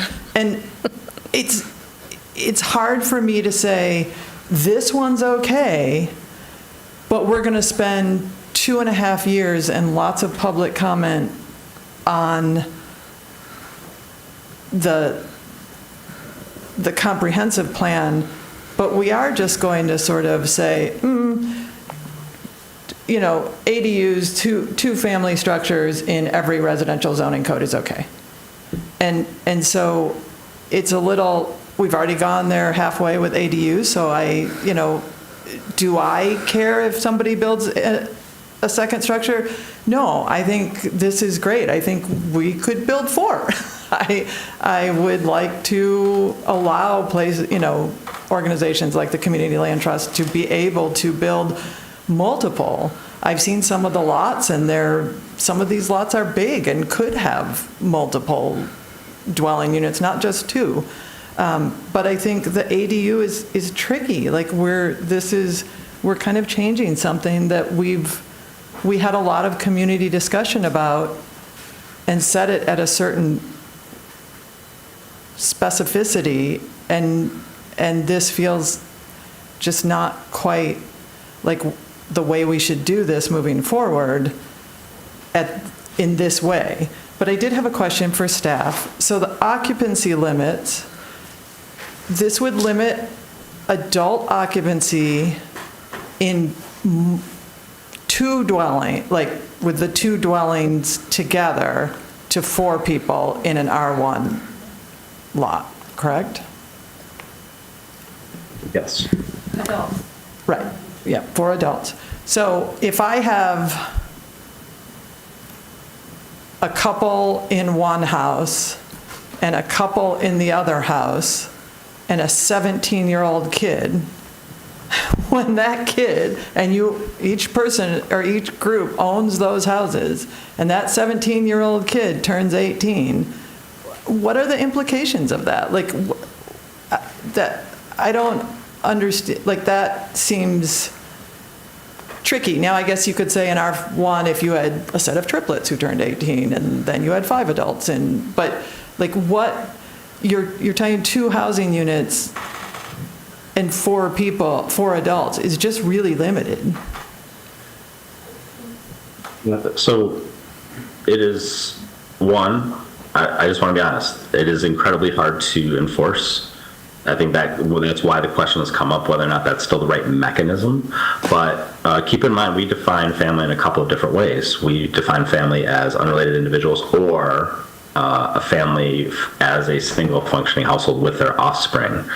And so I think that when you're talking about a relatively small accessory dwelling unit, 600 or 800 square feet, the likelihood that you are going to exceed that is arguably, so I'm not absolute, but it's arguably less likely than a 1,700 square foot and primary unit. And there's no real mechanism for, other than somebody complaining that there's too many people or something like that. I mean, that would be... It's very challenging. We attempt to do it through our rental housing inspection, but through ownership, it is even more challenging. Thank you, Mr. Litter. Commissioner Weatherby? Okay, thank you. Commissioner Norton asked to speak again. Is the table okay if that's a short one, so that I can try to get us moving? Yeah, I made comments about setting up something to allow people to game the system, and that's a concern. And I actually would point out, if we set this up in a way that you can't do short-term rentals on this thing, that would be a good thing, because we're not trying to create affordable short-term rentals. So that's not problematic to me. I'm really troubled. I'm not the city's legal counsel, but I am a planning lawyer, and I'm very concerned about the integrity of the law. And I think I want to reiterate what Commissioner Weatherby said. I think we're heading down a bad road if we do things for expediency, because we really want the outcome that's bending the law in a way that the law is not the way it goes. Accessory dwelling units have long been established in the law. They're accessory, they're customary, and incidental to the primary use. That's well established in the planning law. This is a 2-housing unit rezoning that's taking place. It's a fundamentally different thing. I would rather come up with a mechanism to allow a dual affordable housing unit and figure out the parameters of that and make that work, and talk to the city's legal counsel about what could we put into the zoning code text that would ensure things happen, rather than saying, well, we're going to do it and we don't really care if it doesn't get enforced. I mean, that's another really bad direction to head down. We're going to adopt laws and they're going to get broken, but that's okay because we like the outcome. Well, that's not a good way to do planning law. So again, I really want to help you guys. I really understand the passion that you have and where you're trying to go. I just don't think this is the right way to do it. I think it's undermining the integrity of what zoning is and should be. So I can't support it for that reason. Thank you, Commissioner Norton. So if I could try to summarize what I've heard and then see if we can find a path for us and for our petitioner. So one, Mr. Leonard suggested that we not take up this resolution and instead just permit duplexes in R1 citywide. Two, we could increase the definition in the UDC of a accessory dwelling unit to 1,700 square feet. We could add or utilize the affordable housing unit definition that already exists in the UDC and amend this amendment to utilize that. With significant modifications to the existing definition. Yes, okay. We'd have to modify it in order to bring it up, but it already exists in the UDC, and so we could just leverage it and amend what's before us. Something that I was thinking of that I don't think someone said out loud, though I believe Commissioner Mills got close to it, which is we either rename accessory dwelling unit to additional dwelling unit or create a new category, which is additional dwelling unit, which could address Commissioner Norton's concern. Commissioner Lee. affordable. No, actually, I'm creating a new one. So affordable is already there, but we would add just additional. And then what I think there is support at the table, and I would love staff to note, especially you, Mr. Leonard, I think we really want to get rid of this unrelated people and adult restriction from our UDC. It is just fundamentally problematic. So, Commissioner Mills, you were sort of intimating a path forward. Would you like to take the floor and offer that, or do we want to go back to the proposal that's in front of us and do a unamended vote up or down? I know that's a lot of pressure on you, but... Well, I drafted the language of the slight modification of the existing just to add in, an ADU with a max gross floor area of 1,700 square feet, but in any case not larger than the total floor area of the primary dwelling unit. I think that fills that loophole, makes it clear that they at least have to be equal. And so the accessory dwelling unit can't be larger than the principal unit.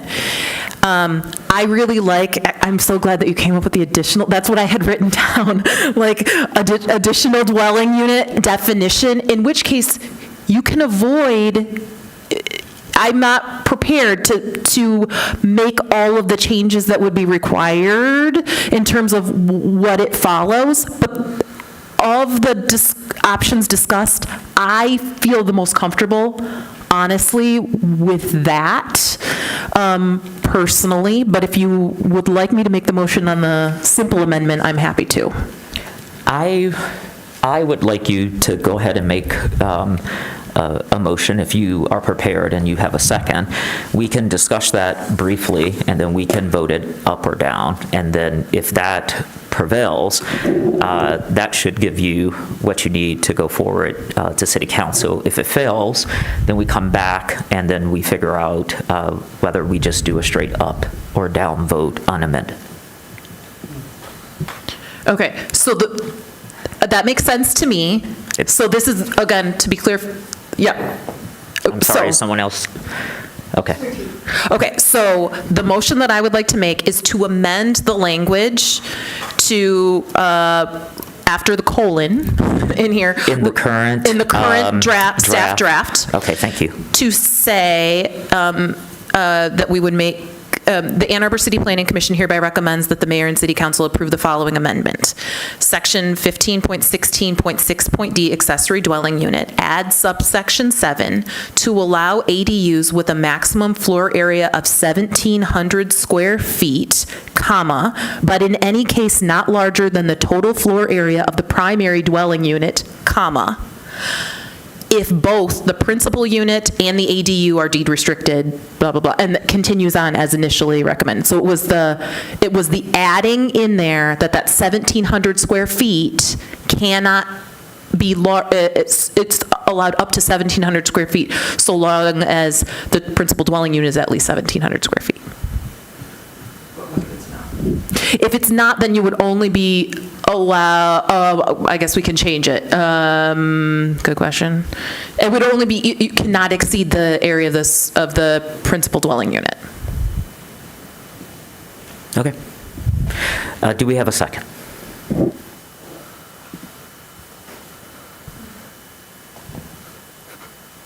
I'll second it. Thank you. So now we're in discussion of the motion as amended by Commissioner Mills. And if we could, let's try to limit our comments to about a minute and a half. I have a timer. I will keep track. Who would like to start? Or do you want to call the question? All right, Commissioner Abrams. I guess my question to you, Commissioner Mills, is of the many things that have been, of the many concerns which were voiced at the table, this one gets at this idea that at least we could still understand one of the structures to be accessory to the other. Okay. That is the only one that it solves of all of the concerns, but it does solve that. Definitionally, it would be accessory. But we're keeping the affordability requirement. As the motion keeps the affordability requirement. As I proposed, it keeps the affordability requirement. Okay, thanks.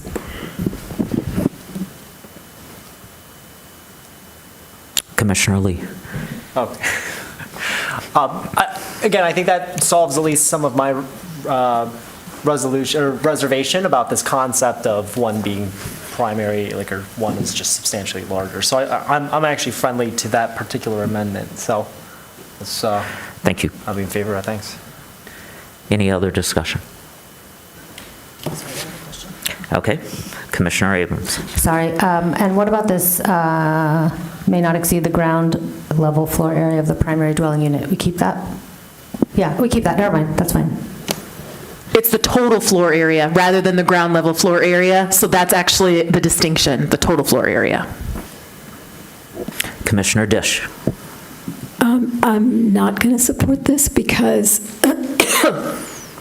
I don't think that the deed restriction part is enforceable. And I don't think that it is something that the UDC is about use. And so this is kind of making a false promise. Like, here, we're going to get you affordable housing this way. I don't know.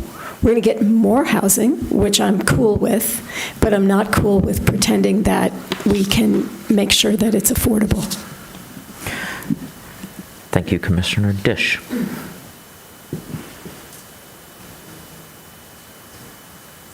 In a moment, I'm going to say you can offer a friendly amendment if you want to strike that part. It would be friendly. To strike the part she has an objection to. I could offer that. I guess, this is going to council. Staff will have time to weigh in on it. Yeah, my friendly amendment is, let's strike the deed restricted part. Okay. Is that agreeable to you, Commissioner Mills? It is, but I would just suggest that this simplifies the entire table to say what we would then be changing that table in is no more 800, 600, 800, no more sub-bullet A. It would be allowing a 1,700 square foot, an accessory dwelling unit up to 1,700 square foot anywhere so long as it does not exceed the size. That, I just want to know, let everybody know that that is what the implication of that would be. Well, I think that it is the honest truth about what the other one is actually doing. Okay, so we have a friendly amendment on the table. We need a second.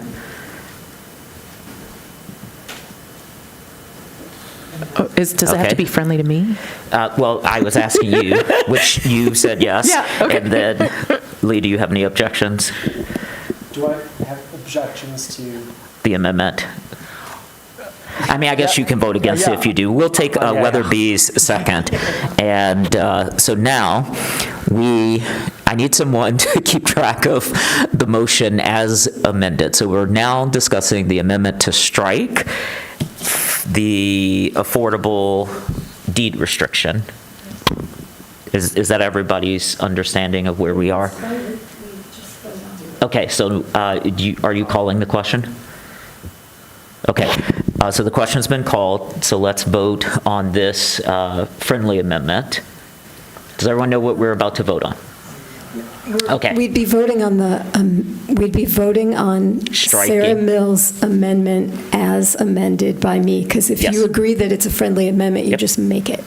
And then it doesn't mean that it means that replaces the current staff report. It doesn't mean that it's passed. No, it just means that that's what we're going to then take up. Compare everything else to. But we have called the question, so we cannot any longer debate this. We need to vote. So, yes, Planner Thatcher. Okay, I'm sure someone wants you to read it, so. In the second paragraph of the proposed motion, section 5.16.60, accessory dwelling unit, ADU, add subsection 7 to allow ADUs with a maximum gross floor area of 1,700 square feet, but in any case not larger than the total floor area of the principal dwelling unit. Okay. Okay, that is what we are now voting on, and we'll do a roll call vote. Just of the amendment. Of the amendment, this is not the final piece. We're just amending the language, and then we will take up the amended language and then debate and vote on that. Can we discuss it? No, because the question was called. Okay. All right, Commissioner Weich, Yes. Commissioner Abrams, sorry. No. Commissioner Lee, No. Commissioner Dish, Yes. Commissioner Mills, Yes. Commissioner Weatherby, Yes. Commissioner Adams. Yes. Commissioner Norton. No. You have 5 yeses and 3 nos. That amended language carries. So that is the new amended or motion that we are considering now. So we can, it's already been moved, it's already been seconded, it's already been amended. So if someone wants to call the question, we can go straight to a vote. Otherwise, I'll take just a handful of comments because we're getting close to 10 and we still have 2 more agenda items. So we'll start with Norton and then we'll go to Lee. So now this is even worse. Now we're doing radical work on the ADU provisions that nobody asked for, that all started off with this is all to promote affordable housing. And now there's nothing in here that speaks at all to affordable housing, which is my concern about making quick amendments to the zoning code out of expediency without thinking things through. So now I definitely can't support this. It just doesn't, we're doing way more than what we were asked to do based on a whole lot of argument that now has nothing to do what we were asked to do for reasons that don't matter anymore because of the way the revision is made. Commissioner Lee. Yeah, I'll have to second that sentiment. Like now what we're talking about is drastically just amending just the ADU. I guess it's not terribly drastic. It's 800 square feet relative up to 1,700 in so long as the primary structure. No, I guess it's, yeah, it's pretty drastic. It's more than doubling. So again, not having this requirement of affordable, like I'm not sure how that just happened.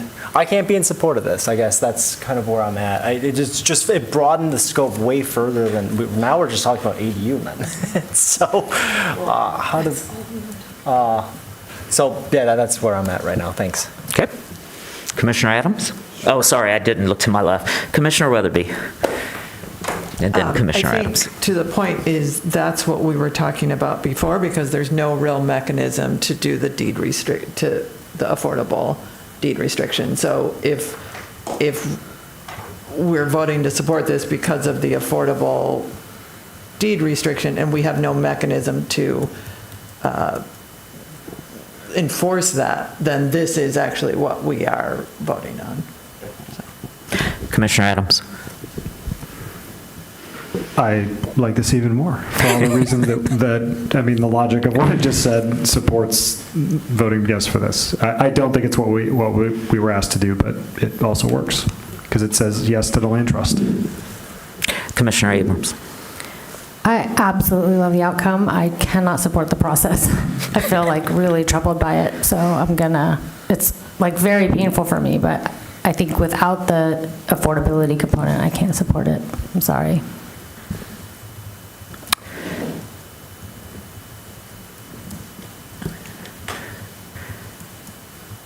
Are we ready to vote? Can I ask what happens next? We're going to vote on the... Sorry,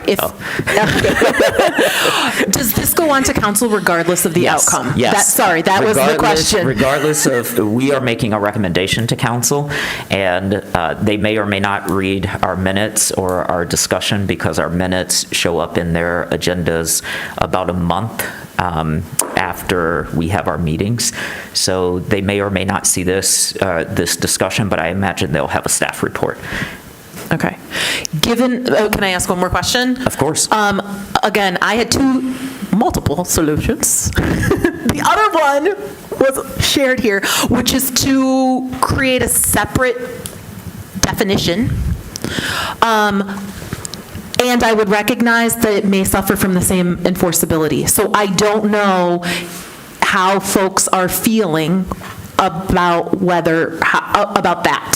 And so I'm curious, because personally, I worry about the enforceability, and also think that it is true, I appreciate that it is very clear it could be very clear in the definition what we are advancing. And so I'm just curious if other people would suggest that addition, or want to make a motion for that addition. Can you, just for the sake of clarity, define the definition? Additional dwelling unit or additional affordable dwelling unit. I see. Well, it can't be affordable now, so it would just be additional. Attainable. We could use attainable here. Sure. I mean, you can make a motion, because we still have the primary motion now that we are about to vote on. So if you want to amend this, you may. Otherwise, someone can call the question, or I'll see if we're ready to vote.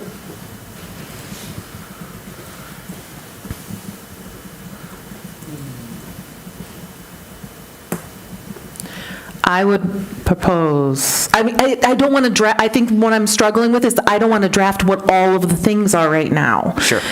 Because this is not the time of night to do that. It is not. You may be right there. So you are not making a proposal?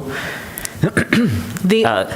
I'm sorry, The only proposal that I would make is to ask, I want to send this back to say, what does staff think about an addition, like creating a definition of additional attainable housing unit to add? I would love to see the analysis of that and some draft language, but that takes time. It does. You would be moving for a postponement then with those requests, and then it would come back at a date certain. Right, and because of that, actually, our typical standard is, if, before I propose that, we often ask the petitioner what you're hearing, consternation over the current, what's on the table, and a proposal to potentially postpone. We know time is money, and that you have things. I'm curious what you would think about a postponement to sort out potentially creating a new definition of additional attainable housing unit. That would not, in my mind, that would not have the same strings attached as ADUs, so you would be freed from some of those that would be tailored. Mm-hmm. I believe that staff was already considering that and still had the concerns about the enforcement of the permanent affordability.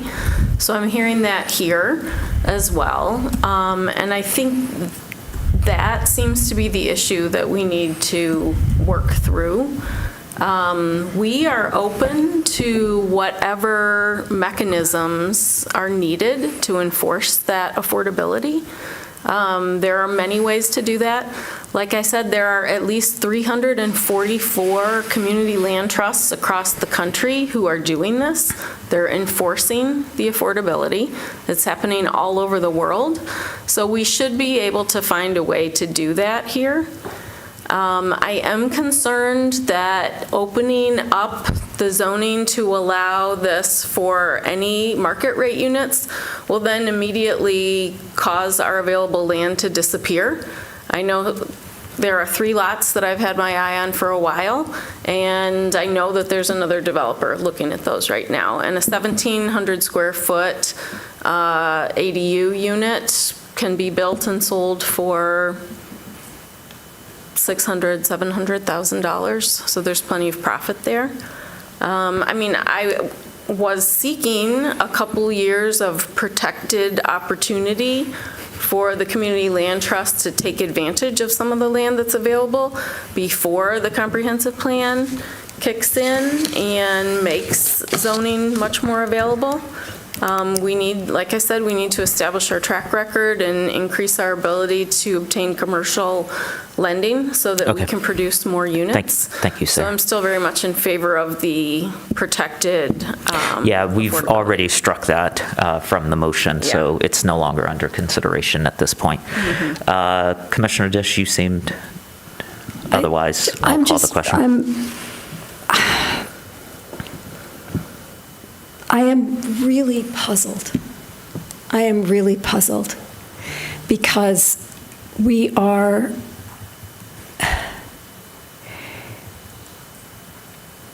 all in support of affordable housing, but we are trying to achieve it through the zoning code, through the UDC. And I don't think that we can achieve it there. Sure. And so I'm trying to be honest about what we're doing, which is we're saying, we want density, here's density. Now, if that's not okay universally on every lot, then we cannot vote for this.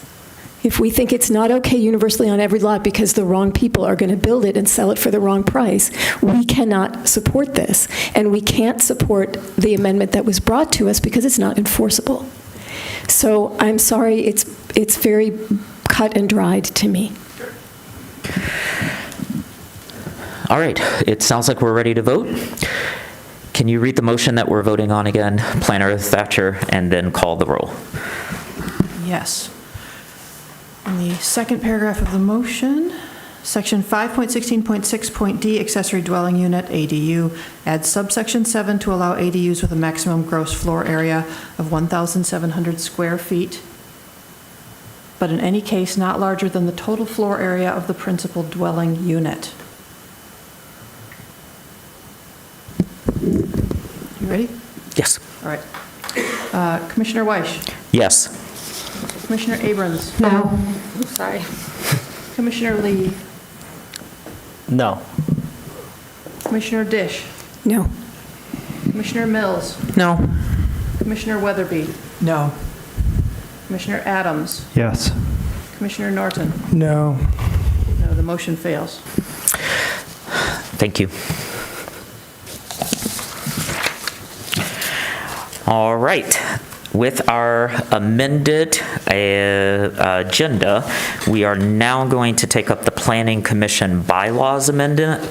However, the note that you were given still has the ADU content in it, so you may have to use the online version unless it's just in my view. And that should start, yours is good? Okay. Give me just a second, because the one that I have in front of me. Okay, yes, sure. So, does this come with a staff presentation, Planner Thatcher? Just an introduction. Okay, are you ready for the introduction? Yes. Okay. Enough time. Thank you. I'm so sorry. We can't make an emotion to postpone this, to get to the plan? You can. I would love to kick this. Let's... This is bylaws one, right? Yes, this is bylaws. That just doesn't feel time sensitive or urgent, and the plan is urgent.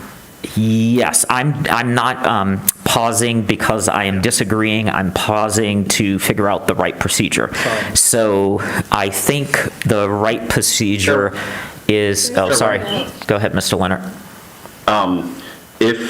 The commission has seen the bylaws before. There was one question that was raised last time about being more specific about adding a public comment period to all site plans. That has been added to the draft version that you see here. It might very well be possible to just take action quite quickly, as quickly as it would be to postpone, unless there are other questions about it.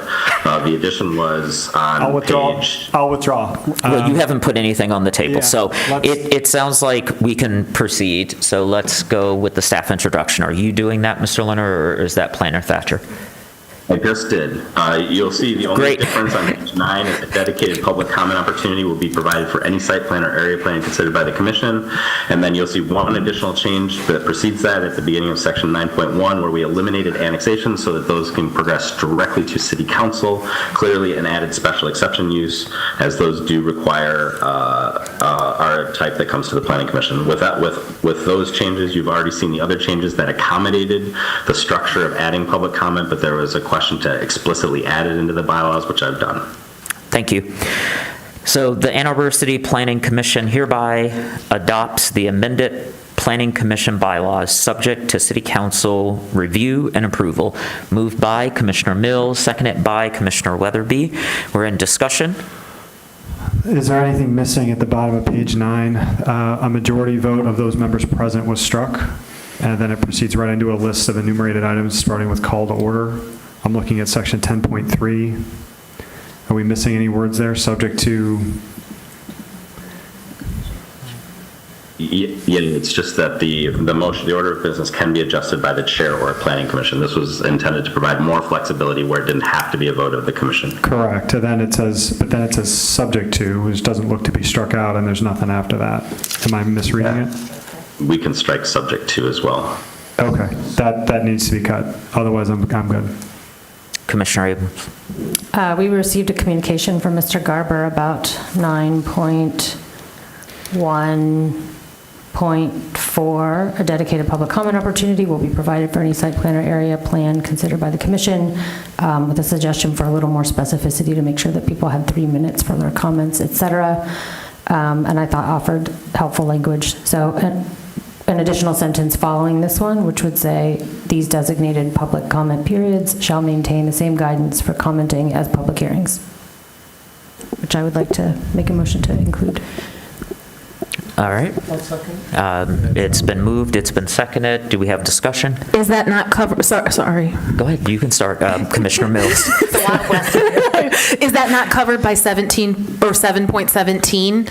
An individual may speak for up to 3 minutes at each public hearing or public comment period? We can just make it referential to that, if that's friendly to Commissioner Abrams. That's friendly to me, as long as I see Brett nodding. So Mr. Leonard, you're confirming that that is already included, the detail. Great, Is thanks. that okay with you, Commissioner Norton, since you seconded it? Planner Thatcher, do you have these notes, or Mr. Leonard, or will you just use the recording? I didn't catch it. Okay. Looks like Brett's got it. All right. Striking subject to and reference to 7.17 in the site plan public comments. Great.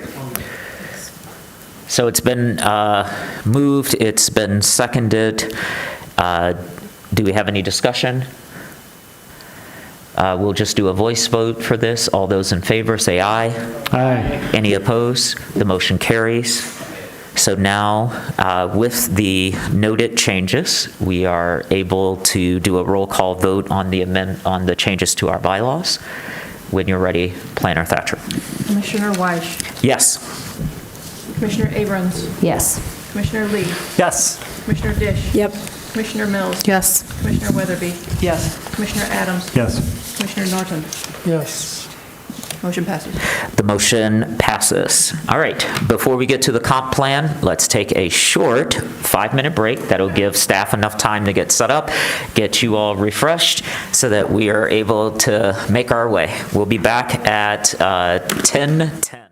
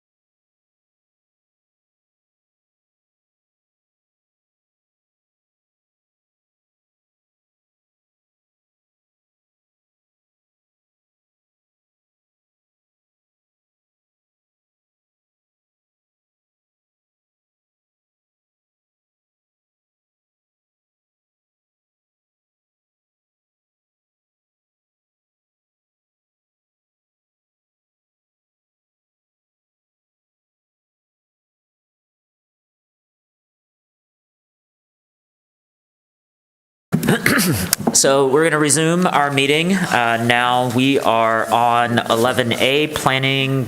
No, we're not. We're on 10C, which is the review of the comprehensive land use document, second draft. It says staff presentation, but Planner Bennett and I have decided to ask Planner Bennett to share her screen and bring up the edits for Chapter 6. And we will start our discussion this evening in Chapter 6. We are purposely skipping Chapter 5 for now so that we can finish Chapter 6, and then when we conclude that, we'll see what time remains to have the conversation about Chapter 5. If we are out of time tonight and the commission wants to adjourn early, we can call a special meeting for the 26th of August so that we can conclude this revision and get it to the consultants so that we could get it back by the end of September or by our first regular meeting in October. Is everyone okay with this approach for this evening? Does anyone object? So with that, I will turn it over to Planner Bennett. We have a open mic conversation here so that it is efficient. I will try to interrupt if someone's taking more of the time pie just to see if we can move ourselves along, and I hope that my interruption is not unwelcomed. Great. With that, Planner Bennett. Okay. So I'll take us to the document in your packet that says the edits compilation of commissioner comments. We started this back in July. If you recall, we went through chapters 1 through 4. What's remaining is 5 and 6.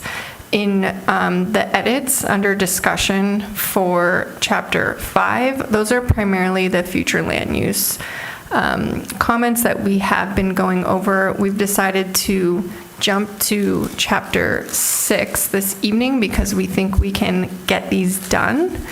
And then if there's remaining time, we can go back to the future land use map.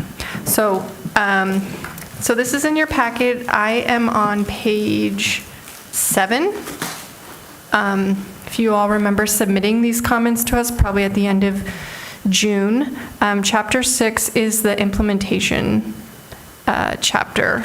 And so there should be only, let's see, 5 items here to discuss.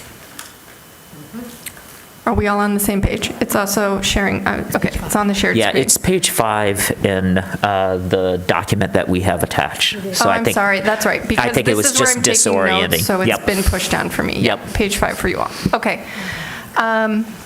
So I'm going to jump into this. Some of this might not make sense right away because we haven't been to this section yet. So I have the draft also pulled up and we can toggle between the two. So this is referring to page 132 and 133. And it says, how do these objectives line up with the listed goals and strategies in chapter 4? So let me scroll down a little bit more here.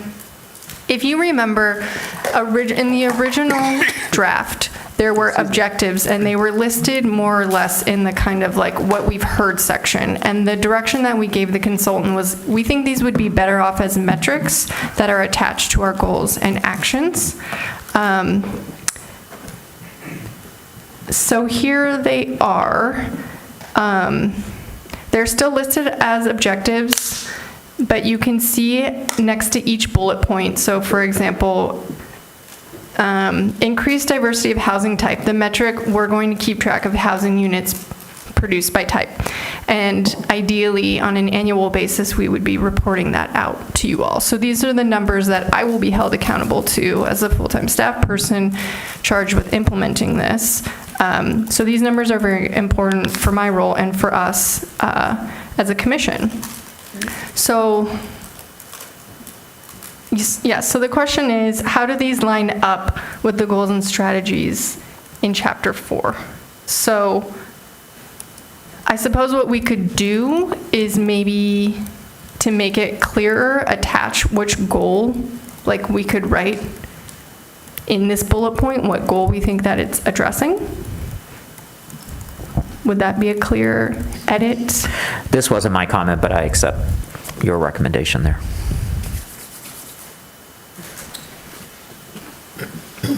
Okay. No other thoughts? Commissioner Abrams has something to say. My brain is, I'm like going way back. I think this was me.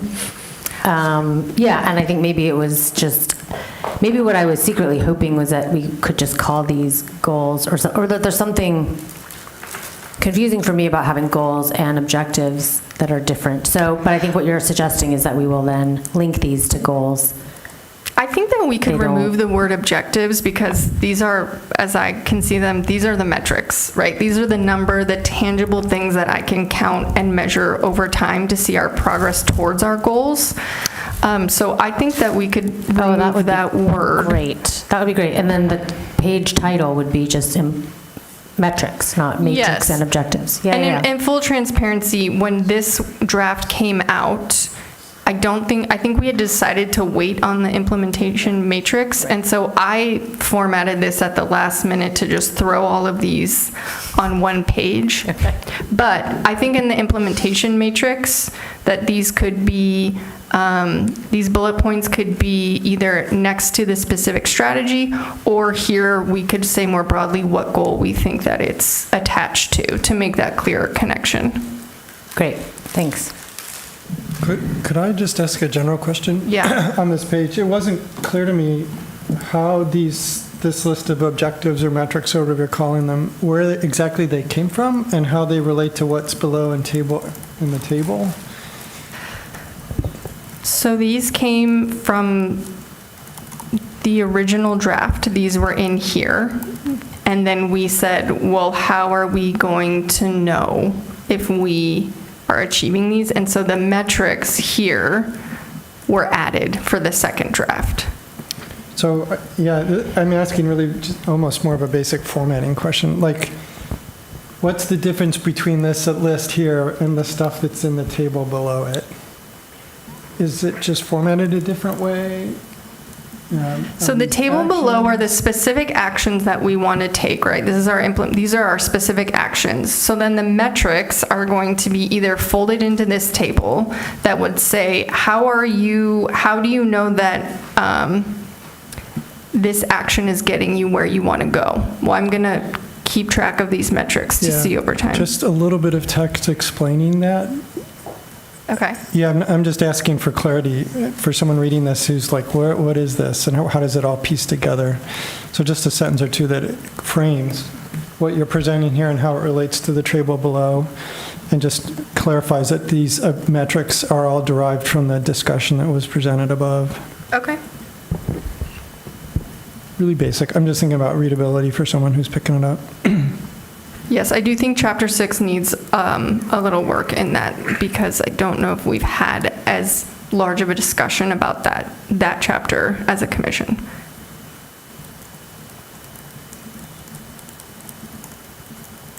I guess maybe this is a silly question, but do the objectives come after the goals? Like, here is goal and here are the objectives associated with it, or is the objective bigger than the goal? Does that make sense? In order to do that mapping, like, I guess I'm trying to understand which is the higher level thing. So let me go back to the plan, because I know not everyone loved this graphic, but I do believe that we tried to explain the relationship between all of these. So I'm gonna have to try to find what page this is on. But generally it goes, goals are the broadest, and then like a funnel, you go down to your action is your most specific thing, and the actions are what are listed in the implementation matrix. Right. And so let me try to find this here. So how are goals and objectives different? Well, they're not really objectives, they're metrics. Yeah, I think we're going to take that We out. don't have objective at all. Right. Correct. We'll have goals. Goals and strategies, and then metrics for measuring the success of the implementation or meeting the goals. Yeah, so let's take a look at this page. Maybe we can give some feedback, but the way it's envisioned now is our vision is our broadest, like our vision statement, Ann Arbor for all. These are our core values, those 4 that are listed there. Then we have our goals and strategies. So the way that I see this is goals are broader, strategies are your actions to achieve your goals. And then ideally, those are conveyed spatially through your future land use map. And then also in your implementation matrix, right? You can't express everything spatially. You do need text to explain what your actions are and how you're going to measure them. So this is their graphic that they've developed to try to explain that relationship. But we can also add text.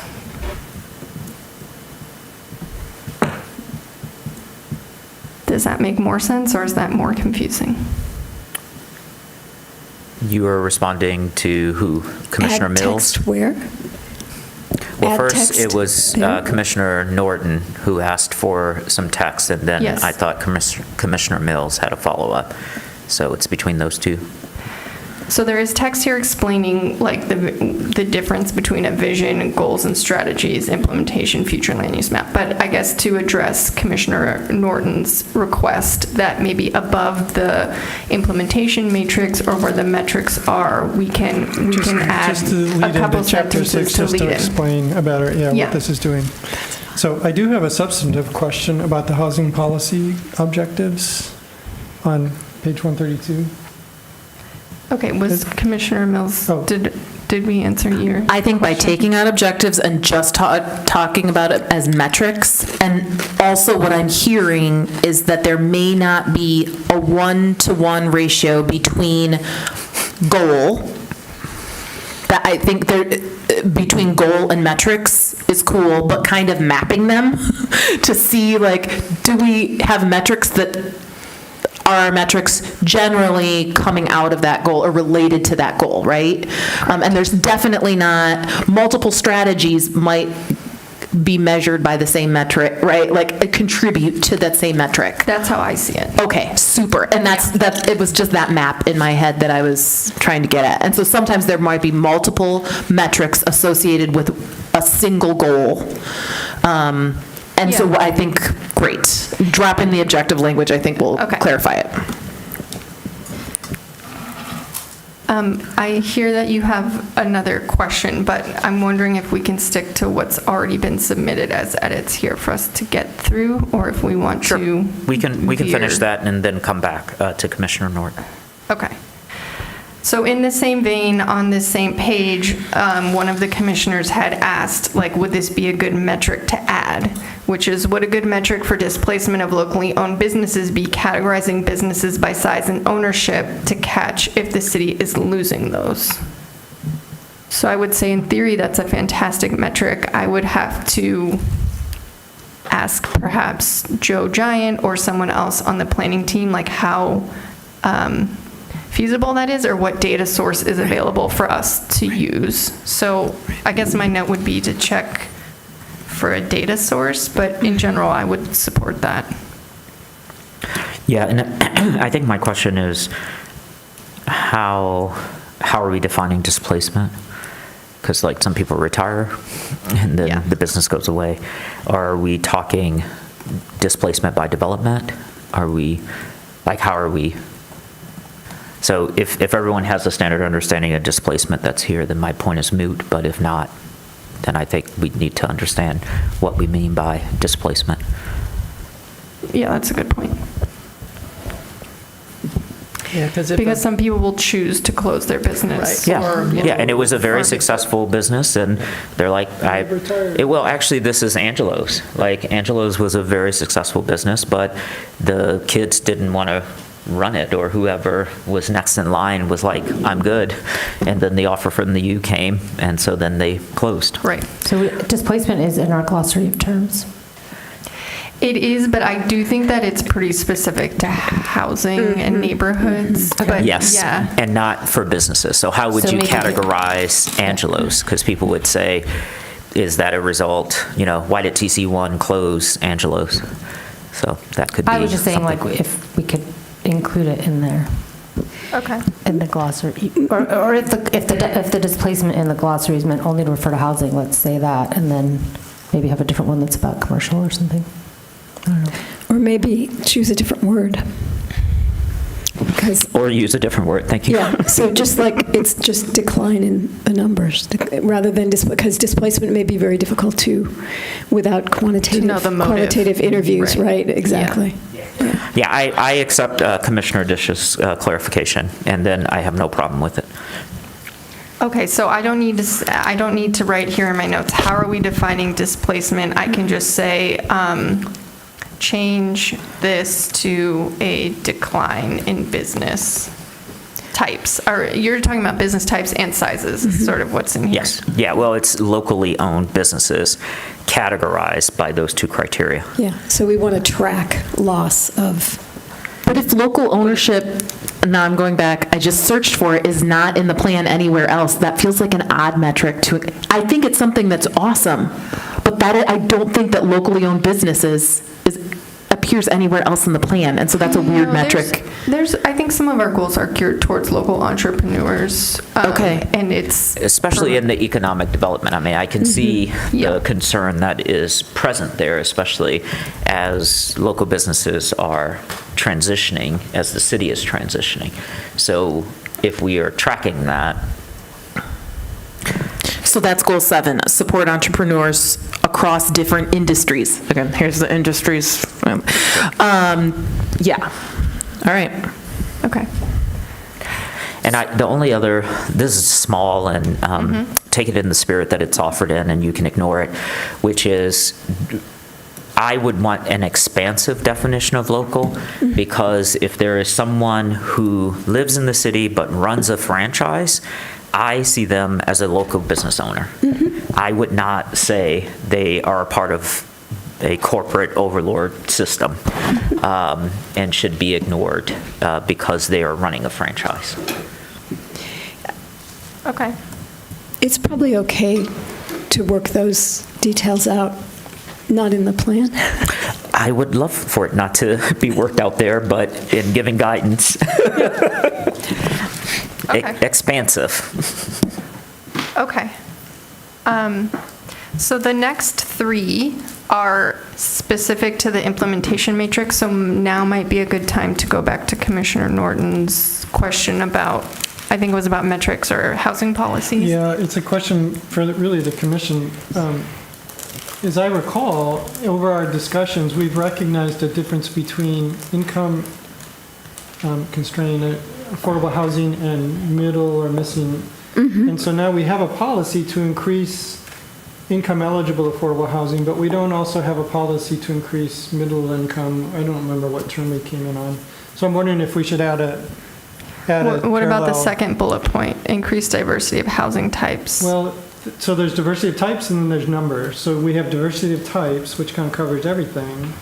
And then we have a number of income eligible affordable housing units. So the question I was having, should we also increase the number of, what was the term we came up with? Missing middle affordable units. Why don't we just add that? So increase diversity of housing types, comma, including missing middle, or something like that. Well, so I think the diversity is one thing. So we've got lots of different kinds. The But next there could just policy be is one increase of- income eligible units. Then we should have another policy, increase missing middle units. Okay. That's the policy. So add increase. Missing middle housing type units. It's a little mushy. Yeah.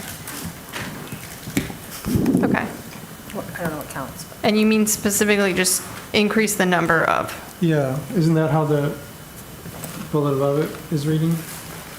We want to increase the number of income eligible affordable housing units? Yeah. Yeah, because that can otherwise be you the could same. have like one quadplex. And that would, we'd say, yeah, we have an increase in diversity of type, but. Right. It's our token So it's both diversity and numbers. So I'm just trying to make sure we're covering all of the missing housing. Okay. I have that noted. Okay.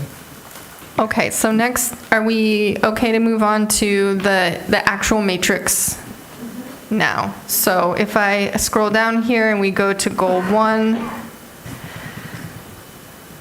Let me see what the exact edit is. Calling out maximum square footage or limiting the footprint of any building in low-rise districts may go a long way in increasing comfort. If that graphic is reproducible, that might even be something to include.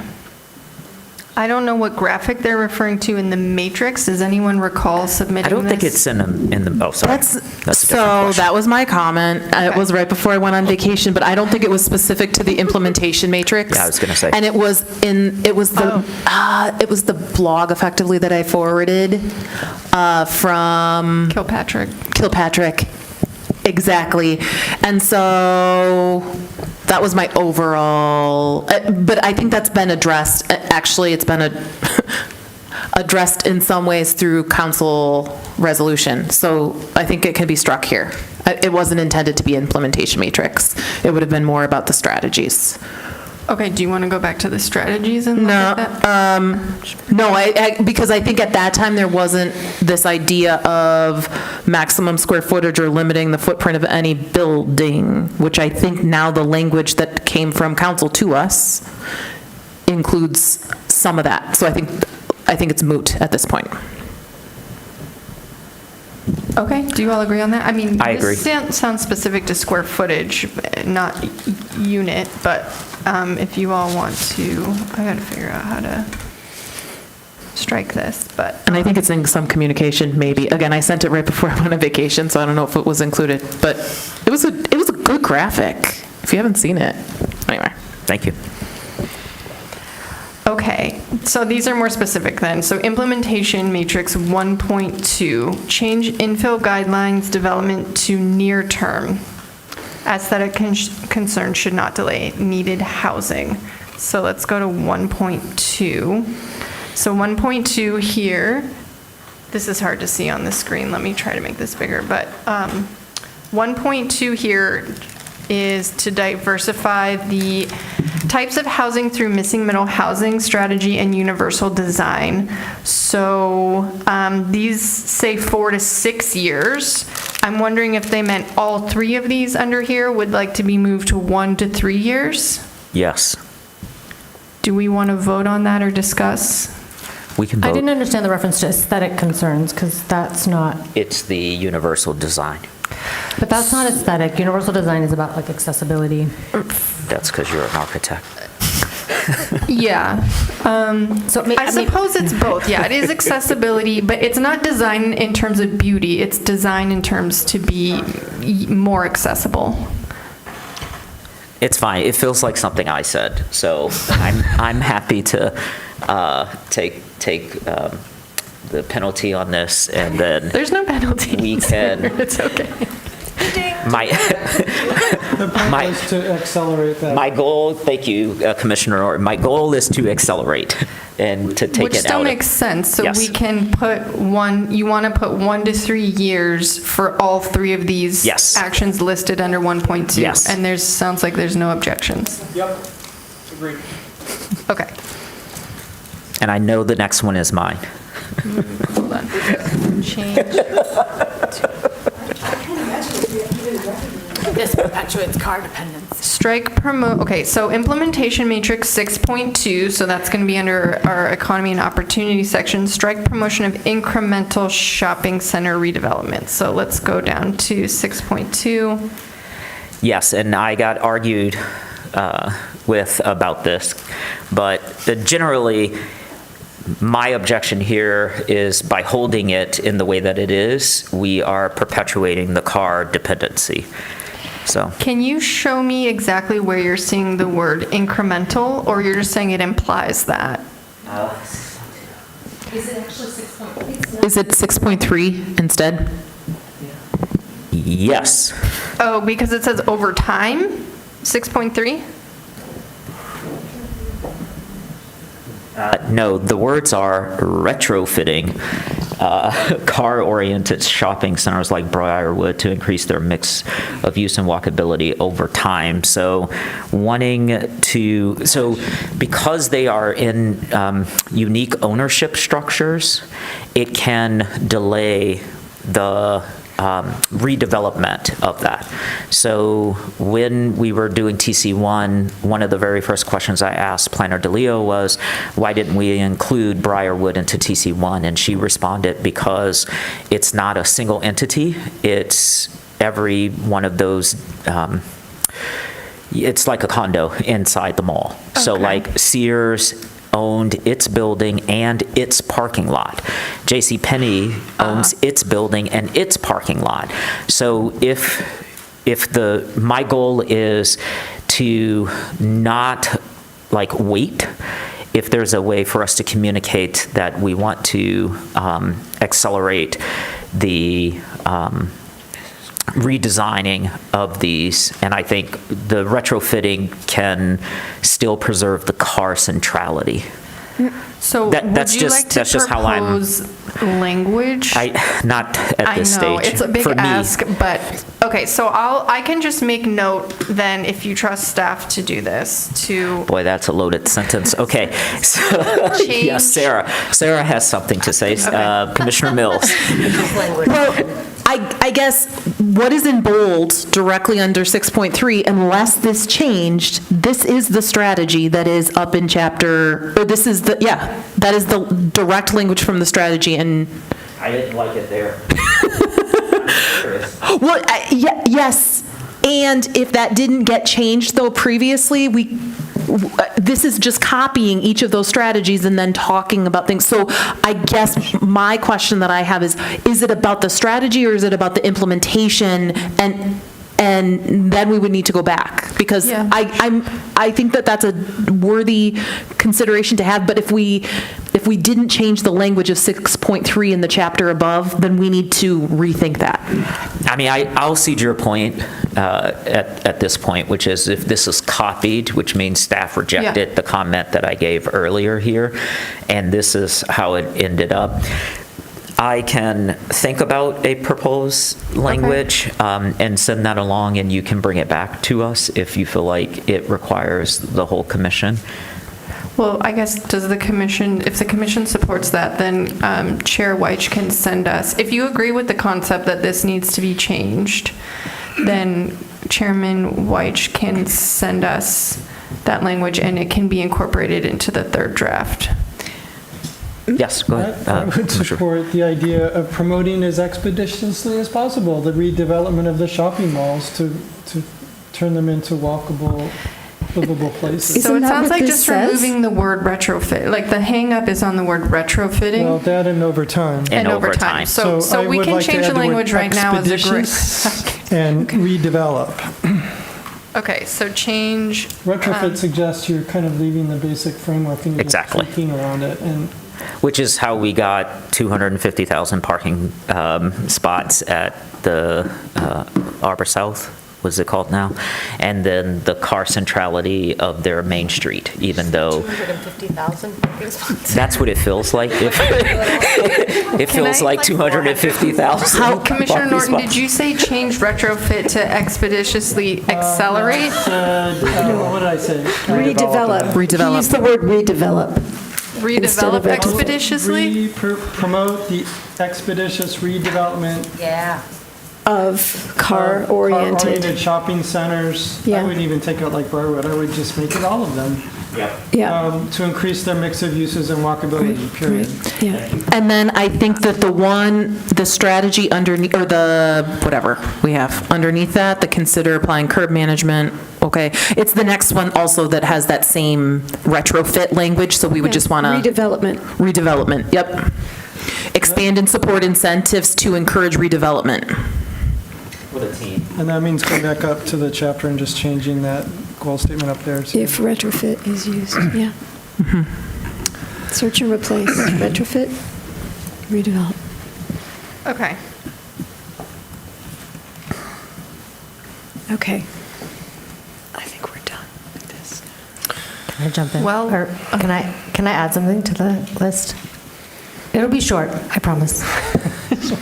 Well, just if you go, I think it really will be short. If you go back up to 1.3, there's a item in here about identifying and supporting programs like HUD, LIHTC, and Affordable Housing Village programs, and it has planning as the lead unit. It seems like we should add Housing Commission and economic development there. Why do I keep losing? So see, it's simple. It's a small one. That's great. Sorry, one more. And then, wait. Let me take note of this. So, so that was strategy 1.3. yeah, 1.3. Add housing Number 2. commission. Yeah. And this is our And then, as leaders, or what's the? but right now, the only lead unit is planning. I just think it would make sense to add Housing Commission there and maybe economic development, either as a lead unit or a partner. Okay. What's the next? The other one is just a small comment going all the way up to 1.1. Did we get rid of the term building form controls in the doc? We can. I know you feel very strongly about that. I just couldn't remember what we decided. I just want to be consistent. So if we did change it, let's change it. That's all. I don't remember us making that decision, but I'm happy to do that. What would you like to change it to? Form-based code. But we may have come to a more user-friendly term in the thing. It's also something that in draft 3 we can just control F and be consistent about. It's not a big deal. Yeah. Remove term. What is it? Building form controls. No, that's what it is now. Yeah, remove that. Or Remove replace. that. Replace it with form-based code.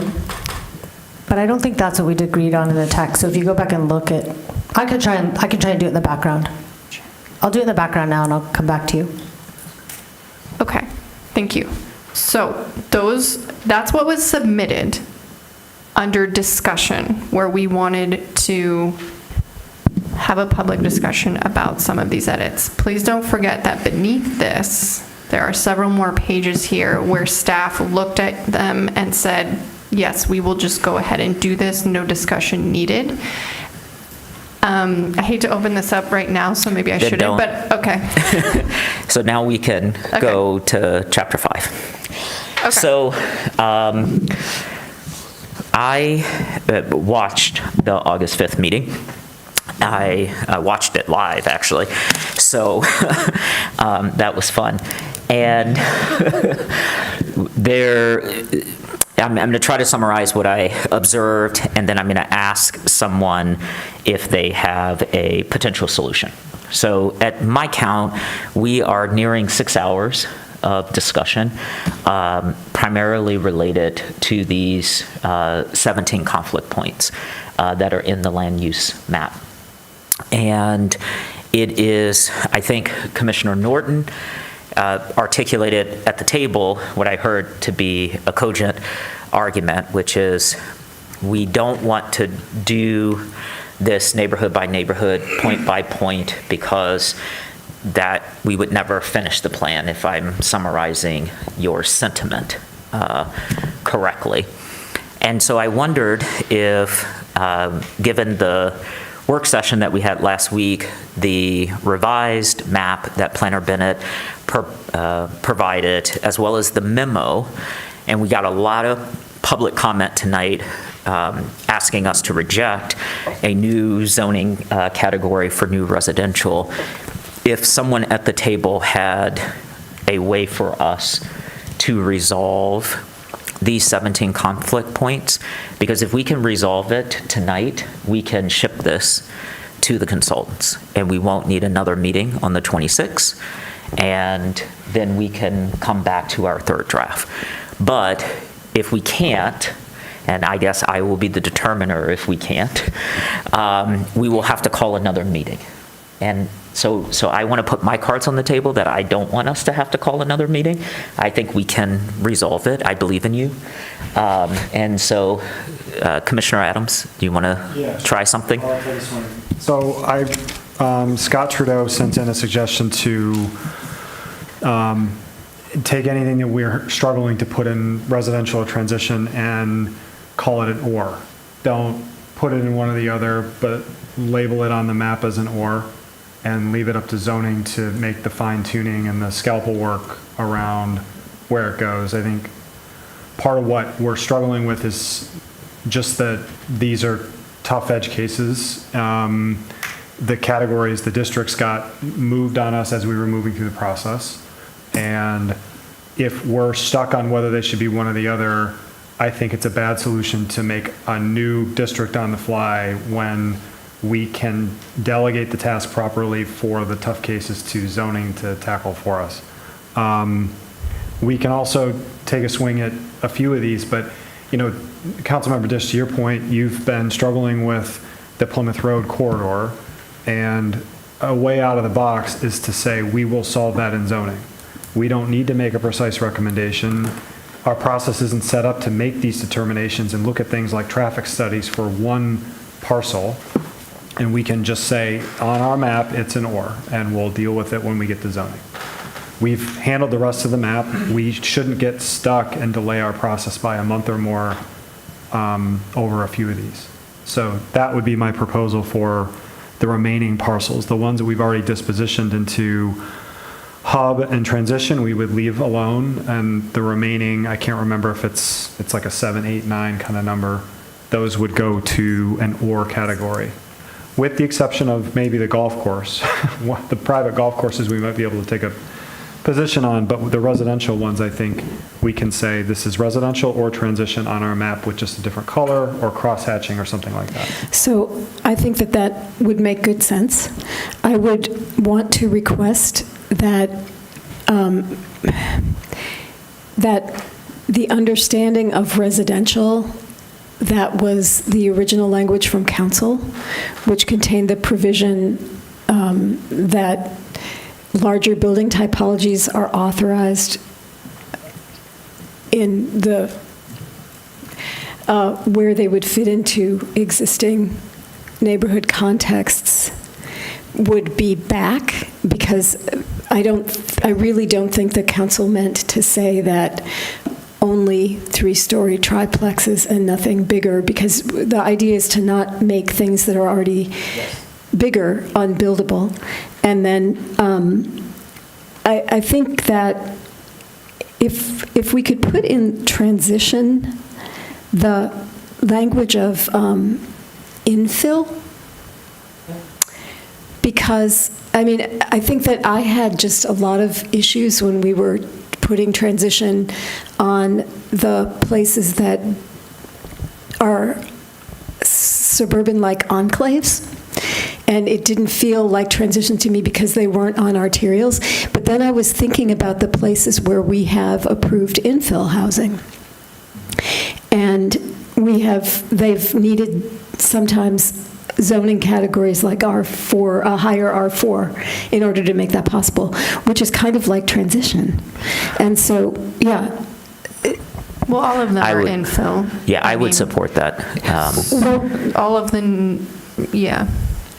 I guess I'm just thinking when we have done infill in those funny places, there was a Mike Martin project, and you guys remember, there's Woodbury was an infill project, right? A recent infill in these, but yeah. Yeah, go ahead, Sarah. I'm sorry, I like Commissioner Mills. No, Sarah's totally fine, especially when there's only one of us tonight. I get what you're saying, and I would say everything that we're talking about in Ann Arbor is going to be infill. It's infill and residential too, and so I think that's where I'm a little, right? Like, it's not like we have greenfield properties that have never been developed. Like, there's very few lots. Like a conversion completely of a single vacant family. lot. No, I was just like, I wouldn't call what's happening at Briarwood or Arbor South or what we just approved on South Main, none of that to me is infill. It's redevelopment. But those are different things, at least from an architectural standpoint. Yeah. Infill is like filling in an existing urban fabric, a street wall, like it's like a missing tooth, Yeah. Or these places. So like a Briarwood parking lot, that's not infill, in my mind.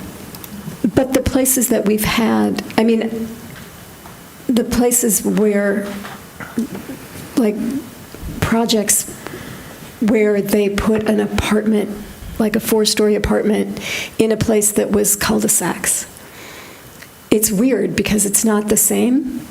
Yeah, but that's all over the city. Yeah. So, yeah. Like,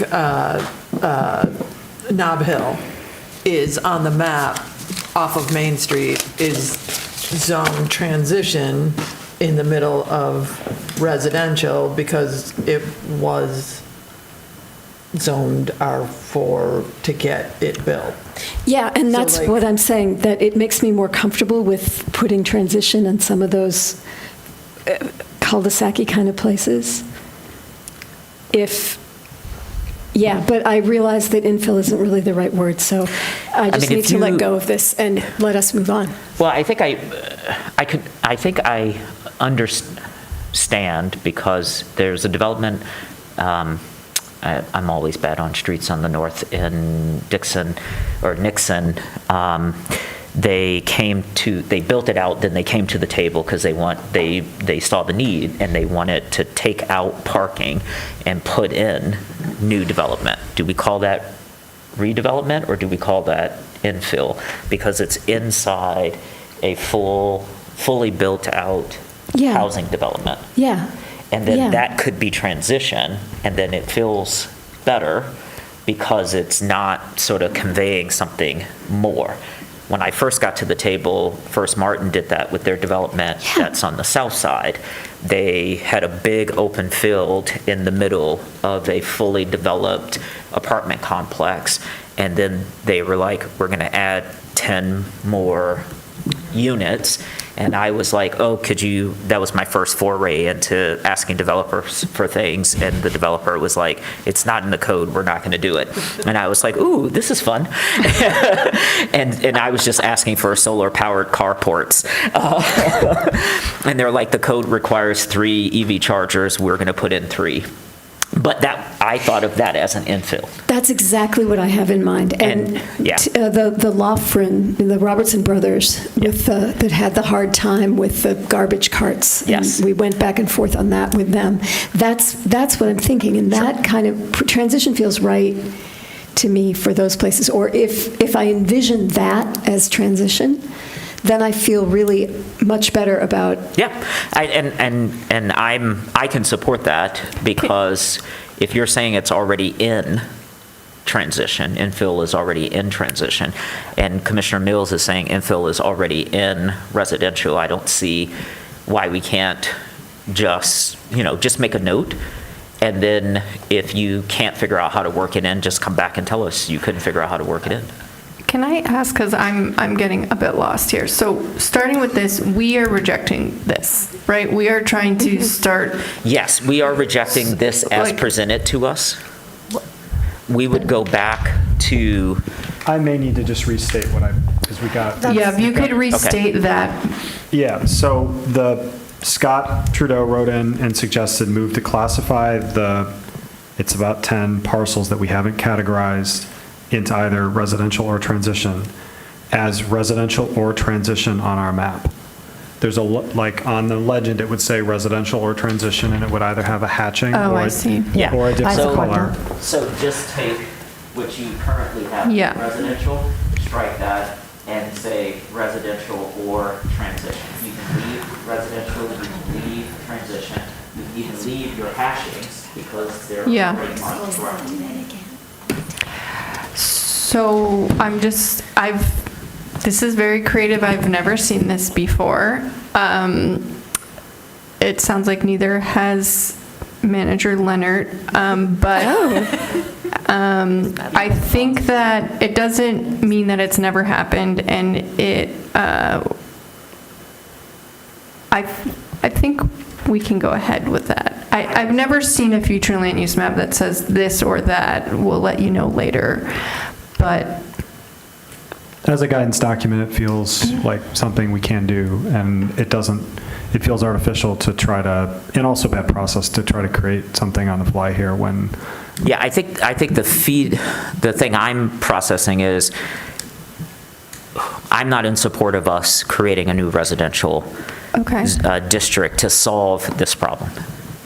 And I think this gives us an opportunity to move this forward, and then we can sort of process what I heard from Commissioner Dish earlier, which is we want to put back the topologies, which I think I sent the language to you about that because it was missing from your memo from last week.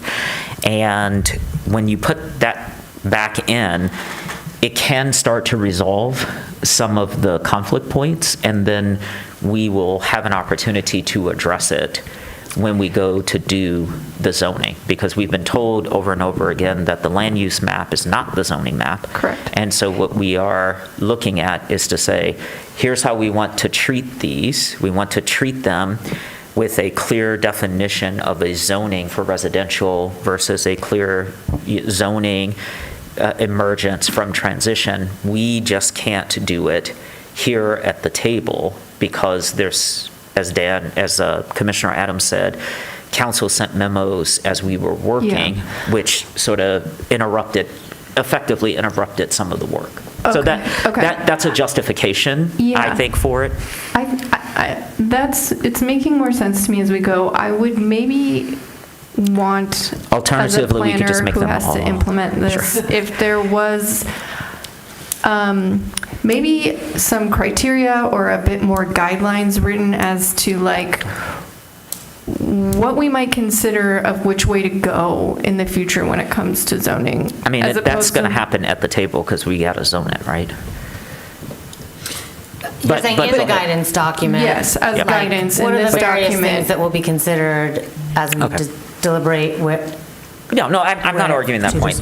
Commissioner Norton and Mills both have raised their hands. I think Mills did first and then Commissioner Norton, but you all can defer. Just jumped in. I'm closer to the microphone. I will just say, like, for me, these are really, I like that. There's a couple that I want to vote back, which I think the proposal was. I actually went through, like, the ones that we already said were transition. Those are the ones looking at the map without knowing what we did before. I want to take them back. I want them to go back to transition. So, so it's the ones that were not arbitrated. But the reason for me in doing this is that deciding whether they're transition or residential really depends on how the intent statements within those zoning classifications. And again, if ultimately, because now I'm talking about zoning, like I think how we construct the zoning districts ultimately will determine, in my mind, whether they're more, whether they take the flavor more of how we are thinking about the residential zoning districts or take the flavor of the transition districts. And because some of those specifics we are not doing here, that's why I think, and I think we can say, like,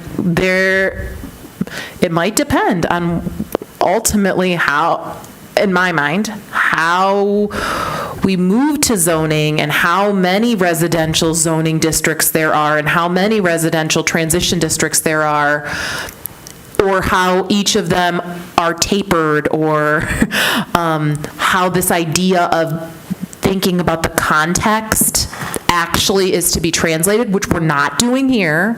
But that's why I'm happy to punt. Okay. Personally.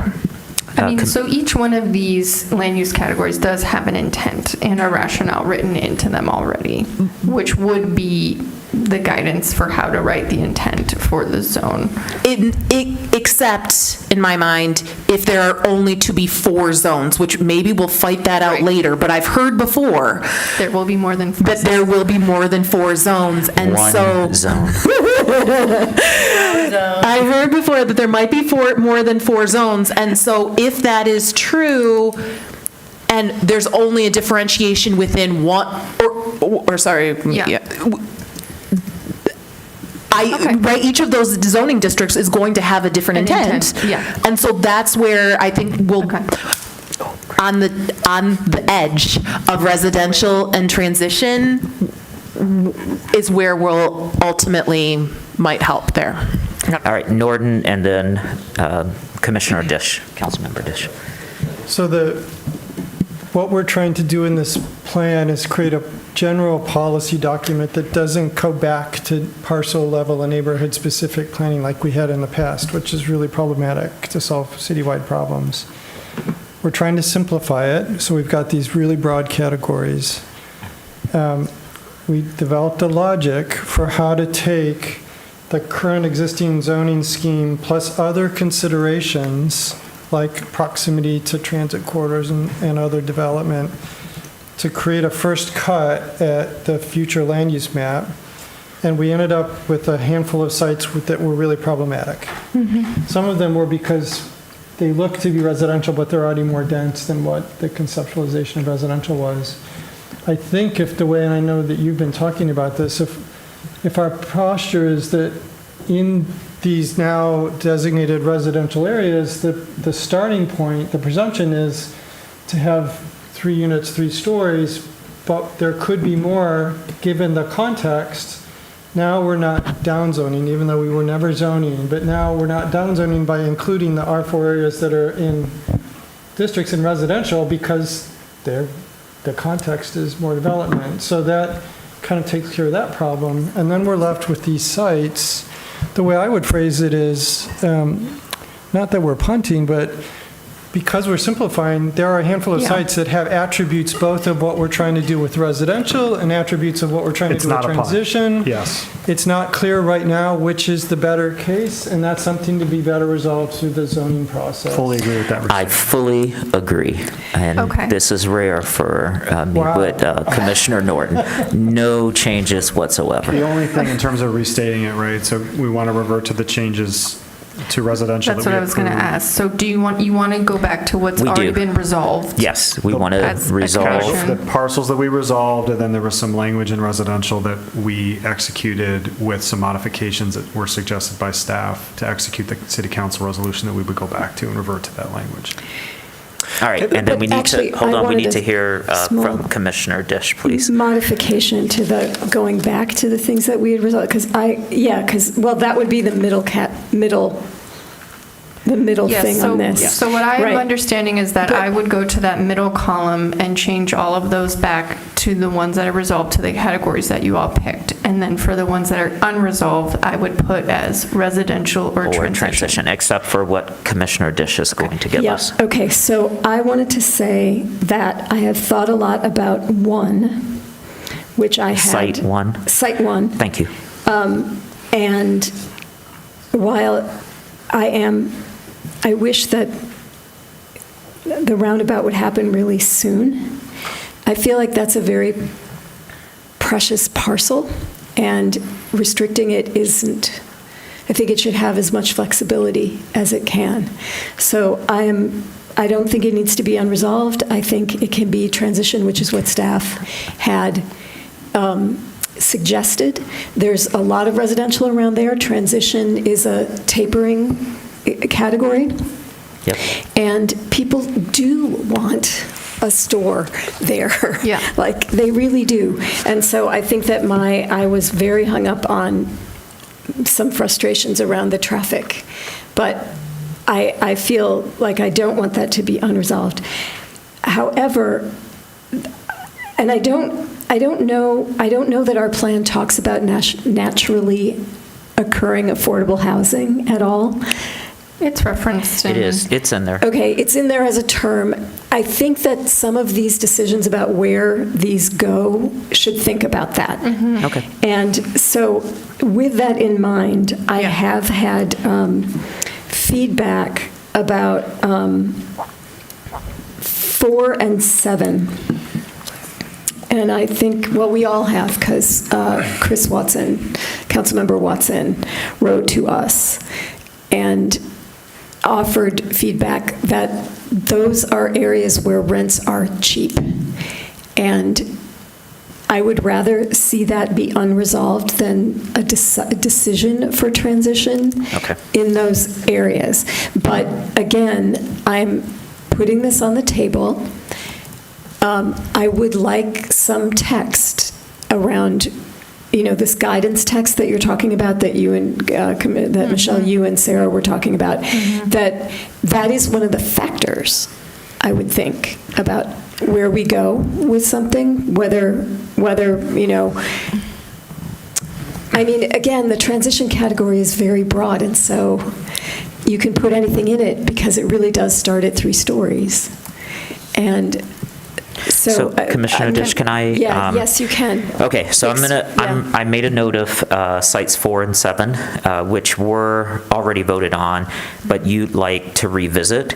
So I want to come back to that to allow you to revisit it. Let me hear from Commissioner Lee, because you started talking at the same time that Commissioner Dish did, and I want to make sure you. Yeah, thanks. I'm on board with kind of the recommendation that we've put forth here. The only thing that I wanted to just make sure that I understood clearly was the language executing council's vision with respect to the duplex and triplex being by right, and then other larger buildings. I just want to make sure, because we've thrown around looser terms like caps, floors or ceilings, but they're not really encapsulating it. I'm reading the very specific language that council passed, and one of the things that I just want to say, it literally says right here, City Council values an incremental, practical, predictable approach to residential infill that enables small-scale multifamily housing, duplexes and triplexes in the residential category, using form-based standards to guide design, but that does not entitle small apartment buildings and larger scale developments throughout that category. So I think that the concept there, and please correct me if I'm wrong, Councilmember Dish, is that this is basically saying like duplexes and triplexes should be by right. Larger developments should be really considered in the overall context of the resi. And she put it back in, in the document. And so just, I want to make sure that that is. Yeah, under primary uses, building types, the first bullet point. She added it That back should in. be addressed. It's in now. So additional building types allowed were consistent with neighborhood form and scale, which is taken from the council resolution. Yeah, that was a mistake on my end from the last meeting. And I sent it to her. I sent it to Planner But also Bennett. please note that I did cross out small apartments because that wouldn't be a primary use. The way I read council's resolution is that It could those be a could be secondary. considered. Right. So that is crossed out if we're okay with that. And then we added single family because that is still a primary use. But we put back the cottage courts and the stack flags, which is good. So we can entertain. So here's what I want to do. Go ahead, Commissioner Lee.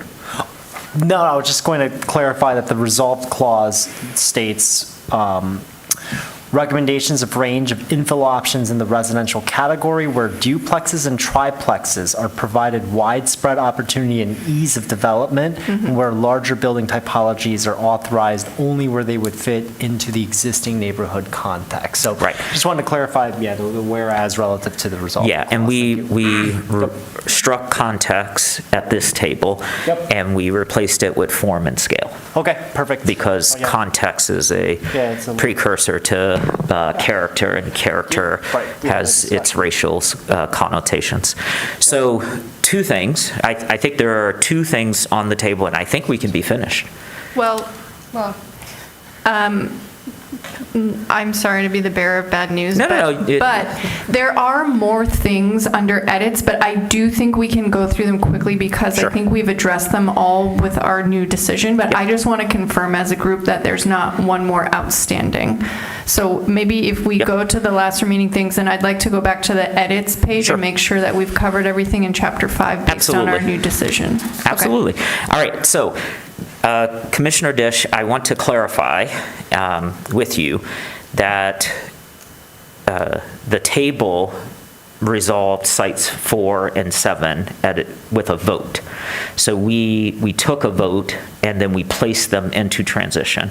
And you are asking to reconsider and strike them from transition to unresolved. Is that correct? And unresolved is residential or transition. Yes, that's what it will become. All right.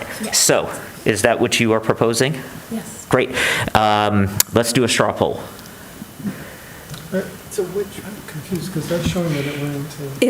It's 4 and 7, and we got a letter from. That's the before. Oh, this was the before. Yeah. Okay. So, yep. No, that's fine. Yeah. I think we know if that's okay. I just want to make sure I give you an opportunity to present what you're noting. So I think I run those because they're straw, straw so poll? we're not doing We're not, yeah. a motion. Okay, so all in favor of Commissioner Dish's suggestion, vote by saying yes. Put your hands up so I can count you. We have 4, we have 5. All those against? We have 3. Okay, so it passes and it moves now to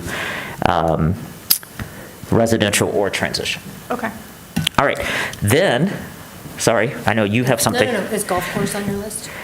I think we I can't talk about golf courses. I have been quoted in the paper When the motion incorrectly. got restated, my assumption was that the golf courses just got dumped into residential or transition. Yes, Okay. yes. So I'm not, in the interest of moving forward and getting this back in the hands of the consultants, Okay. and with the understanding and assumption that those golf courses ain't going anywhere. Yes. I'll live with that. I'm not going to die on that hill. But Okay. I do have like 2 minors, so you can bucket them wherever you want to know. Yes. All right. I lost my second one, but it is inappropriate for the chair to make motions. So I would entertain a motion from the table to return small apartments to the primary use building types on page 2 of Planner Bennett's memo, with the parenthetical that these must fit, again, it's towards the neighborhood form and scale. Can I make a friendly amendment, or is that only for commissioners? It's only for commissioners, but you have the con, so you can say what you like. What if we just have a second header that says secondary uses? I love how you think, and I withdraw my request for the table to produce a motion, and I yield the floor back to you, and we're now done. Okay. So powerful. Okay. No, I have to get power. Okay, so are we? So now we're back to you Okay, to so decide this what is we what I need to think do. we can do quite quickly. Under Chapter 5, the very first thing that we had noted on Chapter 5 was the map that we've just spent several meetings on. So underneath are several other things, but I think most of them have already been addressed in our last conversation. So I just want to make sure that that's the case. So, for example, this comment right here is they want to underscore that we should not be downzoning. So I think we have talked about that at length and are doing our best not to do so. There is a comment here that areas that have hub directly adjacent to residential district should hub have some type of buffer from residential through transition. So that might be something to discuss, but I do think the next one has already been answered, where it says the current draft down zones, and it names a lot of these areas we've already been discussing. So I would say that's been covered. We've covered these 2 because they were mine. We covered South Industrial and the TC1 area. Okay, and then I do think that we've also covered 110. Would it be possible to ensure no streets consisting of R1 zone is in transition? I think we there's just consensus on that. I think we just resolved that. And then I observed that D2 in some cases translated to transition and others translated to hub. Would it be possible to call this out on 112 to underscore that all D2 has not been rezoned to hub? Why not? Why fine hasn't with it that. been rezoned to hub? Where it's going into transition, but wouldn't the height? What's our height in So transition, if D2? it's It's like close to 60. hub, if it's adjacent to hub, can scale up to the same heights as hub. No. Right? Okay. All right. As it's currently That's fine. conceptualized. That's fine. Since it's just a parenthetical to say that not all of D2 went immediately to hub. Michelle, can I do my 2 quick ones? You have 2 additional ones, or you want? Yes, Well, I'm sorry. I thought that we had to address the fact that we took light out of industrial and transition. Oh, And we need to make the same change in hub, or we need to make them consistent, right? Because right now, hub is light industrial and transition is industrial. this is one of your comments that's in here? No, it's just something we Okay. didn't resolve from last meeting when we took the light out of industrial. We knew that we had light industrial and hub, but we just changed industrial, changed transition to industrial straight up. So that's sort of Interesting. oddly inconsistent. So you're saying that needs to be changed for the next draft? Yeah, well, I mean, Or then we need to talk about this? we need to come up with a consistent way to talk about that, because it does feel odd that in our downtown hubs, we've got light industrial, and then in our more residential neighborhoods, we're going to have industrial. But there were legal, if think I remember staff's- your yeah, 8-5 meeting, you had There were some caveats around I that. think staff's recommendation was just to change them all to industrial, to include light industrial, and to show that Can we we are just not say light excluding. and industrial, light industrial and industrial? So when you say it like that, I think industrial then takes on heavy industrial. And so when we just say industrial across the board, I think it would mean light and heavy. So could you say industrial and a parenthetical, light and heavy? You could. Because I thought it was a legal issue because, okay, you're saying no, it's not a legal issue. It is a legal issue, but I think the word industrial covers that, was my understanding. Industrial is the broader concept. Yeah. It's the broader term. So it's then more we inclusive. either go, we need to go industrial cross. That's what staff would recommend, I believe, if I'm not misquoting Brett. But then can we put in the nuisance conversation that we had? So noise, odor, and harm? We have that in form and site now for transition. We could do it for all of them. The other suggestion that Will Leaf made was, instead of industrial, say safe industrial uses that do not create nuisances or hazards. So we're happy to have legal look at that, because all of this has to go through legal anyway. So I think this is our intent. Sorry, I haven't turned to my left. All right. Our intent is, I think, being communicated by Commissioner Adams, and then if the city's attorney feels the language needs to be a specific way to conform with law, they will make that recommendation and send it back to us. Is everyone okay with that at the table? So what are we doing in the meantime until legal reviews it? I mean, I would I take. don't think you need to say safe industrial that doesn't create nuisances, but industrial, how did he say that? He said safe industrial uses that do not create nuisances or hazards. Yeah, so The concern here is, saying that we're going to allow stuff, but not tell residential people who live in houses that they're going to get the smeltery next to their house. Yeah. Yeah, so I would just say industrial uses that do not create hazards or nuisances. That would be totally fine in both, if people are okay with And that. have that be Is everyone consistent. okay with that? I see nods. How about you? Oh, all right, we have agreement at the table. then We I just have- took a straw poll. And I apologize, there's Sorry, one. nuisances and Hazards. Because those have definitions, correct? Those have Yes. legal definitions, okay. They do. They have legal definitions. The final one is the way that we describe transitions tapering changes from page to page. In some places, we talk about it tapering away from hub, and in other places, we talk about it tapering as it gets closer to residential districts. I think the latter is the right conception. Correct. It It's tapering as tapers gets close to toward residential. districts. And then it can scale up To be towards really hub. clear, why don't we say taper down? That'd be fine. That'd be fine. Do So we have agreement at the table? You taper up and taper down? Yep. No, I'm saying You can only taper down. the Hold it measurement down. from where we taper is not if it backs up into hub, it's if it gets close to a residential district. That's where you taper down, and then you from that. scale up by hub. Absolutely. Yeah. Yep. And then you Scale can make it simpler up. by combining them, and then you don't need two. Commissioner Mills. I was just going to say, I think that addresses the one that we haven't fully addressed, which is where hub abuts directly residential. And so that idea that both of them may taper given proximity to residential. Right, which Yep. we already have in TC1. It's self-adjusting as it approaches residential. And I just wanted to, again, raise the point, throughout the memo, the word district is used, and I was thinking that we were trying to call the things that are in the plan categories. Land use categories, and when zoning happens, they become zoning districts, to help encourage the public to understand that we aren't zoning anything right now. Correct. Yes, And you yes, and discussed we'll make that that at change, but 8.5. I think in this case, it was residential is the land use category, and then if we had two tiers under it, those were districts. Right, but we're not going to But do we're that. not- yeah. So Got it, that yeah. point is taken care of. All Okay. right. But Commissioner- let's just go back to this one last one, and then I think, because I have strike for all of these except for areas that have hub directly adjacent to residential district, should all hub have some type of buffer from residential through transition? No, can we get rid of that?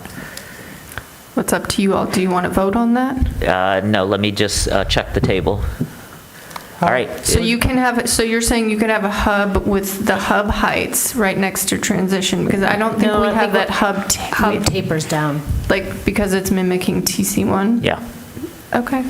As long as we have, if we can confirm in the text that hub tapers, then that seems cool to me. Yeah. I mean, I would love for hub and transition to be merged, but that's just me. I'm just trying to get us to one zoning category. Zero. You are, yeah. And actually, I think, to be real honest, I think if there were one zoning category, it might make it clearer that our residential category does now uniquely include opportunities for neighborhood commercial, which is not right. Like, and so there was like public comment earlier today about that. Like, it, just because it's residential, actually does not mean it's exclusive. None of these are exclusive anymore. Right, which was a comment that someone made, that there's going to be more residential in transition and hub, but we're not calling them residential. I think even Commissioner Dish articulated that at 8.5. So, great. Commissioner Abrams has, I feel like Michelle had something else. no, I think that was the last thing. That's it. I was Yep. just going to go over timeline if you want. Sorry, just one moment. This might be a can of worms, so we can punt if we want. All right, but let's not do it. I don't. It's been bothering me for a while, and I sent an email not long before this meeting, so maybe some of you haven't seen it, but I really don't understand why City Council directed us to have triplexes permitted by right when in the same volume you could fit a quadplex. So I sent a diagram to indicate why I say that. I think there are examples of these all over town. I'd be happy to provide them. I think actually they've already been included in some of the materials we've received from like Sarah Mills when you did your tour. But if you just compare the volume of ostensibly a single-family house that kind of maxes out its lot, you can have a stacked, two apartments stacked, that's a duplex. If you just cut that in half, you've got a quadplex. So it feels, I would like some vehicle by which we could try to push back on that limitation and have quadplexes permitted by right. And then, just for the sake of my argument, I showed how you could take a triplex, 3-stack, 3 stories. If you split that in half front to back, you get a 6-plex. So why not go for a 6-plex? So I think I would like to know either what are the concerns? Is it about trash can volume or street parking? Like, what is the concern about a quad over a triplex if the building volume or massing is the same? All right, before everybody starts. Well, that sounds like a question for Councilmember Dish. Well, I don't know that. Or a Yeah, and I rhetorical question. don't know, before we get to that. Did you receive her PDF? Yes. Would you be willing to share your screen because the public hasn't seen it? That's okay. Yeah.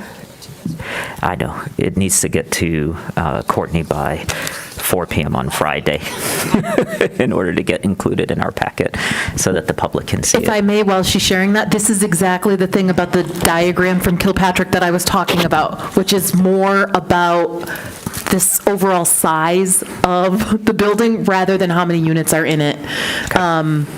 Yep. Yeah. So what I would like to do, because it's 11:25, and so my goal tonight is for us to finish, be okay with that we can all leave this table feeling okay, and then Planner Bennett can release the second draft to the consultants so that they can return a third draft so that we can approve that, so that council can review it and decide for further action. Is everybody okay with what my agenda is? So, this came in late.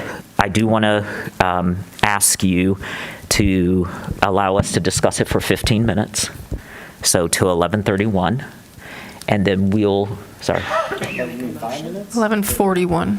Oh, wow, I was changing the way time worked. 11. Want to make a motion? I'm going to do that, but I'm trying to set the floor to make sure that everybody is willing to go with me here. So that'll be 11:41. And then that's the hard stop. And then we can decide if we want to continue to discuss this. And if we do, we'll have to take it up in another meeting next week. Or we can wait till the third draft and then add it in the third draft. Is there any objection at the table? Yes. This is what, for the third draft, what? Okay, that's a process. What level of edits, what level of edits are we presuming we can make? With each draft, ideally, there are fewer and fewer edits, as we have spent several hours discussing the content, right? So, I mean, you want a number of meetings or a number of hours, or what do you? I mean, I'm just thinking, like, should we say, okay, we're going to give this to the consultants, and then we can make further changes in the third round? What Commissioner Abrams sent in? Or are we saying we should finish talking about that the third draft, we're not really going to make substantive changes, we're going to make Yeah, so this discussion could reveal that it's a substantive change, and then we would say we need more time to process it. But at every draft, we can make whatever changes we want. It's just time at that point. Council approved another $83,000, but Planner Bennett will tell us. for this large edit. Yeah, so Planner Bennett will tell us, you have run out of money to make big, substantial changes. Well, I think that's what I'm asking. Great, that's what I want to make sure. So have we run out of money? We need to finish this now. The majority of the money that was just approved for us is for this edit. Okay. I can't tell you until they've started working on it how far into it they get. I can, if you'd like, stay in contact with them about, are you 80% or 90% of the way done? And in this last 10%, we want to throw this your way. I suppose that could be done. I guess I'm curious with council's resolution, how you would like to go forward potentially with suggesting this. We're not sure yet. I mean, we're going to make a motion and have this conversation, but it sounds like their version 3 should have minor edits, not substantive ones, is how I would answer. Great. So I think everyone is okay with my proposal. So Commissioner Abrams, why don't you kick us off, and then we'll see where we are in 15 minutes. Michelle, do you mind just quickly paging through, just so the public, the three of you, can see what it is that I sent in? So I just sent a series of diagrams. The first one is a single-family home maxing out a kind of typical lot in Ann Arbor, if you could imagine there is one. There's a lot of discrepancy, and then if you go to the next one, so there's just a duplex, right? You have an apartment on the bottom and an apartment on the top. Duplexes come in many forms, but this is a triplex as I imagine City Council was thinking of it. So with a 3-story height limit, I imagine they said triplex because you'd get an apartment, one on each floor, 3 floors. But if you go to the next slide, you can just see if you take a duplex and just cut it in half, you can get 4 apartments pretty easily. And if you go to the next one, if you take a triplex and cut it in half, you can get a 6-plex. So my motion that I would like to make is that everywhere we say duplexes and triplexes are permitted by right, and we go on, right, always to say additional building types allowed where consistent with neighborhood form and scale, that we revise that to say duplexes, triplexes, and quadplexes are permitted by right. All right. So we can do this very quickly. If there's any discussion that wants to happen, let's go for that, and then we'll take a straw poll. I'm a no vote. I think the distinction between the two is artificial for all the reasons you point out, but I just think it's politics, and we got the direction we got, and I want to minimize the political difficulty of getting this over the goal line and executed. But everything you've said makes sense. And it's still the case that we're allowing triplexes as a primary use, but could have larger units given context. So if it's easy to show that in this particular place you could do a sixplex on what a triplex would work, the language is not precluding that. It feels significant to me that we're saying this is what's permitted by right. There's no uncertainty. Every single lot in the city, you know that that's permitted by right. So I don't understand the logic of limiting it to 3. I don't understand the logic of limiting it to units, but we've already agreed we're going to do that. But No, we haven't agreed to. well, it's unit. it's all through here. It's just, I don't mean to correct you. So there isn't a unit. But a duplex is a unit. It's count. inferred. Yes, I understand. I got you now. Sorry. I withdraw. So I hear what you're saying, but I think it's meaningfully different to me to say that quadplexes are permitted by right. That you don't have to worry about neighborhood, context. Because it fits within the same building mass as a duplex. Yeah. Sorry, go ahead, sir. Well, it can. And I would say 6 one-bedroom units may be less square footage than 3 six-bedroom units, right? And that's exactly why I took all the pictures and did the research. I'm like, what size we're talking about? And so I am with you, and because we have some direction, I feel like it is what it is. And I mean, unless there's a sense that council is willing to think, to look at this, I don't see changing that. But I'm with you, like actually counting by bedroom or counting by square footage, just sheer up square footage. And that was one of the questions that I would have back to you is like, if you could put what these are in, I could do the math too, but like what they are in square footage, I think that would help drive home. Like, I'd be happy to. Yeah. I think I'll just add on. I understand, maybe Councilwoman Dish can correct me, but the way you've laid this out is totally logical. Why would a sixplex be any different than a single-family house? But I think in a general understanding, the more the units, the bigger the size of the structure. And the council was giving us instruction. We want to try as a primary use.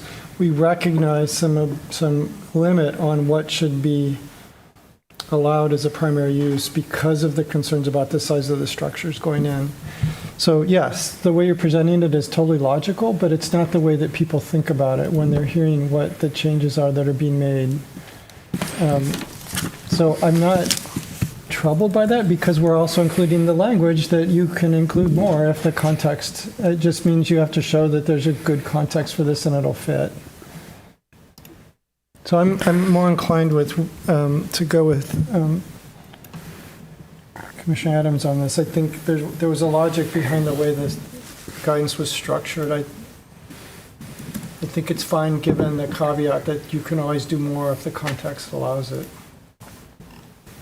But it will add cost. Recognizing the logic of what you laid out. Or it won't be allowed. Or it won't be allowed. Or, I mean, you Because just don't know. I agree with both sides. I think there's a political reason. I don't think that political reason is couched in any sort of rationale. I think it's just a political reason. I think it's a thoughts and feelings kind of thing of what people like or don't like. I haven't seen any numbers of triplexes. I don't know of that many triplexes. Certainly in my neighborhood, it's all quads if there are multiple building types. And there are, I look out my front window and there were three houses and a garage, and now that's 2 quadplexes in a single family house. I don't, whether it's a triplex or a quad, I think probably the stories is kind of where people felt like, oh, we can have a 3-decker or whatever. But I just think politically, if we could somehow forward it to council and say, why did you say triplexes? But, because if there's no like, what's the rationale for this? Because I don't understand the rationale. But I don't think it's based in a rationale. I think it's based in a feeling or a political reality of, like, you didn't want a lot, so we're giving you not a lot. And I don't know how we push back against that, because it is the, if it comes back to us, that is even more problematic. So. Yeah, I mean, I hear the concern about the political dimension. I guess what I'm asking, I guess, is like, is that true? Like, triplex is really the thing that everybody hung their hat on? Or it felt to me like a kind of arbitrary thing that just got pulled out of the sky because of a 3-story height limit. And that maybe quadplex would have been just as politically. So maybe I'm looking to you, Councilmember Dish, or if there's a mechanism by which I can ask for feedback from council on this, then I would pursue that. But it feels so arbitrary to me. So. Well, if I could proffer a comment. Yeah, you can. And I would say that I think I asked about this on the 5th, which was, I mean, like, is it council is not a professor of architecture. It's not an architect, right? And nor should they necessarily be. I think this is couched in logic. So I think there is an element of, should we actually try to get some feedback on this? Again, and also to me, actually, it's more about the bed count, right? As we talked about, 3 units of 10 beds each, or, 6 beds. It's vastly a different, proposition than 3 single, singles, or even 6 single apartments. And so, I would say that there's rationale to me to listen to the expertise that's being presented here and see if there's logic behind it. So anyways, that's my 2 cents. I don't know if there's a mechanism by which council can give us feedback after seeing this. Sorry, and I'm talking like I'm on council, but and I'm not necessarily taking their side in this, but that was the logic of not limiting by. We had logic behind not limiting by units. We talked about all this before. We said we should regulate by envelope and scale, and it shouldn't be by unit, and all that made sense, and it was explained, and we got overruled, and we got overruled for a set of political reasons that I think are somewhat explained to us, but mostly not.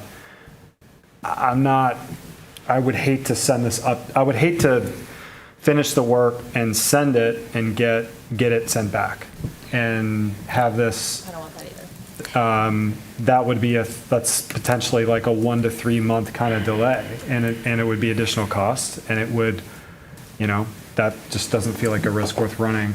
I also read Noah Casis's comment on our docket today where he said, if you truly have the political will to make triplexes permissively allowed, that's a huge victory and is massive, and in my mind, sort of a B+ result. I mean, I think your getting it to quads would be even better, but I'm sort of content to fight for what I've got. So I do want to underscore that I've been doing research, and I have a little spreadsheet that I'm building of ways that cities undercut what they said was allowed. And every city has had a way of undercutting what they said was allowed. And what council has done is chosen a thing that we think we can say everywhere, no exception, this thing is allowed.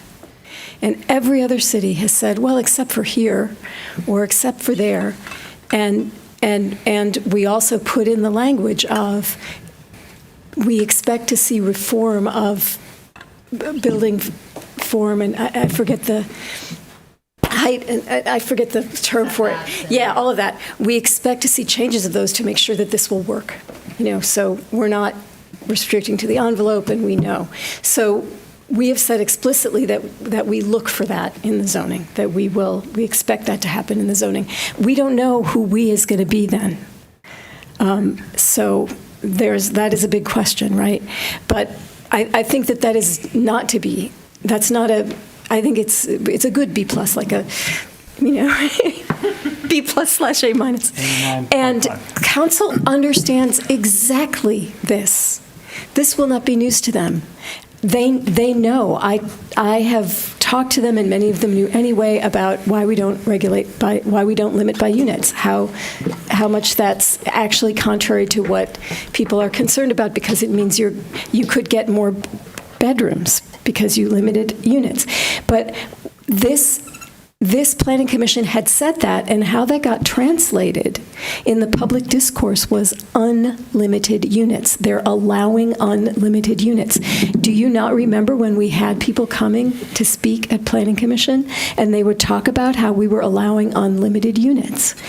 And so that's how that got translated. It's not council that doesn't understand. It's council that doesn't have a platform from which to offer a seminar in smart design. We can't teach. We can teach a little, but we have to listen, we have to hear what people are not ready for, and we have to know that this plan gets reviewed in 5 years. And when people realize that, oh my God, nothing changed, maybe they will be totally ready to say, oh, quads are fine too. Right? I mean, we're trying not to it's really like representing people means leading them, but not getting so far ahead of them. And I'm struggling. I'm up a lot thinking about what it means to be a representative these days. But so it isn't about not understanding on the council. No, yeah, I understand. I understand and actually agree with everything everyone is saying. I don't believe that the threshold is there. I don't know what that's just. It feels very murky to me. It doesn't feel rooted. I know there was a survey, but it's like, anyway, I can let it go. I just wanted to bring it up. All right. You did make a motion, sort of like a straw poll. I withdraw my motion. Are you sure? Well, it was never seconded, and clearly it's not going to pass. Oh, well, I mean, for straw polls, we haven't taken a second. We've just actually voted and then gone with the majority. I'll do whatever you want me to do. I am at your disposal. I will withdraw my motion. Okay. All right. Is everyone feeling okay? Michelle, did you get everything? Or excuse me, Senior Planner Bennett, did you get everything from us that you needed tonight to deliver the second draft to the consultant? I believe so. Excellent. Is everybody okay with what we've accomplished? I'm just checking one more time. Great. It is my determination that we do not need another meeting next week, so ORC can continue on its schedule. Do you have a RC? Yes, you do. Okay. I don't know what's on the agenda, but it's on the calendar that you have a meeting next week. All right. That brings us to item number 12, then. Margaritas. If everybody's okay. All right. Public comment. This is the second opportunity for public comment. This is a second opportunity for individuals to speak up to 3 minutes on any issue. We'll first hear from those present, then remote participants. To speak remotely, press star 9 if on phone, or use the raise hand feature in Zoom. For phone access, call 877-853-5247 and enter meeting ID 977-6634-1226. City staff will identify callers by the last 3 digits of their phone number or by name if on Zoom. You will hear an announcement when it's your turn to speak. Please locate yourself in a quiet area and mute any background noise. For all participants, please state your name and address before your comments. Is there anyone present in the chamber who would like to address the Planning Commission? You couldn't resist. Earn the right. Hi, Commission. Kirk Westfall, 3505 Charter Place. Thanks for working through this. This is, I think, a pretty good result. I just wanted to address the topic of retail, and I'm guessing that when zoning comes around, the kinds and sizes of retail that are going to be allowed in any kind of category that's called residential versus transition is going to be different. Of a different scale. I'm guessing the larger one will have day-to-day utility. The other one will be more of an amenity if it's in neighborhoods. I think the neighborhood retail is going to be, that's tough to pull off. So in this environment or in any environment. So I would just caution that differentiation when you were talking about residential or transition. The other is the notion of preserving low-scale apartments now that are on the affordable side.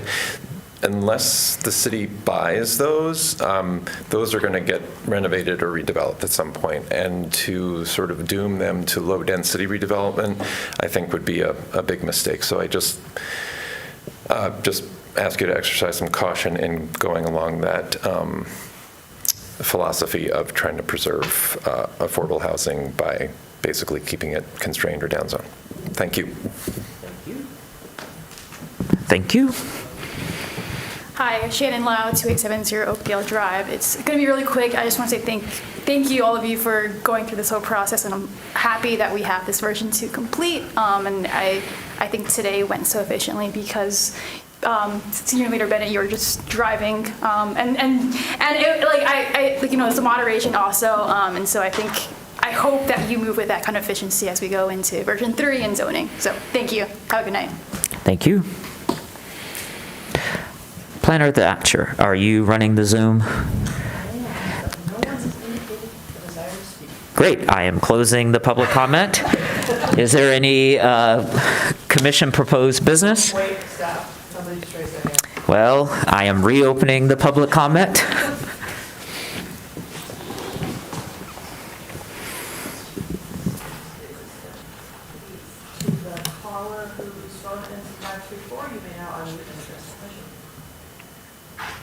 Hello, this is Tom Stolberg again. Well, I did ask you to be creative, and you were, so I do appreciate that conversation with regard to the A2CLT request. I would like to challenge your creativity yet again and see if you can come up with any thoughts on your own or amongst small groups of you, not a quorum, it's Open Meetings Act, in order to come up with creative ideas of how we can make something like that move forward. As you know, it's my personal opinion that the comprehensive plan that we just wrapped up here does not support affordable housing, and we really need to support affordable housing in Ann Arbor. We do have an affordable housing crisis. We have an attainably priced housing crisis as well. Ownership at reasonable price points is fairly non-existent. So how do we get there? And if you can come up with something brilliant to suggest to A2CLT as an alternative to come back for something different, please put your thinking caps on. I appreciate it. Thank you. Thank you, Mr. Stolberg. I am closing the public hearing. Is there any commission proposed business? Seeing none, I will entertain a motion to adjourn from Commissioner Mills, seconded by Commissioner Weatherby. All those in favor say aye. Aye. Any opposed?